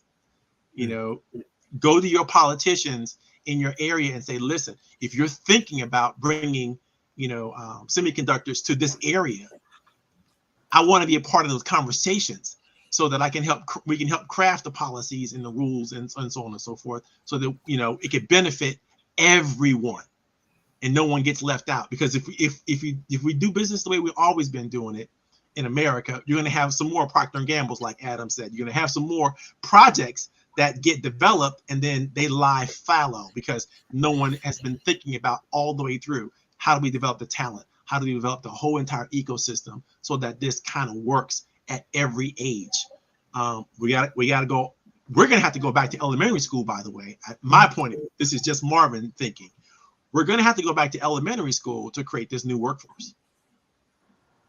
But we can't just start there. We have to use what we already have. So we already have people in unions right now that are going to be laid off from whatever they need to do. So let's get the unions involved. The unions have money to spend. Let's get people retrained and let's get them out there. Because other than that, this will all be a big waste if we don't have the talent. Because that's been the excuse that so many organizations have used. Oh, we can't find enough talent. We can't find people in the minority communities that can handle it. Blah blah blah blah blah.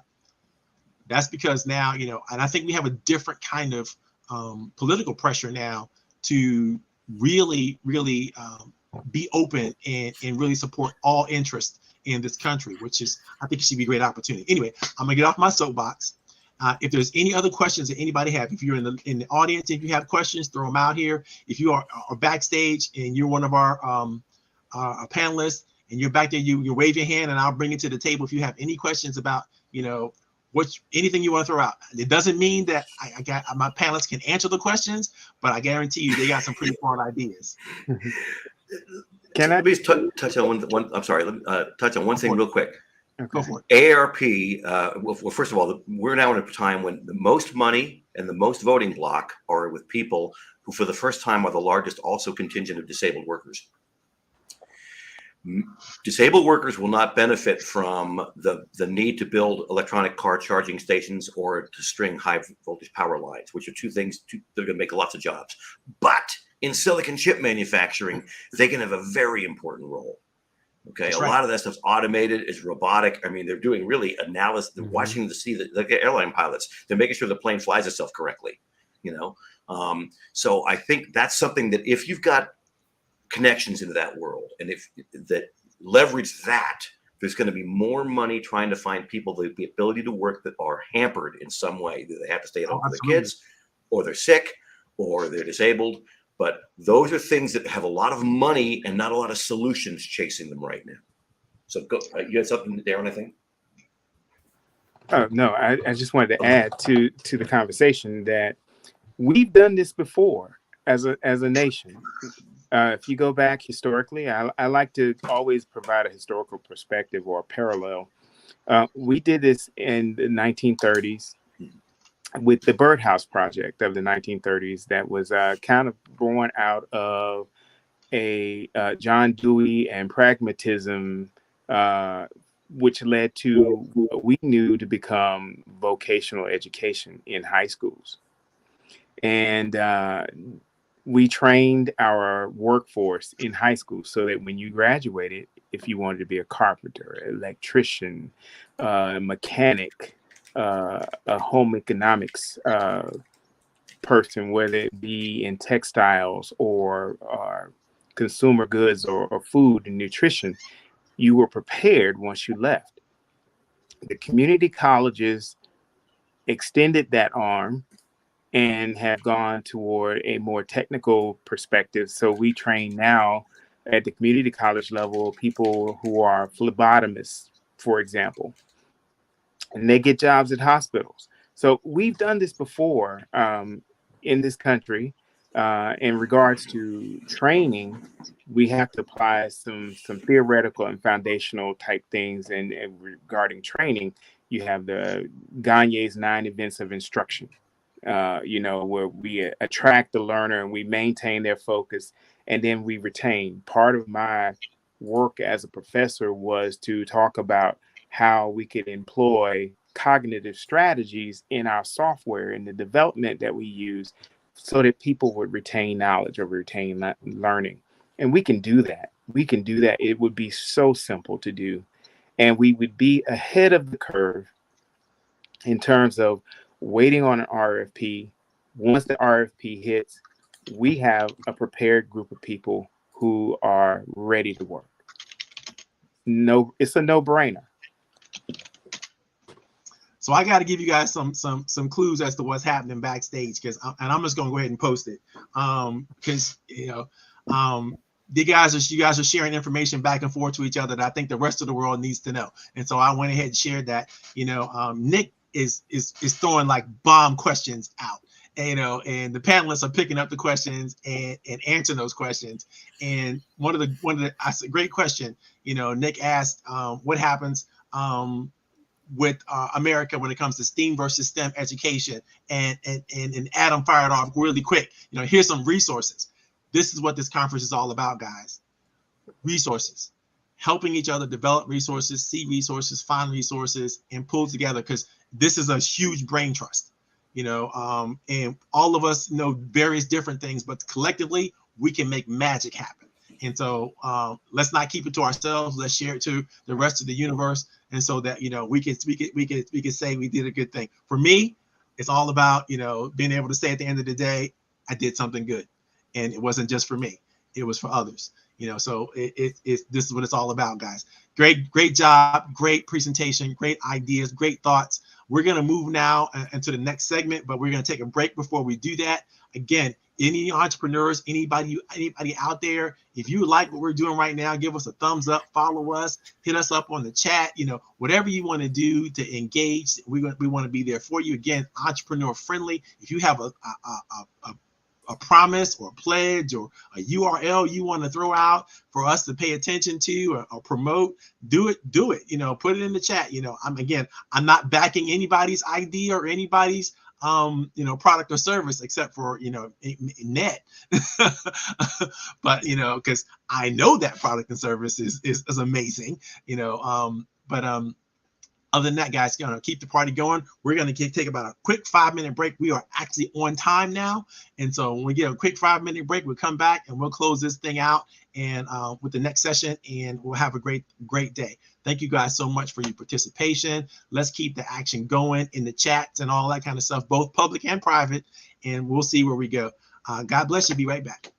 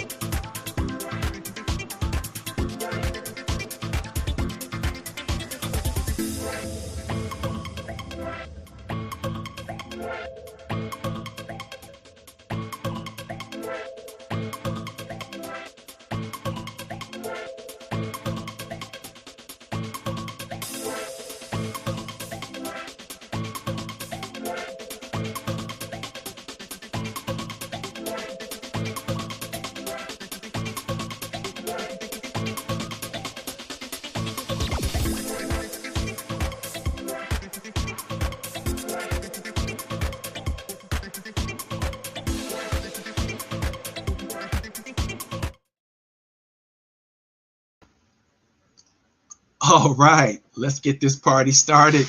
We rocking and rolling. Catherine says she wants to play with the big dogs, so I had to let her in. I had to let her in the game. When Adam comes back, I think we're going to add him to as well to this last discussion. We're talking about housing. We're talking about all things related to building, housing, construction, all of that good stuff, affordable housing as well. And we're going to close out. We're going to close out and call it a day.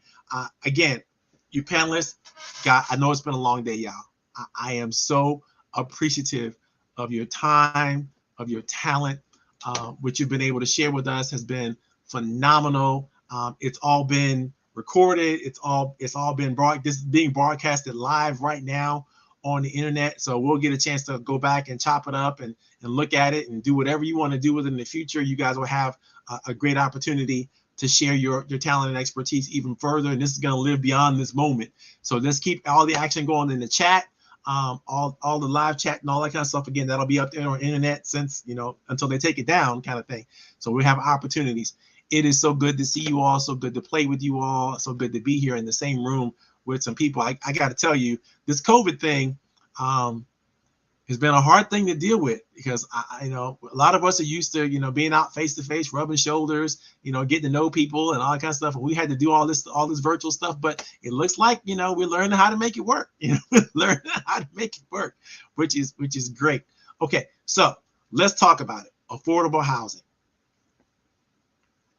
building, constructing, getting people into it. We understand all the things we talked about earlier. If we can't get people into affordable housing, even close to the jobs that are about to be created, we're going to have a problem. Nick threw the question out. He threw the gauntlet down. He said, listen, how do we address affordable housing challenges for the 100 to 300K neighborhoods that are vulnerable? I mean, people are vulnerable. How do we do this? And I have to say, I don't know how many of you all have been paying attention, but I got a name for you. If you don't know the name, you should get to know the name.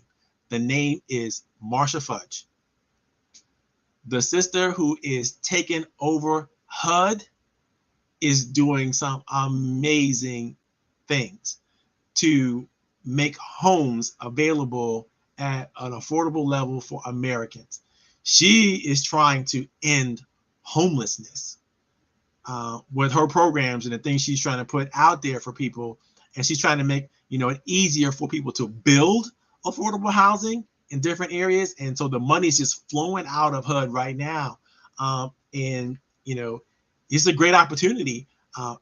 Everybody I know who's in the construction industry, who's been in the commercial business at least, is thinking about now, how do they add affordable housing back into their projects? How do they add affordable housing into the new infrastructure projects? In fact, I don't know how many of you have heard of the Affinity Tower. The Affinity Tower is a project that has been put on hold from the state of New York, but it's going to be a project for New York City, but it's going to be the largest project, the largest tower in the city skyline in Manhattan.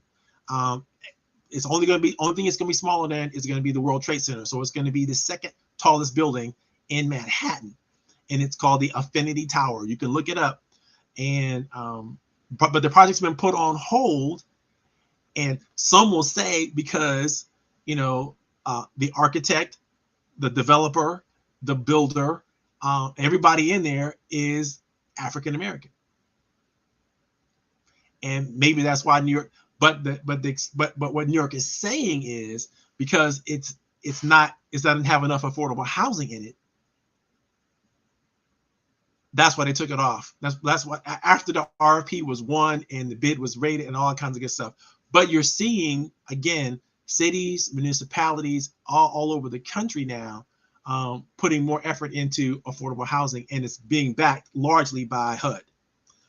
So where are we going with this thing? Because I know Kelvin has some opportunities in the blockchain world. I know that there's going to be people that need to be trained and developed. I know that there's people going to need to understand, how to raise funds for, real estate projects and all that kind of stuff, to get involved with this situation. Because, even it's nice to come with some money, even if you can do it without money. It's nice to come with some money before you start to get into a development project like this. You know, let's chop it up. What are you guys thinking? And you can come off mic and just throw your 2 cents in there. Well, what I want to try to do is just set the tone with what's the game we're playing. And, you get different code words associated with affordable. So first thing, for a while I go ADU, and there's some very low, not said, okay, that's rural, that's broken down, and urban, that's broken down and just vulnerable. But having been a person that lived in Northern Virginia and you're ready to, had an empty nest, that's affordable housing. So if you've got an $800,000 home and you're like, okay, I don't need all this house anymore.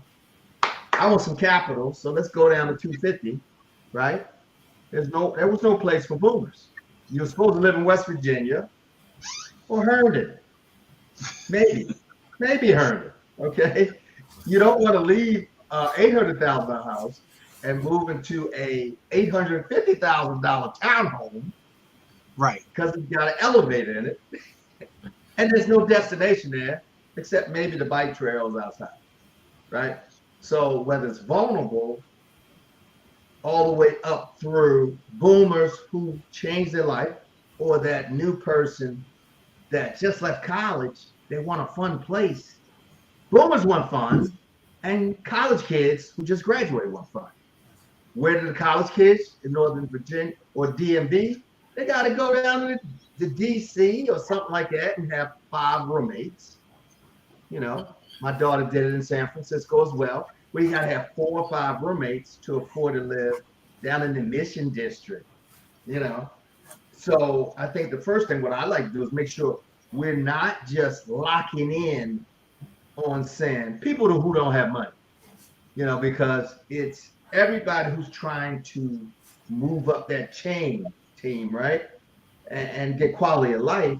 We're getting rid of houses below $500,000. That's crazy. Not supposed to use the word crazy. I'm sorry. But that's crazy. That's not good mental health. No, there you go. It doesn't help the mental because you don't have mixed income like Reston was designed, like Columbia were designed up there, right? You don't have it. I know that down here. They don't have it. That's it. So affordable housing is community housing development. It's called CCD now, something like that, instead of ADUs. You make a good point to define it, because in some areas, if I hear affordable housing, the first thing my mind goes to is Section 8. And people are like, okay, no, they shut it down. They don't want to hear nothing at all. So, in Lorton, just off the highway on 95, there is, when the houses were built behind the 7-Eleven, the house behind the 7-Eleven that overlooks the trash cans, it was $750,000, and that was like 10 years ago. But who in their right mind wants to look and sit on the back of the deck, having a nice, iced tea or whatever it is you enjoy after work, and looking into the bin of a trash can? Don't know, but defining it, I think, is going to be important. But I also, somewhere along the line, because I want to hear what you guys have to say about from a business perspective, from a, getting prepared in construction, all that. But I also want to, at some point, if we can, talk about, well, how do we get the people ready for that? Because the college student that comes out of, with the great degree, with, $80,000 loan debt on, some kind of studies that maybe they could use if they knew how to use it. Catherine, you're getting personal now, Catherine. Okay. But how do we prepare? I mean, I made a joke earlier about being from the Huxtable family. That was how I was raised. But my parents were, I know I was the baby. So by the time I'm growing up, you know, going to the grocery store, watching my mom counting coupons, those days were over. She was working back full time. You know, did I know how to balance my checkbook? Did I really know how to handle owning a home? When I remember going to college and paying for groceries, and I'm 1/3 of the way there, and I'm looking at my wallet going, oh, wait, because that's all the stuff my parents. So you see what I'm saying? So I think there's a side of once the houses are built, what are we going to do to prepare people to live in it? Right? We took away home ec and all these other things in schools. We did. So where's that responsibility? You know, for us, businesses, private, public, to prepare the next generation to be able to even handle that great location at an affordable price. So I just want to throw that out there. You said Catherine, more money than months? Sorry, Bill. I said, you said so a lot of people have more month than money. Oh, yes. And when an apartment in Lorton, Virginia, 5 years ago, 1 bedroom with a den, is costing $1,700, which is more than the mortgage I pay living in the Midwest right now. Some's got to give. Sorry, Bill. Oh no, I just thank you, Catherine, for that. You know, kind of bringing us back to reality, right? So, you know, living in the Midwest, you know, $750,000, you live like a king, right? It's just, you know, and then I wonder, you know, is there that much difference in the salaries, right? Are people on the East Coast making that much money in order to be able, you know, to live in a property like that? You know, you had mentioned the Mission District, and you know, I remember being stationed in San Francisco at the Presidio, and you know, that was 30 plus years ago. It was insane. It was absolutely insane, and you know, I used to be like, wow. I mean, I know the weather's nice, but why would people want to live here? How do people live here? But I think sometimes when we look at affordable housing, if we could take one step back from the affordable housing and say, what is the community where we're building affordable housings? Are there real opportunities for people to, you know, to prosper, to have a nice place to live, to have the amenities that they want? Because if those things aren't there, we're going to continue to need to build, you know, not affordable housing, but low income housing, right? If people don't have access to those opportunities. I know, you know, in the community where I live, there's just like anywhere else across the U.S., there's this massive lack of affordable housing. But, you know, in the western part of the city, there are 4,100 vacant and abandoned properties. You know, make that make sense. And, you know, one of the solutions, and you guys knew this was coming from me, right, is real estate crowdfunding, right? I mean, if you think about the people on the street, right? If you have 100, 200 people that live on a particular street, you know, and there's a vacant lot, you know, investing in that as a group, as a community, and start to attack, you know, that affordable housing / low income housing, one house at a time, one opportunity at a time, and then you may be building wealth, you know, for these people, as you know, for those investors, as they start to solve that affordable housing, you know, issue. You know, on the coast, I don't know. I don't have a solution to, you know, to paying that much money. That just seems insane to me. And maybe because I haven't lived on the coast in so long, I can't even wrap my brain around that. Yeah, there are. I mean, there's definitely solutions that are coming to market that address kind of, especially what you're talking about, Bill. One that I know of is a company called Pair Gap, not to promote them because I don't know them that well, but I know the person who runs the company is very passionate about, you know, an opportunity. But, you know, it's basically getting a few young people together to purchase property to kind of, you know, revitalize and, you know, just give access, you know, approaching homeownership as like a business opportunity, but not to get too deep into that. The point that I want to make is this, going back to Catherine's, you know, point of, you know, and also in the private chat, home, you know, home ownership being, you know, housing being unaffordable.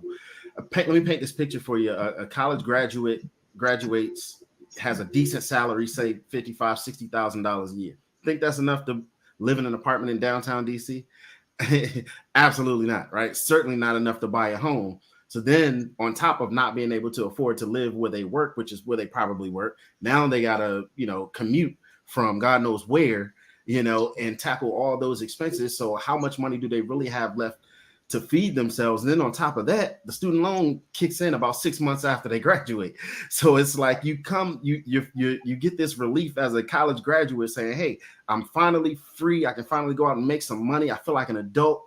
And then the real world just kind of hits you over the head several times over, right? So something needs to be done. And I think it's very, very, very simple in terms of a solution to affordable housing. We got to go back to the bare bones minimum of answering the question, what's in it for me with them, right? At the household level, what's in it for me? I'll do what you need me to do. You want me to learn how to work in a semiconductor factory? Fine. Right? I'll do it, but what's in it for me? Now, instant gratification. We live at a time where they only have a 1 to 3 minute attention span, right? So clearly I need something that's going to satisfy, that's going to give me those dopamines right now, right? You want me to help you operate, more efficiently as a real estate investor. What's in it for me other than the roof over my head and having to pay you money? Give me an incentive to help you operate more efficiently, and I will help you make more money, but I have to have an incentive. And that's what, my platform is all about. Not to shameless plug here, right? Helping out our friends financially, if I'm a real estate, thank you. Like if I operate a property, as a real estate property owner, I don't want to have to find a new tenant every year or two. Right. So stay where you are and I'll incentivize you to stay there. I don't want to have to, continue to pay for all of these maintenance calls that you're calling in. It's costing me money every time I got to come and unclog your toilet.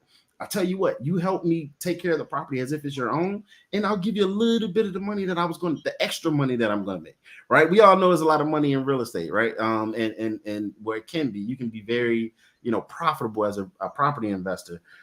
So there's just the average. If the average turnover cost for a property owner is $2,500 per unit, and you got to turn that unit over every 2 to 3 years on average, if you can save yourself at least $1,500 to $2,000 on a property, is it worth helping your tenant set aside $400 or $500 a year just to make sure that they can build a resilient saving strategy so that they can purchase their first home, right? So that's the concept behind it. I'll help you make more money as long as you help me build a resilient savings account, because I need to live here. I'm a college graduate, or I'm a senior citizen on fixed income, right? Or I'm in public housing. I'm on Section 8, and there's people all across the socioeconomic spectrum that are living paycheck to paycheck. You can be, especially in DC, making $150,000 a year, and you're still living paycheck to paycheck. So help me build a resilient savings account, and I'll do exactly what you need me to do. I promise you I'll do it. And that's the concept behind what I'm bringing to market. And I think that's how you answer affordable housing. That with the inflation, the way it's going, the gallon of milk that used to cost me $4 a gallon is now cost me $7 a gallon. True story. So how, inflation is going crazy, right? Like I can't save any extra money. I only have this amount of income, and inflation adjusted income has been flat for God knows how long, virtually flat for God knows how long. So how am I supposed to save any money? Every time my income goes up, cost of living goes up even more, right? Help me build a resilient saving strategy, and I'll do what you need me to do. That's the concept behind helping out our friends, right? So sorry, shameless plug. Now back to regularly scheduled programming. Right. So, I remember when I was younger, and I call myself a reformed financial advisor, because I used to be one of these, gun-ho Robin Hood kind of guys like Kelvin out there, trying to save everybody, trying to make sure everybody had an opportunity, all that kind of stuff. And I realized that my shoulders weren't strong enough. As broad as they are, they just weren't strong enough. But I used to go and teach economic development courses to undergrads, all over the country. And I would teach them about, how to set themselves up to think realistically about what their budget is going to be after they graduate. And so I would make them do things like, okay, I put them in income bands. Like, how many of you all are in liberal arts, and how many of you are in engineering, and how many of you are in humanities, whatever that is. And I would make them set it. I would set them accordingly. Like, now, how much do you think you're going to be making after you graduate? If you go into the job after you graduate, how much you're going to be making? And I was amazed at how clueless they were about what they thought they were doing, because everybody who was majoring in theater thought they were going to be Denzel Washington and make $1 million as soon as they graduated, right? They thought they were going to, right? Everybody who was in architecture thought they were going to go right into a major firm and get top scale salary. Everybody who was in engineering thought the same. And the reality was, at that time, this was 20 years ago, the average income coming out of for a college grad, and this was in a high tech field, was like $40,000. And many of them were expecting to live the same lifestyle that their parents were living right out of college. And I thought, time out, folks. Your parents didn't start off living that lifestyle. They started off having to borrow money from family members. They started off having to, eat bologna sandwiches. They started off having to, now they could do things, and you see them doing things because they've had raises on the job. They've managed up. They've went through things. They've saved a little bit here and there. They got some credit from this organization, that organization. So the point is, what's the opportunity now? Do we tell our kids, stay home until you're 30, because you're not going to be able to live the lifestyle that even we want you to live? Do we let them suffer like, we know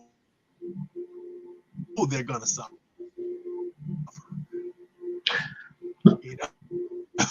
Yeah. You still there, Mark? Okay. Yeah. Just okay. Go ahead, Nick. Yeah, like Kelvin's saying, it's simple, but as we always talk about, simple does not mean it's not hard, right?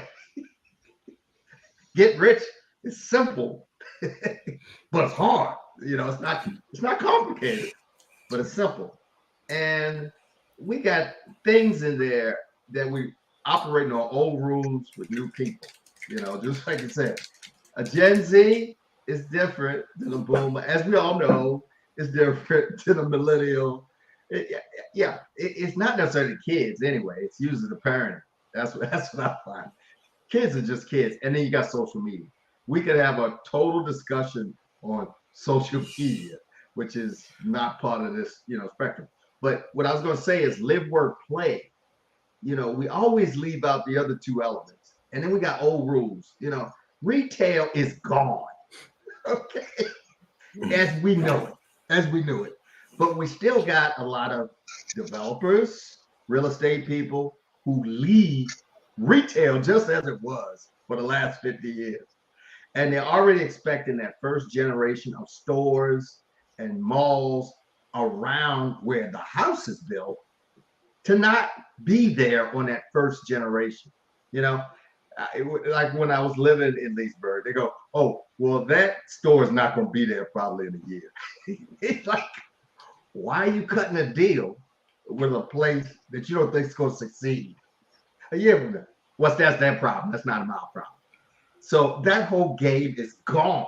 They call it the Amazon effect or whatever you want to call it.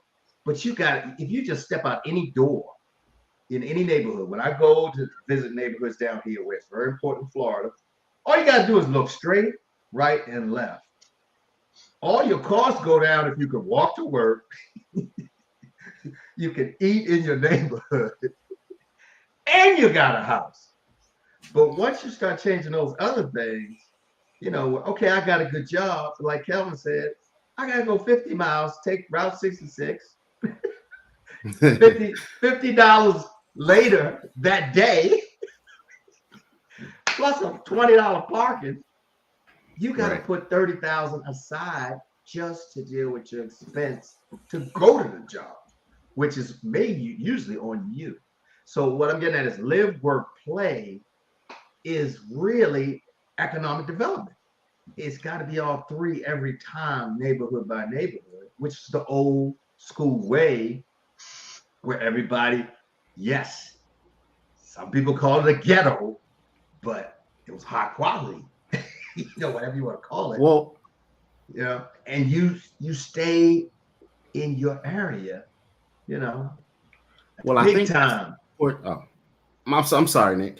I was going to say, I think that's the importance of building mixed income, economies, local economies, like you talked about in Colombia, and Reston. But, I will say that I think the major opportunity that will help usher in that area of going back to the way things were really before the internet, right? It was community economics, right?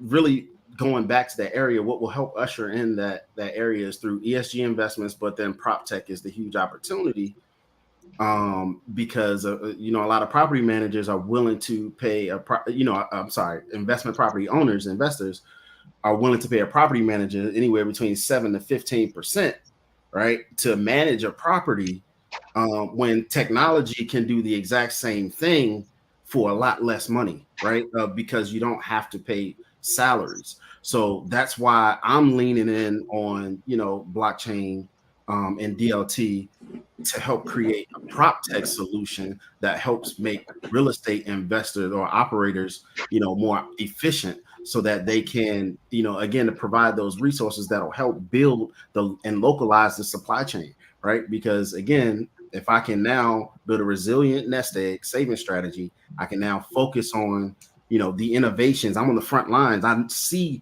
the innovations, the changes that I want to have made. I just don't have the resources to actually, go after it, right? My dreams and aspirations.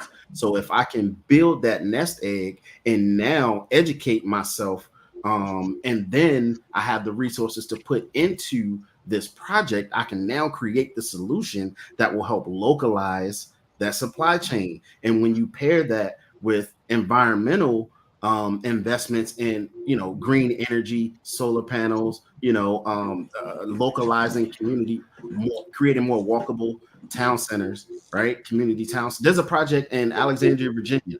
In fact, I grew up in these public housing projects, literally on that block. They're tearing down these 60 units, putting up about 500 units of mixed income properties and seeking input from the community into what, to Bill's point, what, amenities you want created that will make you want to stay in that area. If you include, the green energy solutions with the green energy, you can make an impact on the environment and socially in one specific area with the introduction of prop tech and the ability to build up an entire community starting with the weakest link. You know what I mean? So that's where, that's where the real opportunity in affordable housing is leveraging technology to make, managers, property owners more efficient so that they can make investments in the property and the community that will help, better the environment. There's less carbon emissions, right? If you can live, work, and play in the same area. You see what I'm saying? All right, I'm off my soapbox now. Outstanding. Any other thoughts? I got another question for you guys. I got a story following Kelvin's. We're doing a deal right now, 500 acres in New Mexico, about 3 hours west of Albuquerque. Nothing. It's a ranch. They're building in 94 houses. They're building a factory to build these houses using a patented, it's a wood built. They're single families because we've learned, Kelvin, projects were not proud of ownership for places, they just weren't. And so building a single family house is going to make people take care of the yard, take care of the neighborhood, care about it. But every house comes with a job. There's building a solar plant. They're building a solar water plant. They're building the factory, of course, that makes houses. The woman doing it is a builder with D.L. Horton. And so she's done 78 projects that were underwater and she made them all money. So it's experience that matters. We talked about being able to execute in an earlier session. This is a way to do this, build it all in at once. And it's got an old history. I don't know if you know, anybody know about the Martha's Vineyard Land Bank. Martha's Vineyard's an island, right? And a lot of rich people go there. It wasn't always that way. But what happened was they couldn't find a welder or a plumber when they needed one, those rich people, because none of them could afford to live on the island. So they built the land bank, and they took the part that probably wasn't beachfront, but they made absolutely sure these houses would never be rented or sold out of reach of the necessary services that they required. And we're seeing the same thing in Loudoun County. And we can't get nurses for the hospitals. They can't live where I live with what they're paid. So you have to think that through. You're exactly right. The point is that somebody asked, is crowdfunding helping this? Yes, this is a crowdfunding project that we're working on. So yeah, we're getting communities to invest themselves, and we're leveraging government. Houston has bought 50 homes. Austin has bought 50 homes because they're going to use them for emergency housing when they have a hurricane or a natural disaster of some kind. The winter Austin had, or Houston in the hurricanes. They can move people really quickly to this place. So this is what's going to happen. Work, live, play, all considered, built with a public-private partnership. Make sense? That's absolutely happening. I guess I see that happening. That's why I told you guys about the Martha Fudge. If you haven't paid attention, go see what they're doing. They're doing a credible amount of give back to builders, to everybody who is thinking about this, because it is, like Kelvin said, it's really what we do with the profit that creates the opportunity.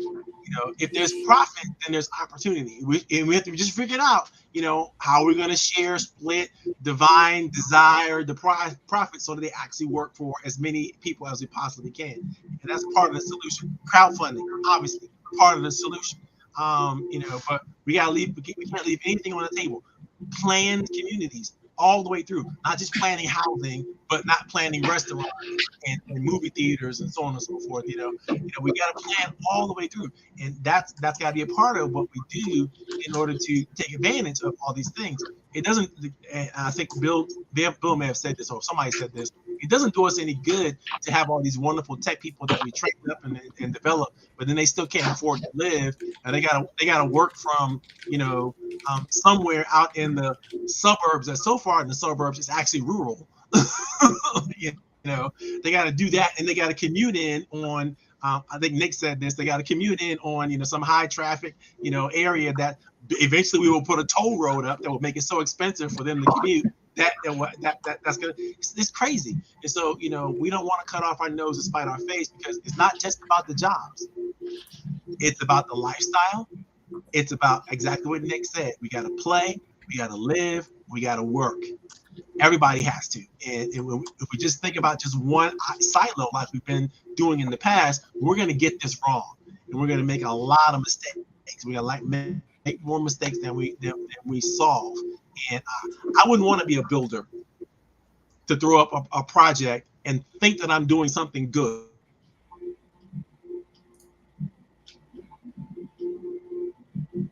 We lost the coach. We lose you. Coach, come back, Coach. Well, I'm just intervening then. I'm just kidding. Good, Kevin. Well, I'm listening and I'm thinking back to where I started in the beginning. We have got to go now that we're doing all this and we're making all these plans. Now I got to turn to my 15-year-old and my 7-year-old and have the schools help them understand you are not entitled to anything. So that when this opportunity comes, when you're an adult and you go to school and you do what you need to do and you know how to balance a checkbook, like I still, because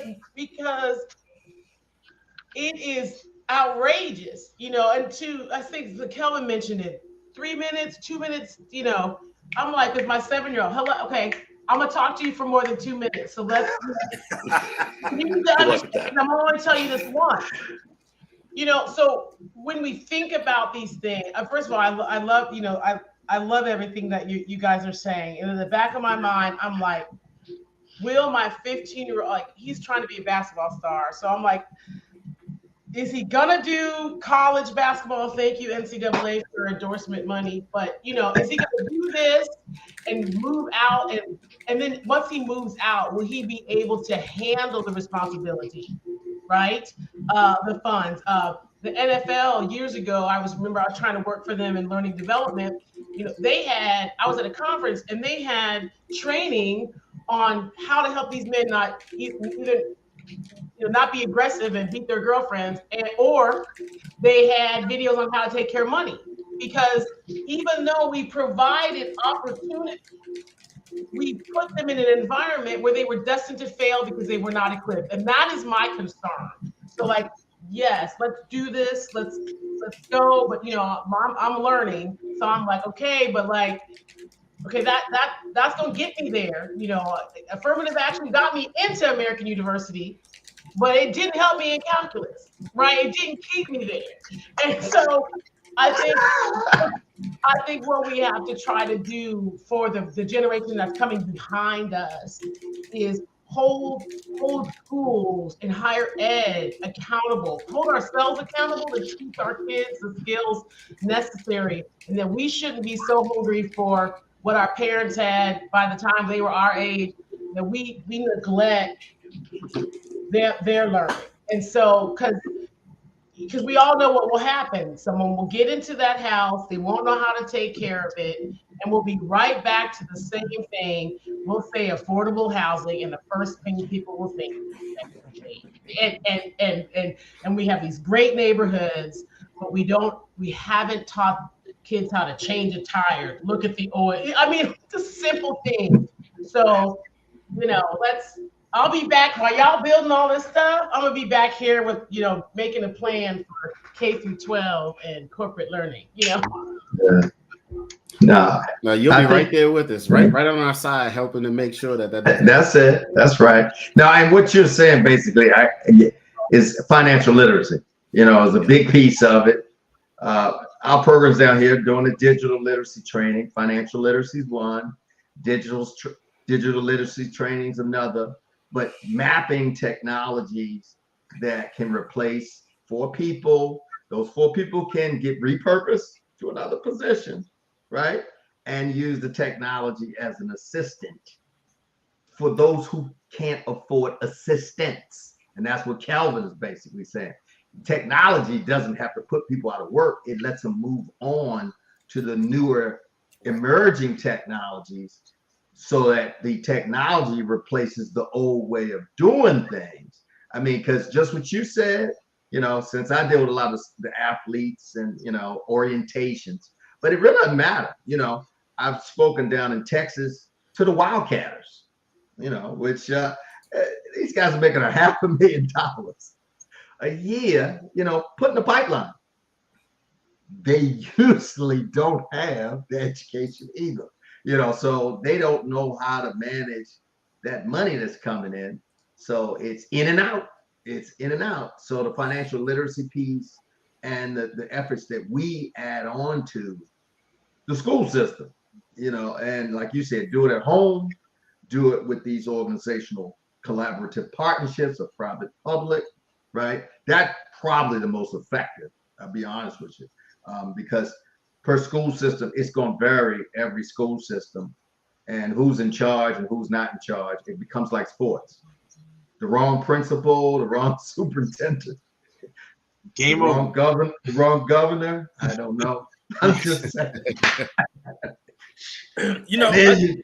It's not consistent messaging. Who's leading? That's the thing. You don't know who's leading. That's usually what happens. Yeah, just wanted to jump in real quick. A couple of things that Kelvin said, and also what Catherine said, is that a lot of times, like I'll talk to people, and they'll say, well, I want to get a car because I can afford the car note. Stop. But there's more to owning a car than the car note, right? And it's the same thing with having a house, right? There's more to it than being able to pay the mortgage. And I think a lot of times, those ancillary expenses are not calculated into that. And then I find myself, in trouble really quickly. And the other thing that Kelvin said, and I think this is really important, is that a lot of times, these urban walkable developments come along, but they are so expensive and they're not mixed income, that what happens is the people who are there are displaced. You notice I didn't use that G word. The people who are there are then displaced, and now you have, you know, kind of the same issues, right? That the poverty has been centralized, but it's just been centralized somewhere else, or maybe it's been moved, you know, to the first ring suburbs. And you know, and I say that kind of based on I went back to visit Cincinnati, well, twice this summer, and you know, one of the things was interesting is like the hotel where we stayed was a place where I kind of grew up, and in the only thing that that resembled what it was when I grew up was the names of the streets. Nothing else was the same.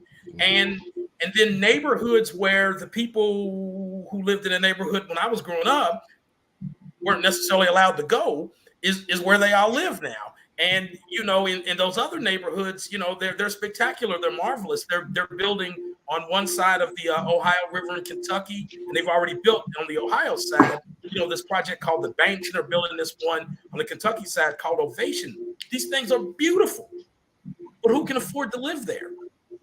You know, that's kind of my thing, right? And if we don't get to those structural problems, right, we're just going to move the problem from one location to another location. That's true. And I think that oftentimes our government actually tries to do things in a myopic way, and they try to see every problem as the same problem. And it's different by region, it's different by location, it's different by city, municipality, everything is different. And so I think we've got to be open and welcome new ideas and new concepts and new thoughts to the table in order to solve all the problems we talked about today. You know, and that's why I created this environment, because I want to be free thinking for entrepreneurs and business leaders and government people from all over the place to come together and just start batting around some ideas and begin starting a dialogue, creating an opportunity where we can begin to think outside the boxes that we normally restrict ourselves to, because that's where the opportunities are going to be. It's going to be outside the box. It can't be the same old. And we all, you know, we're all singing the same tune when it's all said and done. Is we want better. We want better for our children. We want better for ourselves. We want better for our environments, everybody around us. And so in order to have better, we have to be willing to embrace change. Yeah. And just like Nick started off saying, it's not going to be easy. Right. We also have to embrace that too. You know, it's going to be hard, you know, so accept that it's going to be hard, and we got to move forward. So I'm going to get off my little coaching soapbox, and we're going to end this thing. I just want to let you guys know that I love each and every one of you. I really respect you. I'm going to bring everybody to the table as we move out of here for final thoughts or any salutes or anything you want to say to close out the program. I want to say, first of all, for all of the panelists, all of the guests, I am super thankful and super grateful that you took the time to spend this kind of time with us today. You have no idea how meaningful this is. It's to me personally, but think about people who are just watching or will watch this recording later on and go, oh, wow, I never thought about that. Or I can do something about that. What we've done today is give people an injection of hope that they could not have had without each and every one of your participation, your engagement, and your ideas and your thoughts. So I appreciate you, and I love you really from the bottom of my heart for doing this. It makes a big difference. I hope you'll come back. I hope you had a good enough time to want to do this again. I promise I'll get all these technology issues worked out. And, you know, this is my first time at the bat, so you know I have to take responsibility for all that. But this was wonderful, and thank you. Any last words from anybody? There's a book called The Upswing. I highly recommend it. And the reason is because we are not in unprecedented times. You will often hear people say that, and it dashes hope. Hope is motivation, but hope is not a plan. And so looking at The Upswing, we can see where in the 20s and 30s, we rose, particularly people of color rose in at that time, unprecedented ways to really make the world the opportunities that are now before us. we were in a very similar state before that happened as we are right now. And I highly recommend the read. It's by data scientists and a bunch of other people that actually know how to write as well. It's such an optimistic and inspiring treatment of the American experiment and where we need to go from here to do even better than we did then. Thanks so much, Adam. Please post that in the chat if you can. If you, I don't even care if it's an Amazon link. Just post it in the chat that way, because we want to share as many resources as possible. Who's up next? Go for it. I'd like to propose that we do this as a follow-up again in the near future. Coach Powell, we can set a date and we maintain this dialogue and continue moving forward. I'm actually going to do this every quarter. Wonderful. This is the first, but every quarter next year, I'm going to have one of these scheduled, and we're going to do it all over again. Anybody else? Yeah, I just wanted to say thank you, Coach Powell, for the platform. I think this was amazing. I think all of your panelists are extremely knowledgeable, and I got so much value out of the conversation that we had today. And then the last thing I just want to say is to any small business owners out there, we are a part of a $14 trillion economy. Competition is good. It's healthy. Don't let your ideas go to waste thinking that, to Marvin's point earlier, that you have to go at it alone. Even with everything that I'm working on, I'm very open to collaboration. And if my idea doesn't work, maybe yours will. So let's collaborate and let's do it together. Right. And let's make this thing happen. There's enough room for everybody. Awesome. Go ahead, Catherine. Well, I'll just piggyback on that. It's just been a pleasure, gentlemen, to be with you all today. Very excited about the things I've learned. I've got lots of notes, lots of acronyms to go double check on. Look forward to next quarter, joining you at 6 a.m. local time. But just know that to all the panelists, don't ghost me when I try to connect with you on LinkedIn, Mr. Savage. Sorry, I'm just kidding. So when I send you all the network, just don't ghost me. I'm totally excited, and I want to learn from you. I want to, if you need, I want to collaborate. I want to barter. I've got. My brain's always running, and I look forward to more opportunities to read some of the things that you guys have shared today. We'll encourage some of my other female colleagues who wanted to be a part but couldn't make it. Marvin, Coach Powell, I will give you their names. I look forward to more conversations like this. I just want to thank everybody. Just hope you have a wonderful Saturday. Fantastic. Anybody else have any last thoughts? Any last words you want to share? Yeah. Real quickly. So you trying to connect with me, Catherine? Did I miss it? It's done. Okay. Ooh, I love some good public shaming. Who else can we share? It's like, what you talking about? No, I did want to share another book along with what Adam shared, and this is an older one. This is 2004. Blue Ocean Strategies. I love that book. Primarily, we really in this stage operationally, how you handle change management. You got to get out of the box and get out of your own way on looking at everybody else. And it's red ocean is one side and blue ocean is the other. And so many businesses spend so much time analyzing their competition instead of get a mindset of what's your system, what are you trying to get done, and don't worry about all these other crabs in the barrel, your competition. Figure out what's unique about your system. Example, like they use in the book, is Cirque du Soleil, right? You combine circus with, you mess with P.T. Barnum, you mess with Ringling, you mess with theater, you mess with entertainment, you mess with sports, and drive your costs down, your variable costs down by coming with one solution that is unique. It's not something you major in. Whoever came up with Cirque du Soleil, what did they major in? That's what I tell the kids I work with. focus on being the person you want to meet. You know, stop wanting to meet everybody else. Meet yourself 20 years later, but meet yourself today with that 20-year thinking. You know, I teach a course called Vision Forward exciting. Thinking. Nick, I teach a course called Vision Forward Thinking. That's all about that.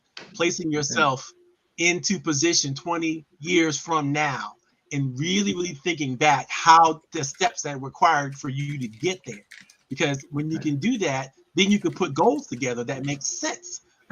You know, for you to start to move forward, and you can talk to other people about it and go, because I'm going here, I'm going to take these steps in order to get there. So that's great. Thank you so much for sharing that, Nick. Again, you guys got mentioned, book mentioned, put them in the chat. Anybody else have any?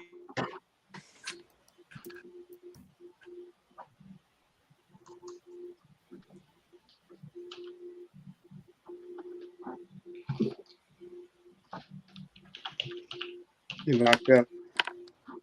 You locked up? Yep. I hope I'm connecting with everybody on LinkedIn, and I look forward to really communicating with you going forward. I think that this was an excellent panel and a way to move forward. You got it, Doctor. Thank you. Thank you, I John. think Bill had something you want to get to, Bill. Yeah, I just wanted to say that you know, thank you, Marvin, for this opportunity. This was excellent, and you know, for all the tech people on here, you know, I learned more today in the 2 hours that I listened, you know, than I have in reading 1,000 books on stuff that I don't understand. So you know, this was really valuable to me. Hope to continue to network with everybody on this panel and anybody in the audience. Fantastic. Did I miss anybody? Anybody have any last thoughts? Any last words? All right. So if you guys in the audience have any last things you want to share, put it in the chat. The chat's going to be open and active even after the workshop, so you'll always be able to interact on that. If those of you who are paying attention on YouTube, on Facebook, on LinkedIn, you can go back to the chat and play with us as well. And I tried to post all the stuff that my guys have been posted in the private chat. I try to make as much of it available to you all as possible. So they're coming in faster than I can repost them. So you know, that's just what it is. Now it's 1 o'clock, and I have to say it's Wakanda time. I have been putting down going to see that movie since Thursday night, and I can't take it no more. I'm going to see the next show that I can get myself into because you know I had to send my wife to the movie by herself last night, and I'm not gonna let this weekend pass. I'm not gonna let one more moment pass. So you guys don't have to go, but you can't stay here. I love you guys. Thank you so very much. Yes, Wakanda forever, baby. I will see you guys the next time. I hope we continue to do this. And again, thank you so very much. I couldn't ask for a better panel, better group of people. Thank you, Darren. I see you out there. And again, happy Veterans Day to all the veterans. Ciao. Bye-bye.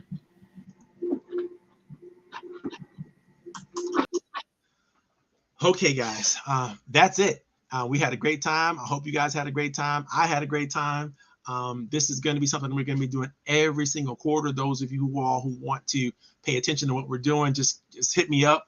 All my stuff has been streaming across this all day long. So if you don't have any excuse not to get in contact with me, if you need some thoughts, or you want to share some ideas or need some help with anything, I want to make myself accessible and available to anybody. So let's just make it happen. There is so much that we can do together that we can never do apart. So don't ever feel like you're all alone out there. If you're an entrepreneur, business leader, you know, reach out to your communities, reach out to people around you. People can help you. They will help you. You don't have to do it by yourself. God bless you. Have a wonderful time. And this is going to be great. Thank you very much.